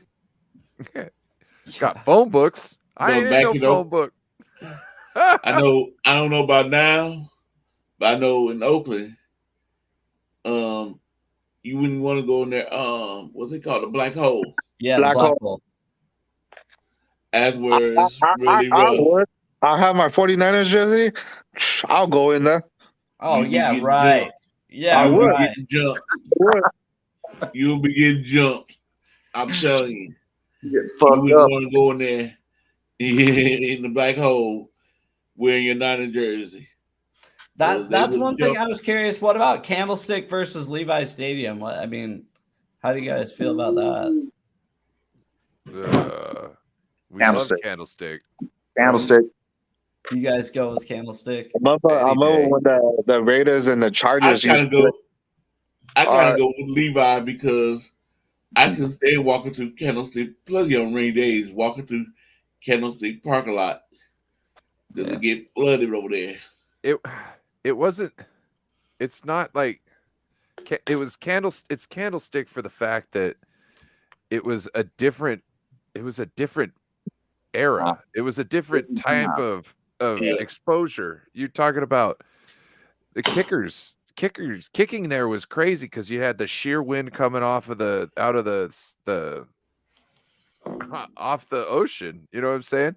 And many kickers were saying you would look down, or you'd look up, you'd see the flags at the top of the field, the posts, and you go, okay, they're blowing that way. You would look down, check your mark, this and that. You look up again, and they'd be going the other way.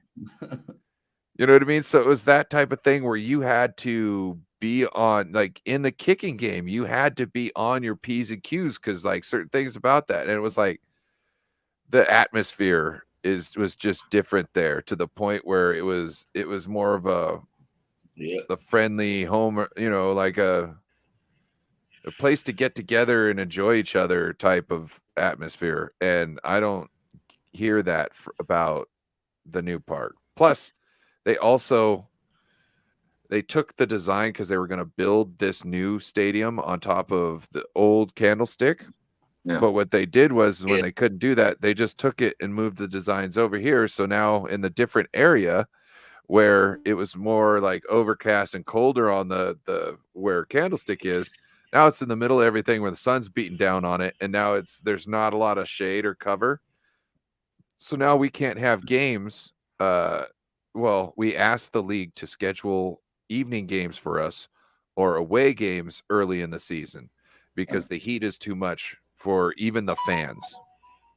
And you remember the 49ers complaining about the stadium being too loud there in Seattle? Mm-hmm. So I remember everybody complaining about the stadium being too loud there in Seattle. So what did they do? They decided to build a stadium without that built into it. What do you mean? You're gonna complain about something, and then you're about something that is caused by the way you build a stadium. Oh, you mean the half roof? Well, no, the dome, the way it's built to amplify the sound. Yeah, right? The cover. Yeah. Well, it's not just the cover; it's also how the shape of how it goes down. It's not like a traditional like oval. Anyway, so it's built a certain way to amplify the sound down to the field. And then you go to build a stadium and you don't go, hey, maybe we should use that same technology that they use that we complain about in our own fucking stadium. To me, anybody that doesn't build a stadium that has that built into it to give their team that advantage is stupid from this point on. Yeah, I mean, because the two loudest stadiums in the NFL are Arrowhead and us, Lumen Field. And we hold 67,000, and the Arrowhead holds 98,000. Yeah, so, and they barely beat your record.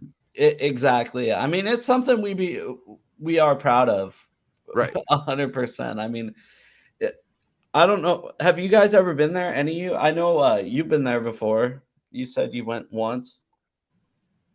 Where? Yeah, I know. Ryan, to Questfield or Yeah, Lim- I've been there once. Yeah, I know. I've never been in Seattle. You guys should show up. All your 49ers guys showed up. If you ever go, I'll show you guys the bars to go to and stuff. It's fun. It's not traditional. It's not like Buffalo. You know, you got to kind of find your own thing to do, but it is fun. Oh yeah, it's a definitely you can. It's nice to just take the train in. You know, because then you could because then you could just go downtown and then just walk around. Everything you need's all there within walking distance. Get on the train, go right back to where you park your car in the outskirt town, and then I'd probably drive down to Everett and then hop on the train and go in. Let's talk about kickers. Let's talk about kickers. Let's talk about kickers. Let's talk about kickers. Before All we right, move good. Before we move that, I'm gonna say What one. are we doing? Are we gonna get Mooney? What are we gonna do? What's up? He wanted to say one more thing. Who did? Lockdown. I wanted to say one more thing. Yeah, I wanted to say before we move on from that. Yeah.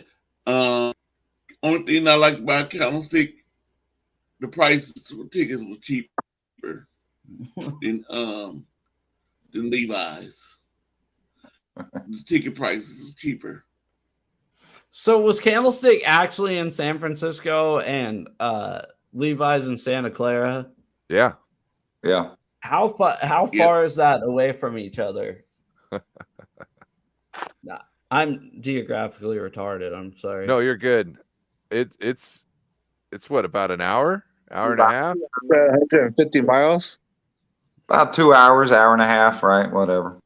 Oh, that sucks. Actually, I figured it was like 2 minutes away. You want to know it's even better? They might not be there after the contract's up. They might end up like moving back. What? Like that. Well, there's Santa Clara and the Niners have got issues and beef, and they've had it since they've had beef since the start. And it's like, well, why did you guys decide to become partners in this if you guys are going to be at each other's necks and throats the whole time? And I think Santa Clara is just trying to I don't know. I could see both sides being arny little pricks about things, but it seems to me like Santa Clara kind of got the team there, and then now they're being like, okay, now do things this way, and now do this things this way, and now do this things this way. Oh, you don't like it? Well, we can do things. You know what I mean? We could shut you down. So, not saying they're saying you can shut you down, but you know how the thing goes. People lean on people for shit. So I don't know. I think there might be some angst, and there was issues like when the lockdown happened. I was just about to say that, and they had to play in Arizona. Yeah, like I understand certain things, but you're telling me that you can't make a certain kind of pass for them. You know what I mean? Like these people every other NFL team is doing it. What? They're in the city with the facility anyways, training all the week, right? Okay. So what's the difference in having, the same amount of people come in and them have a game in an empty stadium? What's really the difference there? If you're going to let them practice, you could do the same requirements to check everybody and play the game. You know what I mean? Like, and I'm all for, being safe for all the restrictions, stuff like that. I'm all for it. But I loved how the UFC did. I didn't think out of everybody that Dana White would have been the one guy going, nope, we got to do things. And he did everything correct. You know what I mean? I thought, out of everybody, he would have been like, all this stuff is stupid. No, he came out and was like, we're doing this, and this to make sure everybody's protected. And I was like, that's a smart thing to do, Dana. You know what I mean? Not just that, but he gave us something to watch. But yeah, I just don't see how people do things. What's up? I go, oh hell yeah. Okay, let's get to Got Still's question about the kickers. Yeah, kickers. So you're wondering if we're getting Moody? Moody. What's up with Robbie Gold? Is he not coming back? Nah, he wants to go. He wants to test out the market. What? He needs to go He's home. like 50. I remember him kicking with the Bears. I think he just wants to go home, right? To Chicago? He wants to go back to Chicago. Probably he wants to go back the home. worst Exactly. place to kick a football is Chicago. Is it not? It's I don't- called the Windy City. I think we're looking at Matt Gay. I think we're gonna get him. Yep. We just signed up. We just re-signed our kicker. He made the Pro Bowl and looked like shit during the skills challenge, but he made it. Your punter is Dixon? the reason why we got Mitch Wisnowski. And Yeah, Aussie. he's rules. he's not anything like your punter. Really? Aussie. Pardon? I said Aussie. Aussie. Yeah, he hasn't. So Robbie Gold's really not coming back, huh? Nah, he's not coming back. He said he would not be in Seattle or San Francisco next year. He said he wants to test out the market and see how much money he'll get. Nothing. So come back to San Francisco. Yeah, like Steele said, he wants to go home. Yeah. That's like the worst place to kick a football in the NFL. Doesn't matter. He's gonna get paid and go home. Yeah, and retire, and probably retire with the Bears. Probably. Yeah. That's all right. I'm mad You at guys him. remember Neil Rackers with the Cardinals back in Exactly. the day? Remember who? Neil Rackers? No. Akers? No, Neil Rackers, not Oh. David Akers. No. Oh, never mind then. Yeah, I don't know who's on the kicker market. I don't know if the kicking's bad. Why would Robbie want to go there? He's very accurate, but I think he wants to go home. And retire he and doesn't have a leg, and so if it's going to get any windy at all, you're going to need more leg to do those regular kicks. You know what I mean? Have you guys seen that video? It's like at least 15 years ago of Robbie Gold kicking that field goal and the wind just makes it go. Oh yeah, Have you guys seen that? yeah. They said in the past 5 years, he been renting hotels and living off hotels, and he probably doesn't want to come back with the Niners because he has to rent more hotels. I don't want to hear this hotel bullshit What? anymore. So, I want to hear it. I want to hear it just once because I've never heard it. So he's been renting hotels for the past 5 years with the 49ers. Now he wants to go back home so he can live in his own home. Okay, so renting hotels, like, Yeah. How about you be smart and buy yourself a piece of property while you're here? Yep. Exactly. And then turn he has around all- and sell it instead of turning around and just throwing money in another person's pocket. Robbie, just shut up about that hotel shit. I don't give a fuck. He You're has a all professional. He has all that money. He should buy a house. Right. Yeah, he makes more than all of us combined. At least I don't know what you guys do for work, but he probably makes more than all of us combined. He can afford to buy a place.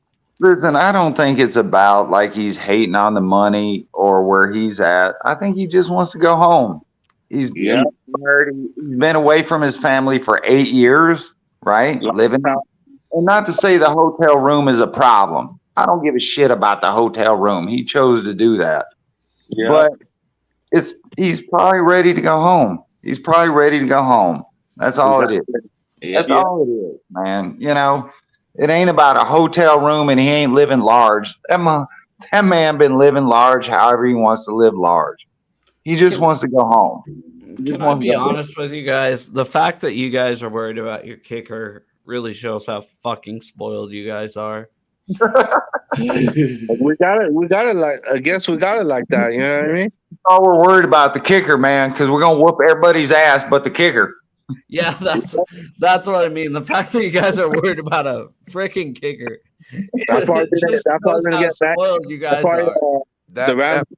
the Rams released Matt Gay, so we're gonna get him watch.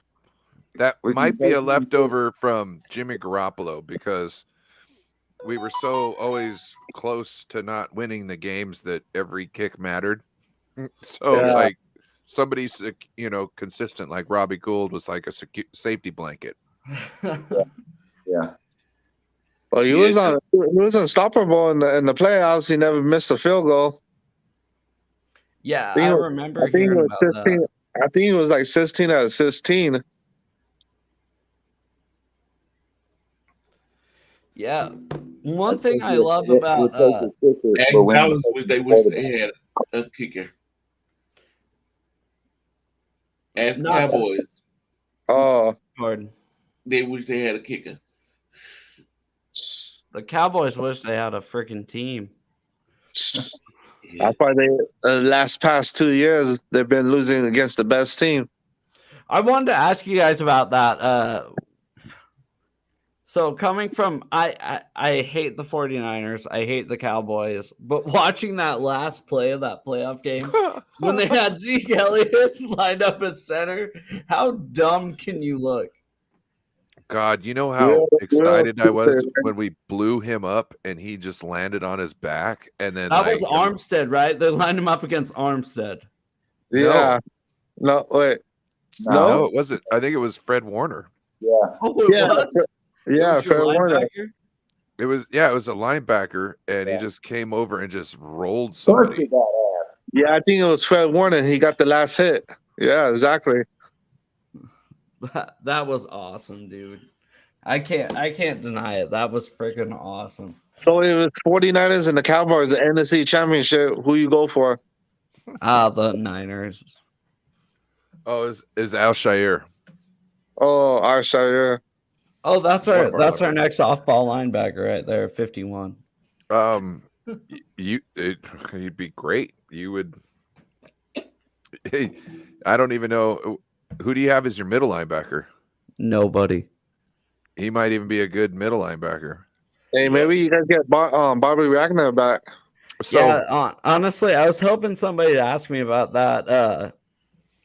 Bobby Wagner's more of a not just to fill a need, but to fill like a void. It'd be like Patrick Willis going away for one season and playing for the Cardinals, if that makes sense. Yeah. And you guys would want him back, right? And you guys would go, I want Patrick Willis to retire a 49er. You know it. Yeah. So with Bobby Wagner wanting to play for like a contender, do you think he's interested in coming back? Do you think your budding team after the draft might be a checked box in his criteria? Yeah, I think so. And the fact that he has such a good relationship with the city is more of a thing. I think he'll go. I think he'll go back with you guys because you guys made the playoffs last year, and yeah, that's what I think. I don't think it's just that. The day he got released, he changed the Seattle skyline to his Twitter profile picture. I mean, there's one thing, like Russell Wilson can fake it as much as he want. So Russell comes back, right? I was there booing the shit out of him. Just the moment he stepped on the field, from warm-ups, coin toss, just boo the shit out of him. Bobby comes back, it's all cheers, right? I mean, there's a difference. Like I said, it's like if Patrick Willis played for the Cardinals one year, you'd want him to retire a 49er and come back. Is this story true? That what story? Bobby Wagner went to the stadium. He didn't know he got traded, and he comes to the locked door. No, that's not true. That's not true at all. That was the rumor that was going around. He came to the stadium and he's like, "Oh, you're not with us no more. You go to the Rams." No, that's not true. So what happened was the Seahawks called him, right? And I think they either want to renegotiate his contract or cut him. Basically, was the two things because he was making $17.5 million a year. We're trying to get younger. Well, Bobby's his own agent. So the GM calls him and he goes, I know what this is all about, and hangs up. So is it Bobby? Is it our GM? Whose fault was that? I'd say it's both of their faults. But no, Bobby Wagner never came to the facility and was locked out. We're one of the most team friendly, player friendly environments. I mean, Sherman's. Pardon? How come your locker room's trash though? I'm joking. No, that was that it? Was that no? We got a C- on player travel. You were 11 out. Wait, were you 11 out of? Yeah, I think you were 11 out of 32. 11 out of 32. You were like middle of the pack, but on the high end. What were you guys? 7th. Oh, okay. Yeah. I don't know what to say. I mean, it's a good facility. Our only issues was we didn't have enough Tubs. I think tubs. Ours was travel, and part of me thinks that it was travel because we have to travel so much because we're like the farthest NFL team from every other team in the NFL. If that makes sense. I don't know if that's it. I think it's more accommodations and such. You think so? Yeah. Because I saw one thing was like the players didn't travel first class. I did see that with the Seahawks. Yeah. So like the Niners, when we go to the East Coast, this is another thing your team should do. No lie, your team should do this because we all see the difference we see the difference in our team when they play, when they do this. They fly out early and they're on the East Coast and they'll rent like a resort out, and then they'll have a practice facility and they'll use like a high school or like a prep school's field. So they're already acclimated halfway through the week to the time change, everything, altitude, all that good stuff. And then they go in and play. But we have a pretty good record on the East Coast on the 10 o'clock games. Look, I'm not saying you don't. What I'm saying is it makes it, and like if they do 2 road games on the East Coast at once, they'll stay there. They'll stay there. Yeah. And the players even like it. Yeah. The players even like it. Yeah. Stop trying to get me back these guys, all right? It helps them focus more. They get away from distractions. Sorry, go ahead, Corey. It's like we went to Mexico to play Arizona. We went to Denver, Colorado, and played out there to get used to the atmosphere that's going to be in Mexico. And then we flew in day of, and then played the game, and then flew out. But you guys fucking lost. And that's my one complaint with the 49ers this year is that they lost in Denver because we'd have been the 3rd overall pick. Oh, gosh, dude. Like, our first, we always struggle in the beginning of the season. And I think it's because Kyle's offense, like his offensive running scheme, is so, crazy as far as, I like to explain it the way sometimes like everybody will start out in one position and then move across the line and block somebody else.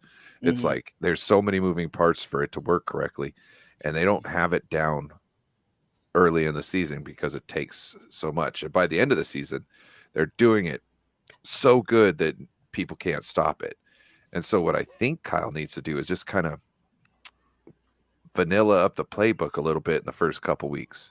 Maybe just run it down their throats. You know what I mean? Directly down the throat. It's just some basic run plays, and then have a couple of schemes that you have practiced up that they're good at. You know what I mean? Yeah.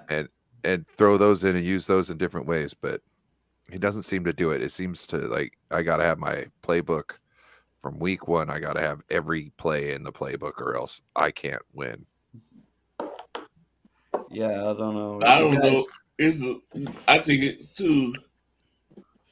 It's hard for us to beat Russell Wilson. Something about Russell Wilson always beat us. Oh, don't even start. When he No. was with Seahawks, he always beat us. We could start the game off real good. We seem like we got Russell down. Boom.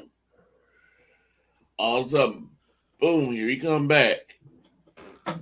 Don't even start because we hate him now too, okay?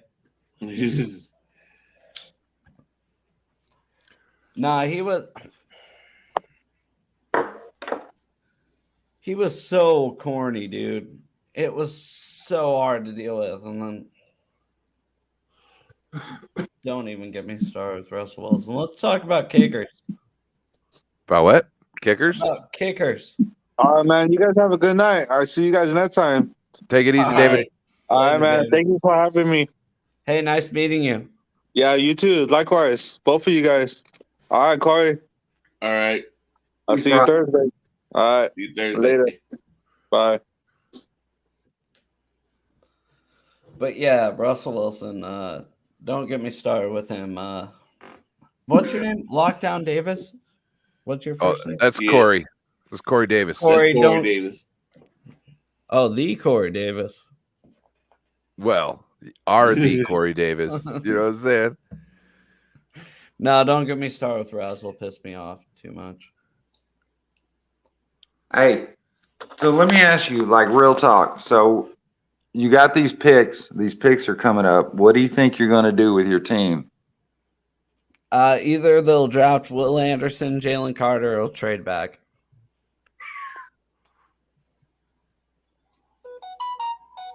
How do you feel about they signed Geno Smith to that big contract? It's actually small. Well, you move it down the road. I understand that, but what do you think? No, they didn't move it down the road. That's the thing is, if you look at it,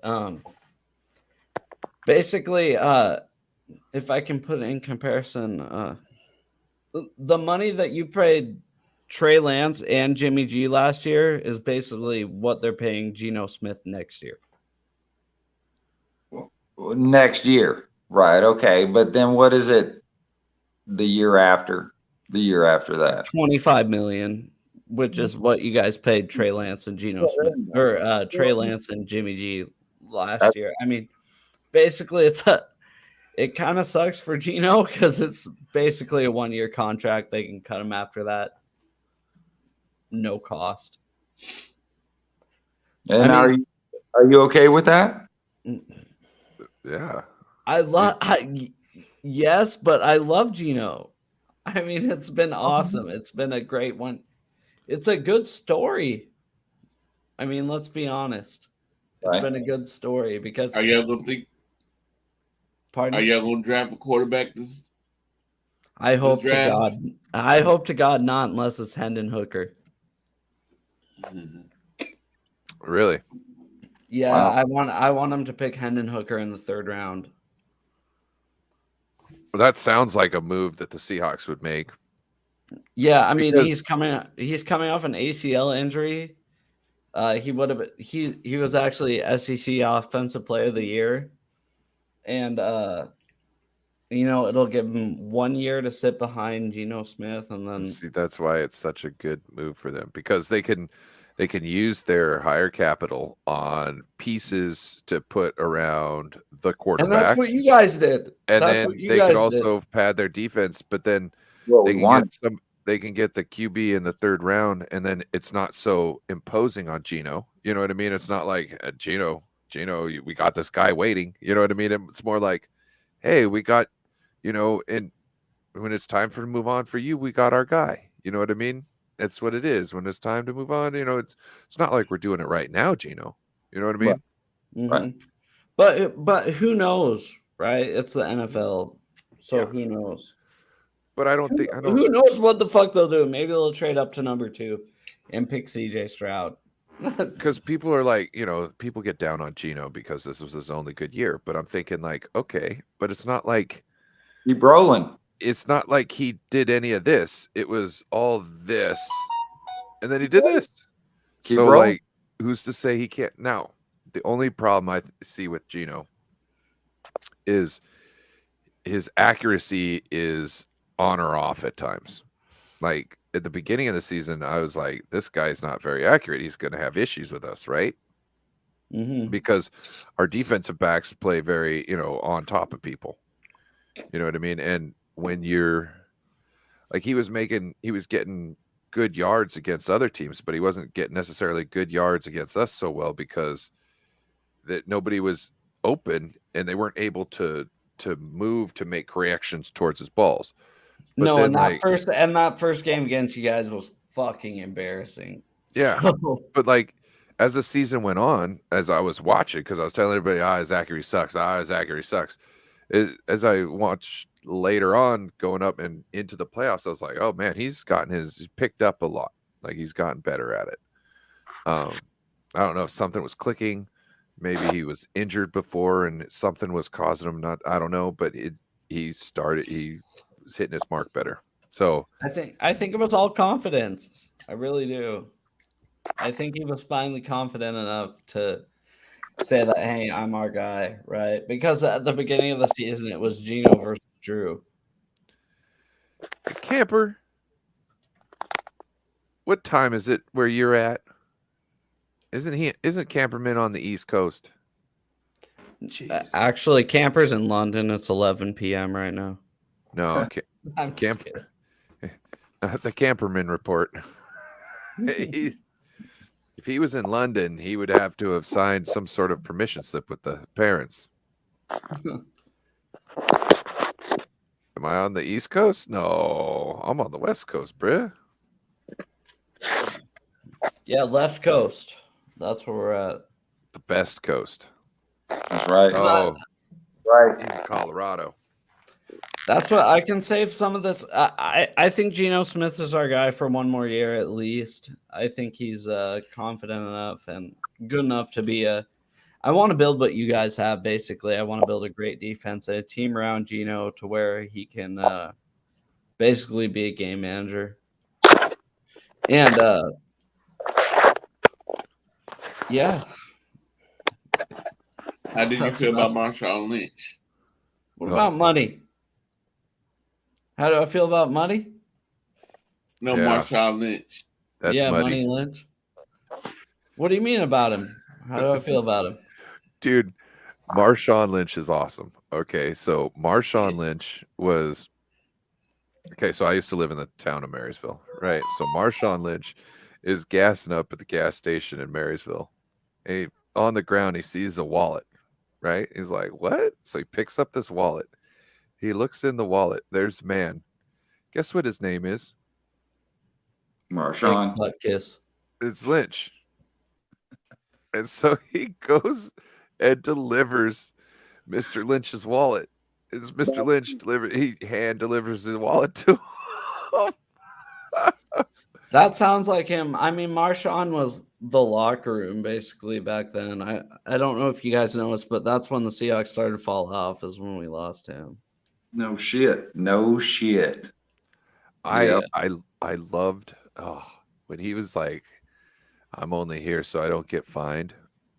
Oh man, if you paid attention to the local interviews back then, there was one interview where you just go, nope. And then there was one interview where you go, there was one interview where you go, no shit, you're from the Bay then? Yep. Yeah, that's where he used his house. His house was right on the water in Richmond, Point Richmond. It was in the water. You go by it, see him out there watering his yard sometimes. Yeah, I've never been to California in my life. I want to go though. I want to go to a away Seahawks game.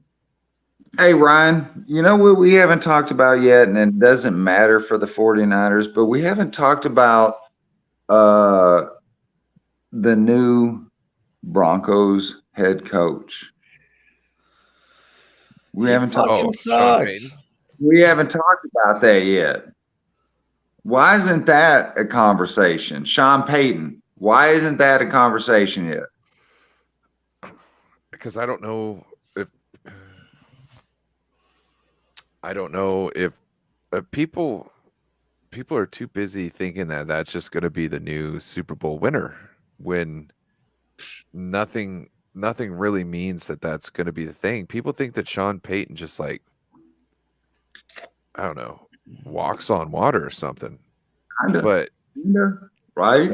the only coach that I could say better than or more consistent than like an Andy Reid or a Bill Belichick would be Mike Tomlin.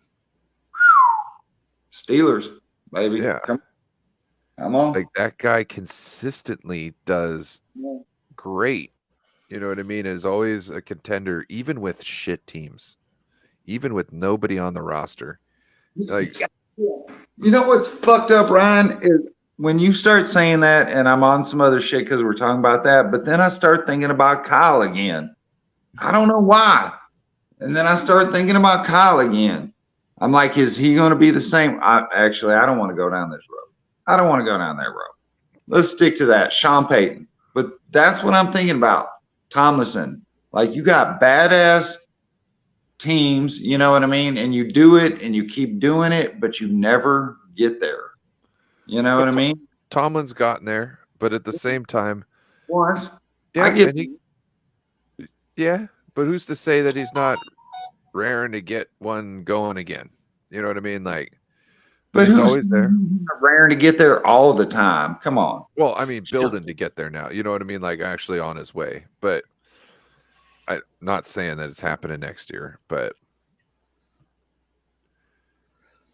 I think why we don't talk about that coach at Denver because he's not in our division. He's not in our division. Only person we gonna worry about, we don't have to worry about him. Only the Raiders, Kansas City, and San Diego LA Chargers had to worry about him. Right. I am giggling of the fact of thinking of Jimmy Garoppolo going to the Raiders and being in that division with all those other quarterbacks. No. You know what? The only reason I don't think get exposed real quick. I don't think Jimmy's going to go to the Raiders only because why the hell would you get off Derek Carr and then you're going to go sign Jimmy Garoppolo? Josh McDaniels. Dude, no, I get it's bigger than that. It's the Raider way. Tell me one good decision they didn't run away from, and tell me one bad decision they didn't overpay. Right. All right. Yeah. Dude, the owner fucking signs coaches to like 10-year minimum contracts and then fires them after one. You know what I'm saying? Like, has to pay them out all this money. Like, they're just fucking stupid. The fish rots from the head down. Not to say Jimmy's going to go to Miami, but I see him with McDaniels and in Miami before that's what I'm saying. I don't understand why you're going to get off Derek Carr, who I think is whatever, but he's whatever compared to Jimmy Garoppolo too, who's whatever. Hey, I'm gonna get out of here. And then go Jimmy for like. Joe. Take it easy, man.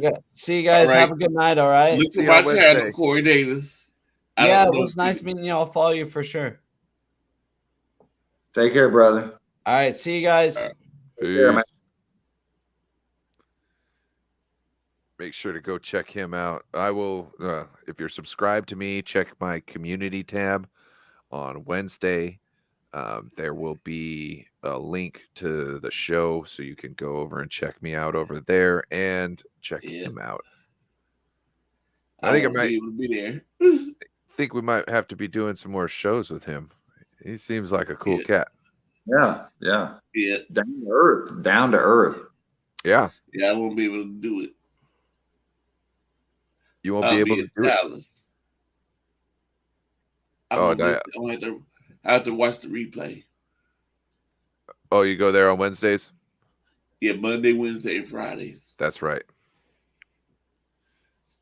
How'd things go today? It went good.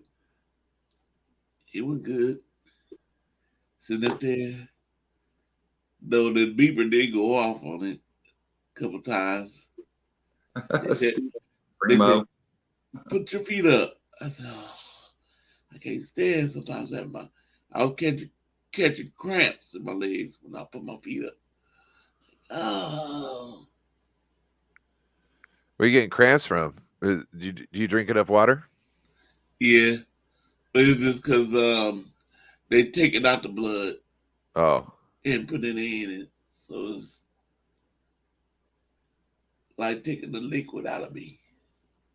Hey, I want to know what Evo Supremo's chewing on during the chat times. What is he putting it? Do you know, Ryan? Is he a dipper? Does he put it in his mouth? Do you know? I have no idea. You have no idea? Sunflower seeds? I don't know. I wasn't watching them. I got me the Zins. I mean a little. Oh shit! It's a 6 milligram. Oh, they fucking with me. Dang it! I'm trying to. I was on the 3s, but they keep.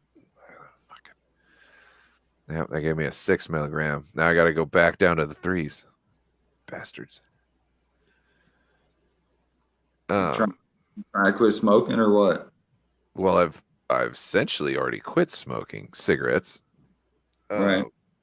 But yeah, I'm just trying to get off nicotine in general. Word. Yeah.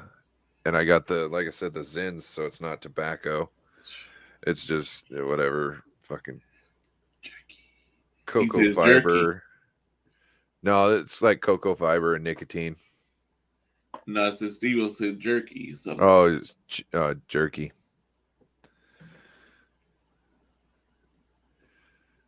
I remember as a kid, I'd get the little can of beef jerky chewing tobacco. You know what I mean? That looked like came in the. Oh gosh. I also used to buy the Marlboro gum cigarettes from the candy cigarette. Yep. Candy cigarette. And then I'd hide them from my mom because I didn't want her to see me. It's like they were candy. Right. But I think she would have freaked out with me pretending like I was having cigarettes. Right.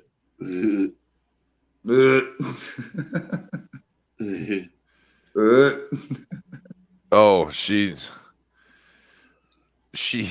like made sure to not like eat food with like preservatives when she was having me and stuff like that. So like as a young kid, if I was gonna go and try it, like that was like I did so much to make sure you didn't have any, toxins or anything like this, and you're just gonna, Man, I was an 80s baby. My mom used to try to give me tofu back in the day, tofu all the time, like tofu and like jazzercise and all that kind of bullshit back in the 80s. Oh yeah. I remember getting up in the morning and putting down my towel on the ground and doing jazzercise with Mickey. Yeah. And that was after they would play the rerun of the old Mickey Mouse, the Mickey Mouse Club with Annette Funicello. and then sometimes you catch Zorro on too, which was my jam. Zorro. Oh, bro. I just wanted to run around putting Z's on people's stomachs. I'm just telling you. I just wanted to fuck up bad guys. I'm telling you. Like,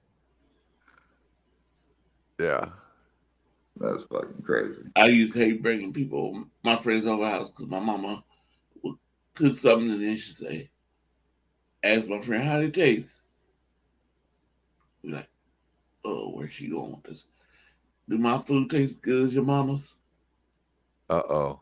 And I'm like, oh, Uh-oh. Mama, nobody's gonna make their mama's food. Nobody beats mama. Like, Mom, you would not appreciate me going over to somebody's house saying some things like that. Why are you trying to get them to do that? Your mom was instigator, huh? Yeah. She be recording these poor young kids, just blackmailing them. How's that taste? Oh, is it better than your mama's? And they'd be sneaking around playing the tape back for the mom. Yeah. It's like the Christmas story. Remember when the kid got in trouble for saying the curse word, and then it calls up on the phone, tells the mom her son taught him how to say the bad word, and then his buddy gets his ass whooped over the phone. Yeah. I got my brother booked like that. Lied on him. Oh. I told him I could get you in trouble. He said, no, you can't. I said, Mama gonna believe me. Watch. I could get you in trouble. You dare me? He said, you can't get me in trouble. And so I said, Mama, Chris said a bad word. He said, fuck. And my mama said, what? And she whooped him and put him on punishment. He sit on the couch like this, and I'm down there on the floor like this, drawing my book. And he like looking at me like this. I'm gonna kick your ass. I'm gonna kick your ass. The irony of the story is Corey's the only one who said fuck.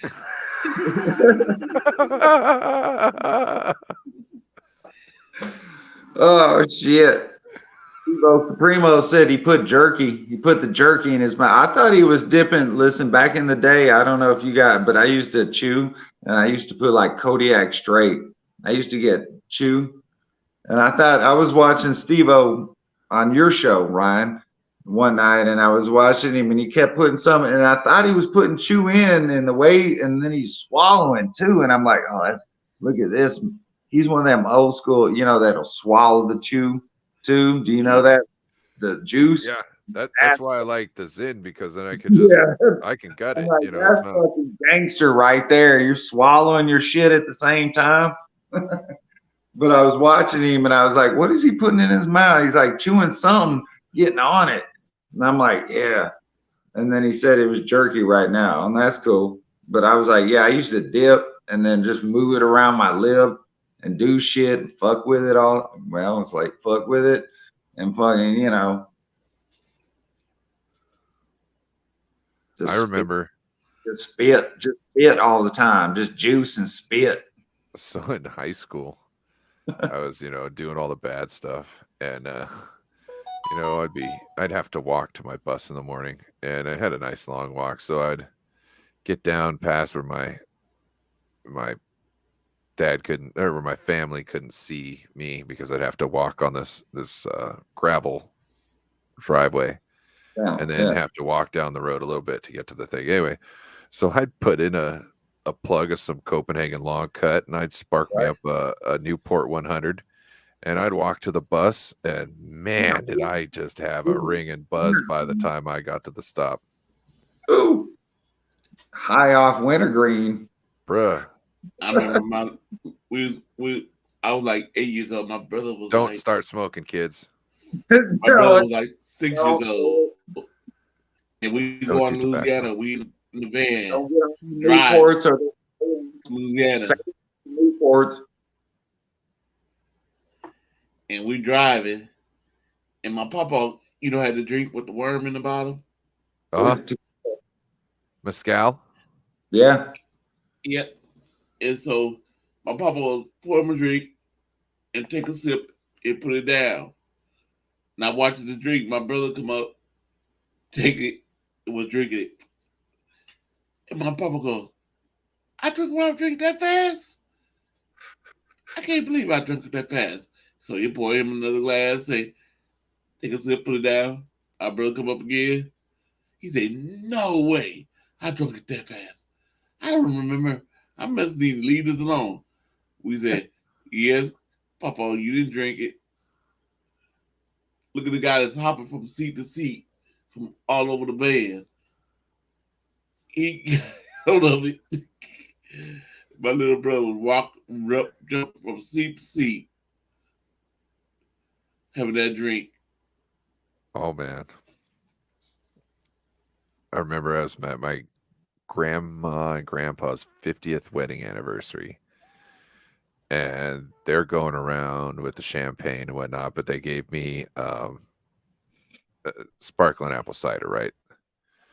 So as I'm drinking sparkling apple cider, my mom pours some of her champagne into my glass. And I was like, oh, okay. So I'm now having alcoholic, plus alcohol had been given to me before. You know what I mean? Like I'd had, tastes and sips, you know what I mean? This was my first ever like real quantity. So I've got half of a flute of champagne essentially. And I'm just, and so the lady comes around again, fills my mom's up, and I put mine out. And the lady's like, no. And my mom's like, it's okay, honey. And so the lady leaves and she fills mine up again. My mom, tilted hers in mine again. But yeah, that had me about a full glass of wine at my grandparents' 50th anniversary. It was just chilling. I was having a good time. I remember when I was not old enough to gamble, but I was in Reno in the casino. I got tired, so I went to got in the car. The security guard came and said, "So you're being here like this. You gotta go in there." He said, "Why don't you go gamble?" Here, he gave me some chips. They go to gamble. So I'm in there gambling. My mama come up. What are you doing? You know you can't. You're not old enough to do this. What are you doing? I said, Mama, security guard said I could do it. He gave me some chips and he said I could do it. I can go gamble. No, he didn't. I said, yes, he did. He told me I could go gamble. He gave me the chips. The chips, right? He gave it to me. He told me to go gamble. I said, boy, don't you lie to me. You know no security guard told you that. I said, see, and the security guard come walking by and said, he told me. You man, he come up, son, you go to the car, he gave me. You know how old my son is?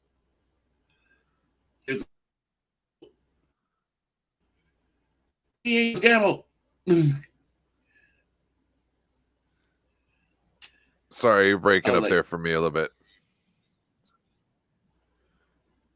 I said, the man told me I could go gamble. The security mama like, he's not old enough. He's only 15 years old. Everybody always thought I was older than I looked. Oh. So you got him in trouble.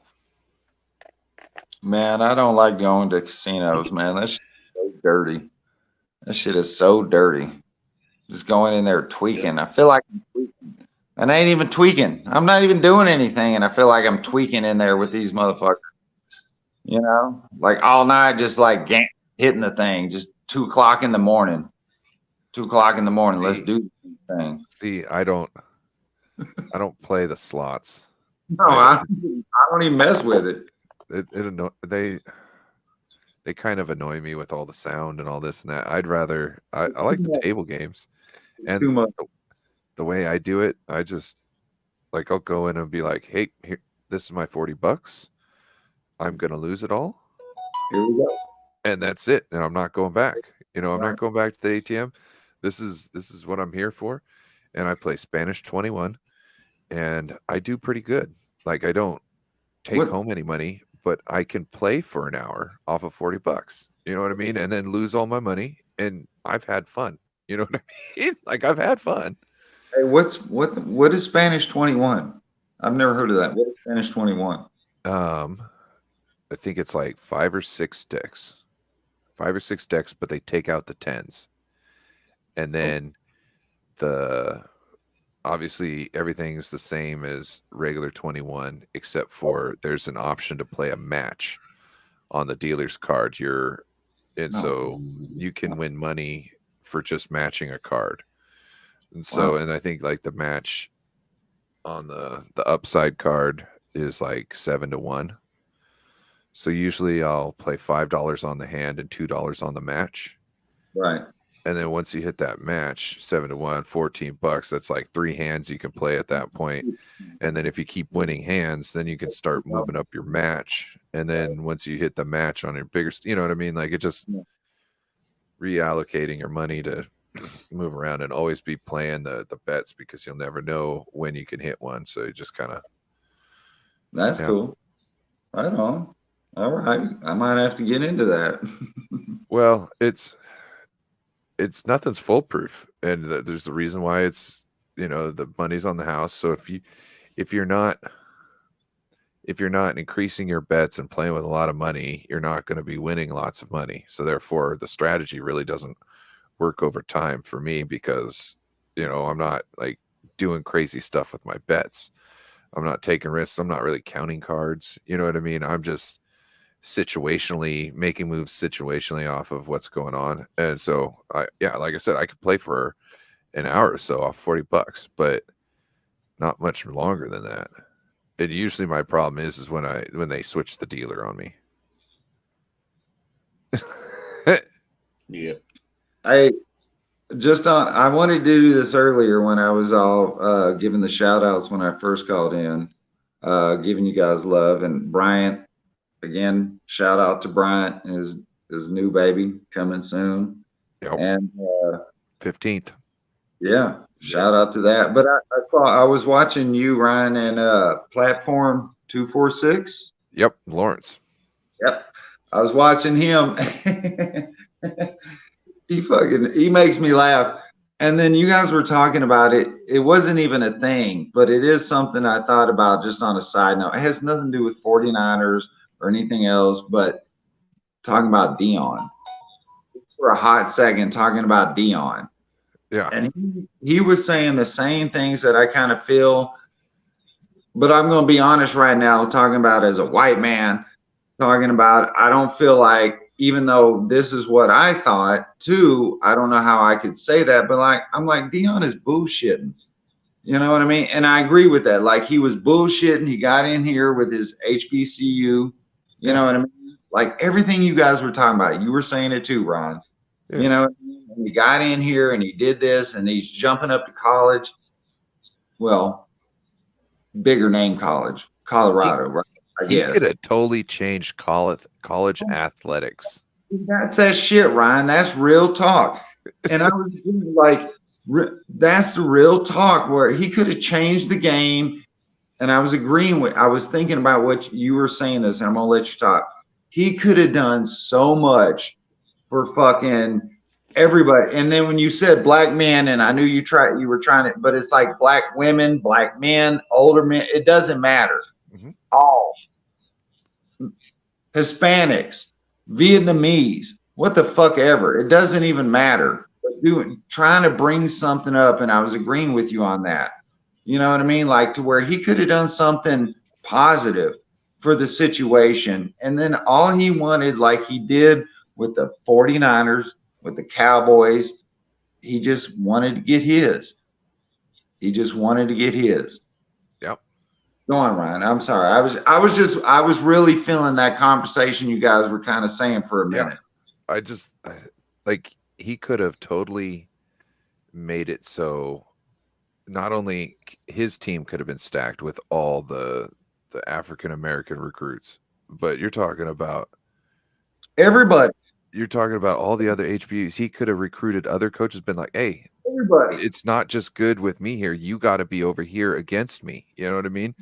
To the point where, hey, here, I'm going to make sure you get some recruits. You know what I mean? I'm not going to go after these guys.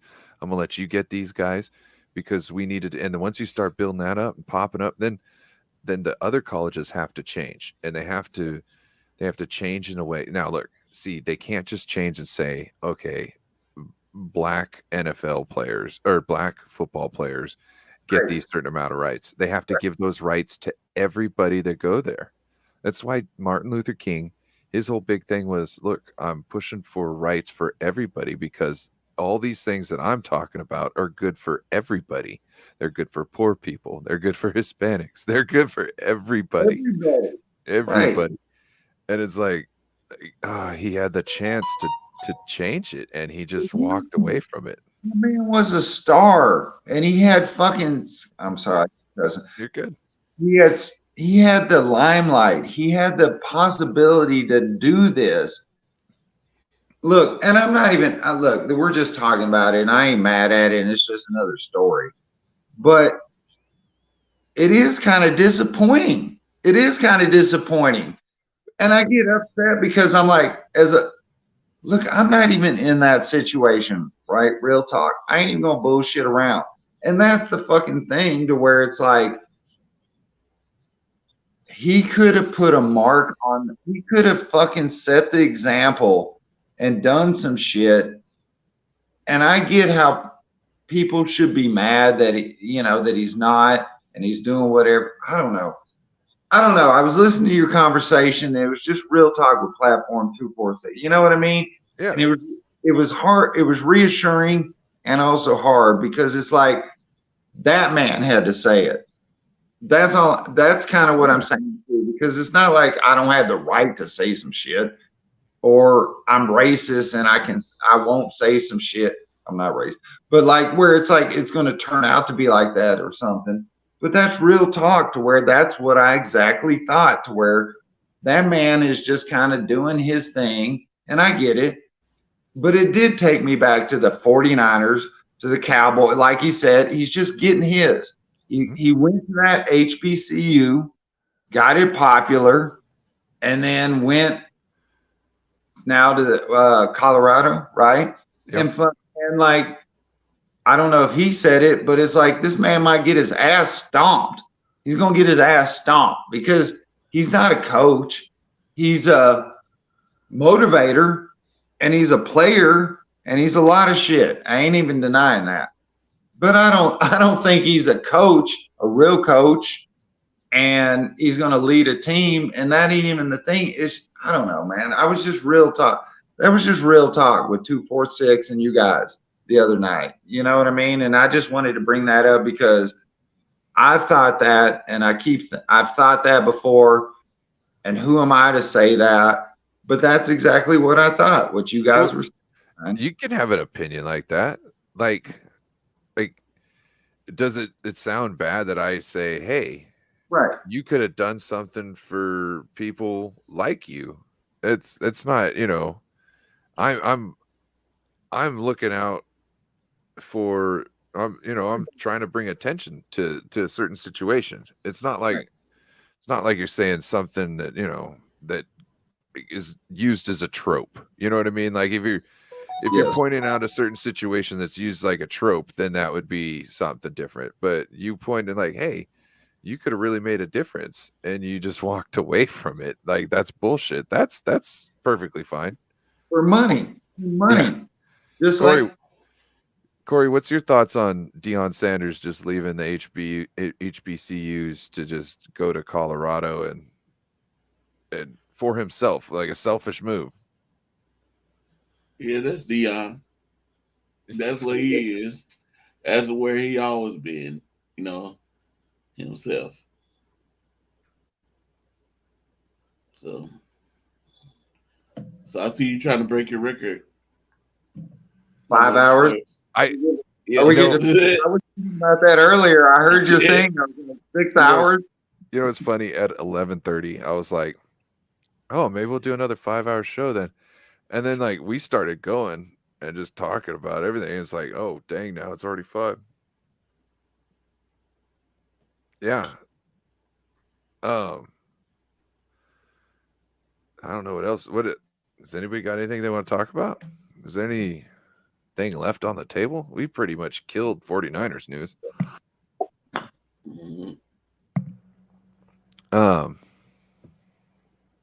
Yeah. We got Good show. Thank you guys. Appreciate that. yeah. Thank you for calling in again, Jay. Yeah, thank you, sir. I appreciate I'm doing a interview thing tomorrow with my niece and nephew about the Raider and 49 fan. Yep. The wife 10 is o'clock. a Raider fan. Yep, 10 o'clock. Hopefully they come on. Yep. What time? He's 10 o'clock in the morning. He's interviewing his niece and his nephew. All right. Yep. One of them's a Raider fan, one of them's a 49 fan. His niece is the Raiders fan. Yep. And her husband's a 49 fan. He got so sense. I want to go ask them some questions and see how they are. Then Thursday, I do my trivia show. And I got to make the announcement who's in the lead of that show. Now I got a question. I can't be. Got a question. Now, are you going to track week to week, or is it going to be just whoever won the show wins the show? No, I'm going week to week. So right now, there's one person, he's in the lead right now. So if he can lead to chapter 10, we get to chapter 10. After chapter 10, if he stays in the lead, he wins, and I'll try to figure out what to give him. If my finance is good, if I don't owe no taxes, I don't have to pay the government, I don't get a prize for that person. Oh. Just like I did with my pick show. Pivotal. Oh, is that My the one that show. Oh, sorry. Load the Truth came in and said, watch the. Go ahead, Corey. I did with my pick show, like David McKnight, he won. He ended up winning. He won. I got him the 2022 championship picture. And he has it up on his wall. Oh. Hey, let me ask you something. Ryan, why'd you shave your damn beard off? Oh, because I'm in the middle of getting another job. So trying to get employed. So instead of somebody going, I don't like, because I'm trying to get some part-time stuff I got another thing lined up. I'm just waiting for that to open up. So I'm trying to get some part-time stuff that I can keep part-time and still do the main hustle. And yeah, I'm not trying to like have them go, I can't tell them you just need to shave that beard. So or something. What's up? You got to look like you know what you're doing. Oh, I already know it. I just, if they're not like, hey, you got to shave that long, magnificent beard. You know what I mean? Magnificent. Yeah. It's more like, hey, this is manageable and I could keep it up. I could go lower. I could go it off. I don't care. It doesn't matter. Right. Yeah, that's the only reason why.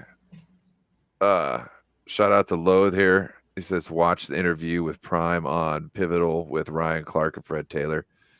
Can't remember if that's the one that I like. Pivotal. There's one show with ex NFL players. I think it's better because it's not as serious in some regards.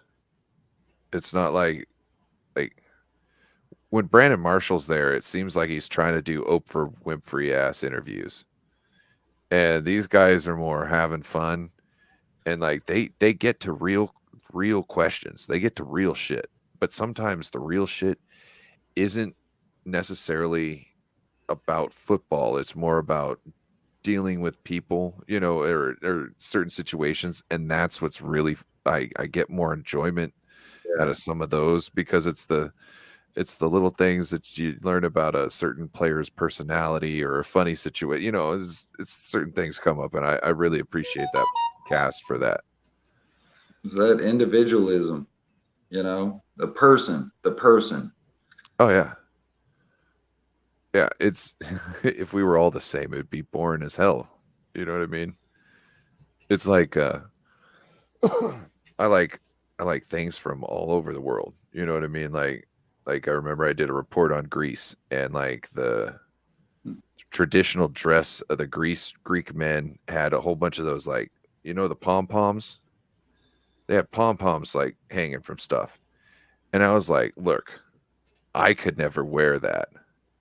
But it looks cool to me. You know what I mean? Like, because it's different. I don't see it a lot. I can't wear that because I wouldn't feel confident in it. You know what I mean? But here these guys are standing in it, looking proud. You know what I mean?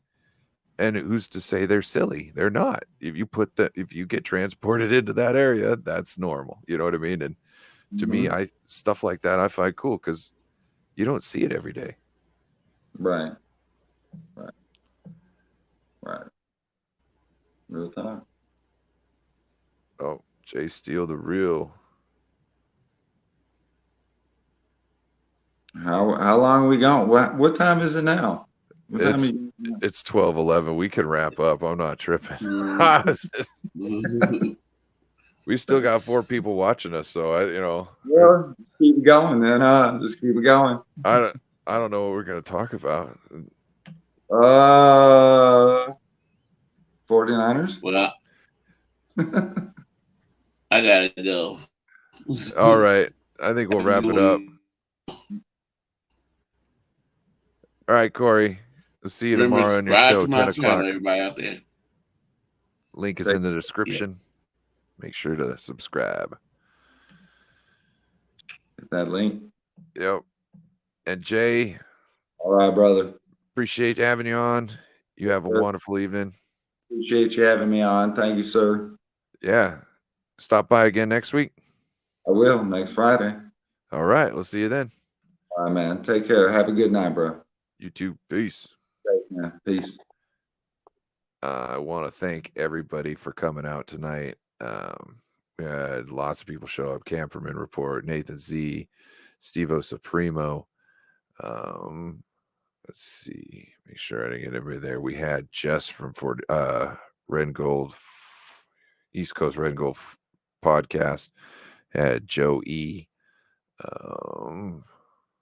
Let's see. Ted Talks from Ted Talks Ball. Ted H from Ted Talks Ball. We had YTC stopping in to say hi. Appreciate that, YTC. Joe Stevens. Joe Stevens stopped in the chat and stopped onto the side. Bebop Jones came in. Platform. G9 Garage. Thank you for showing up. And let's see. Is there anybody else? Oh, Bryant. Bryant was in the chat. And I think that's it. So with that, y'all have a wonderful evening. See you guys around.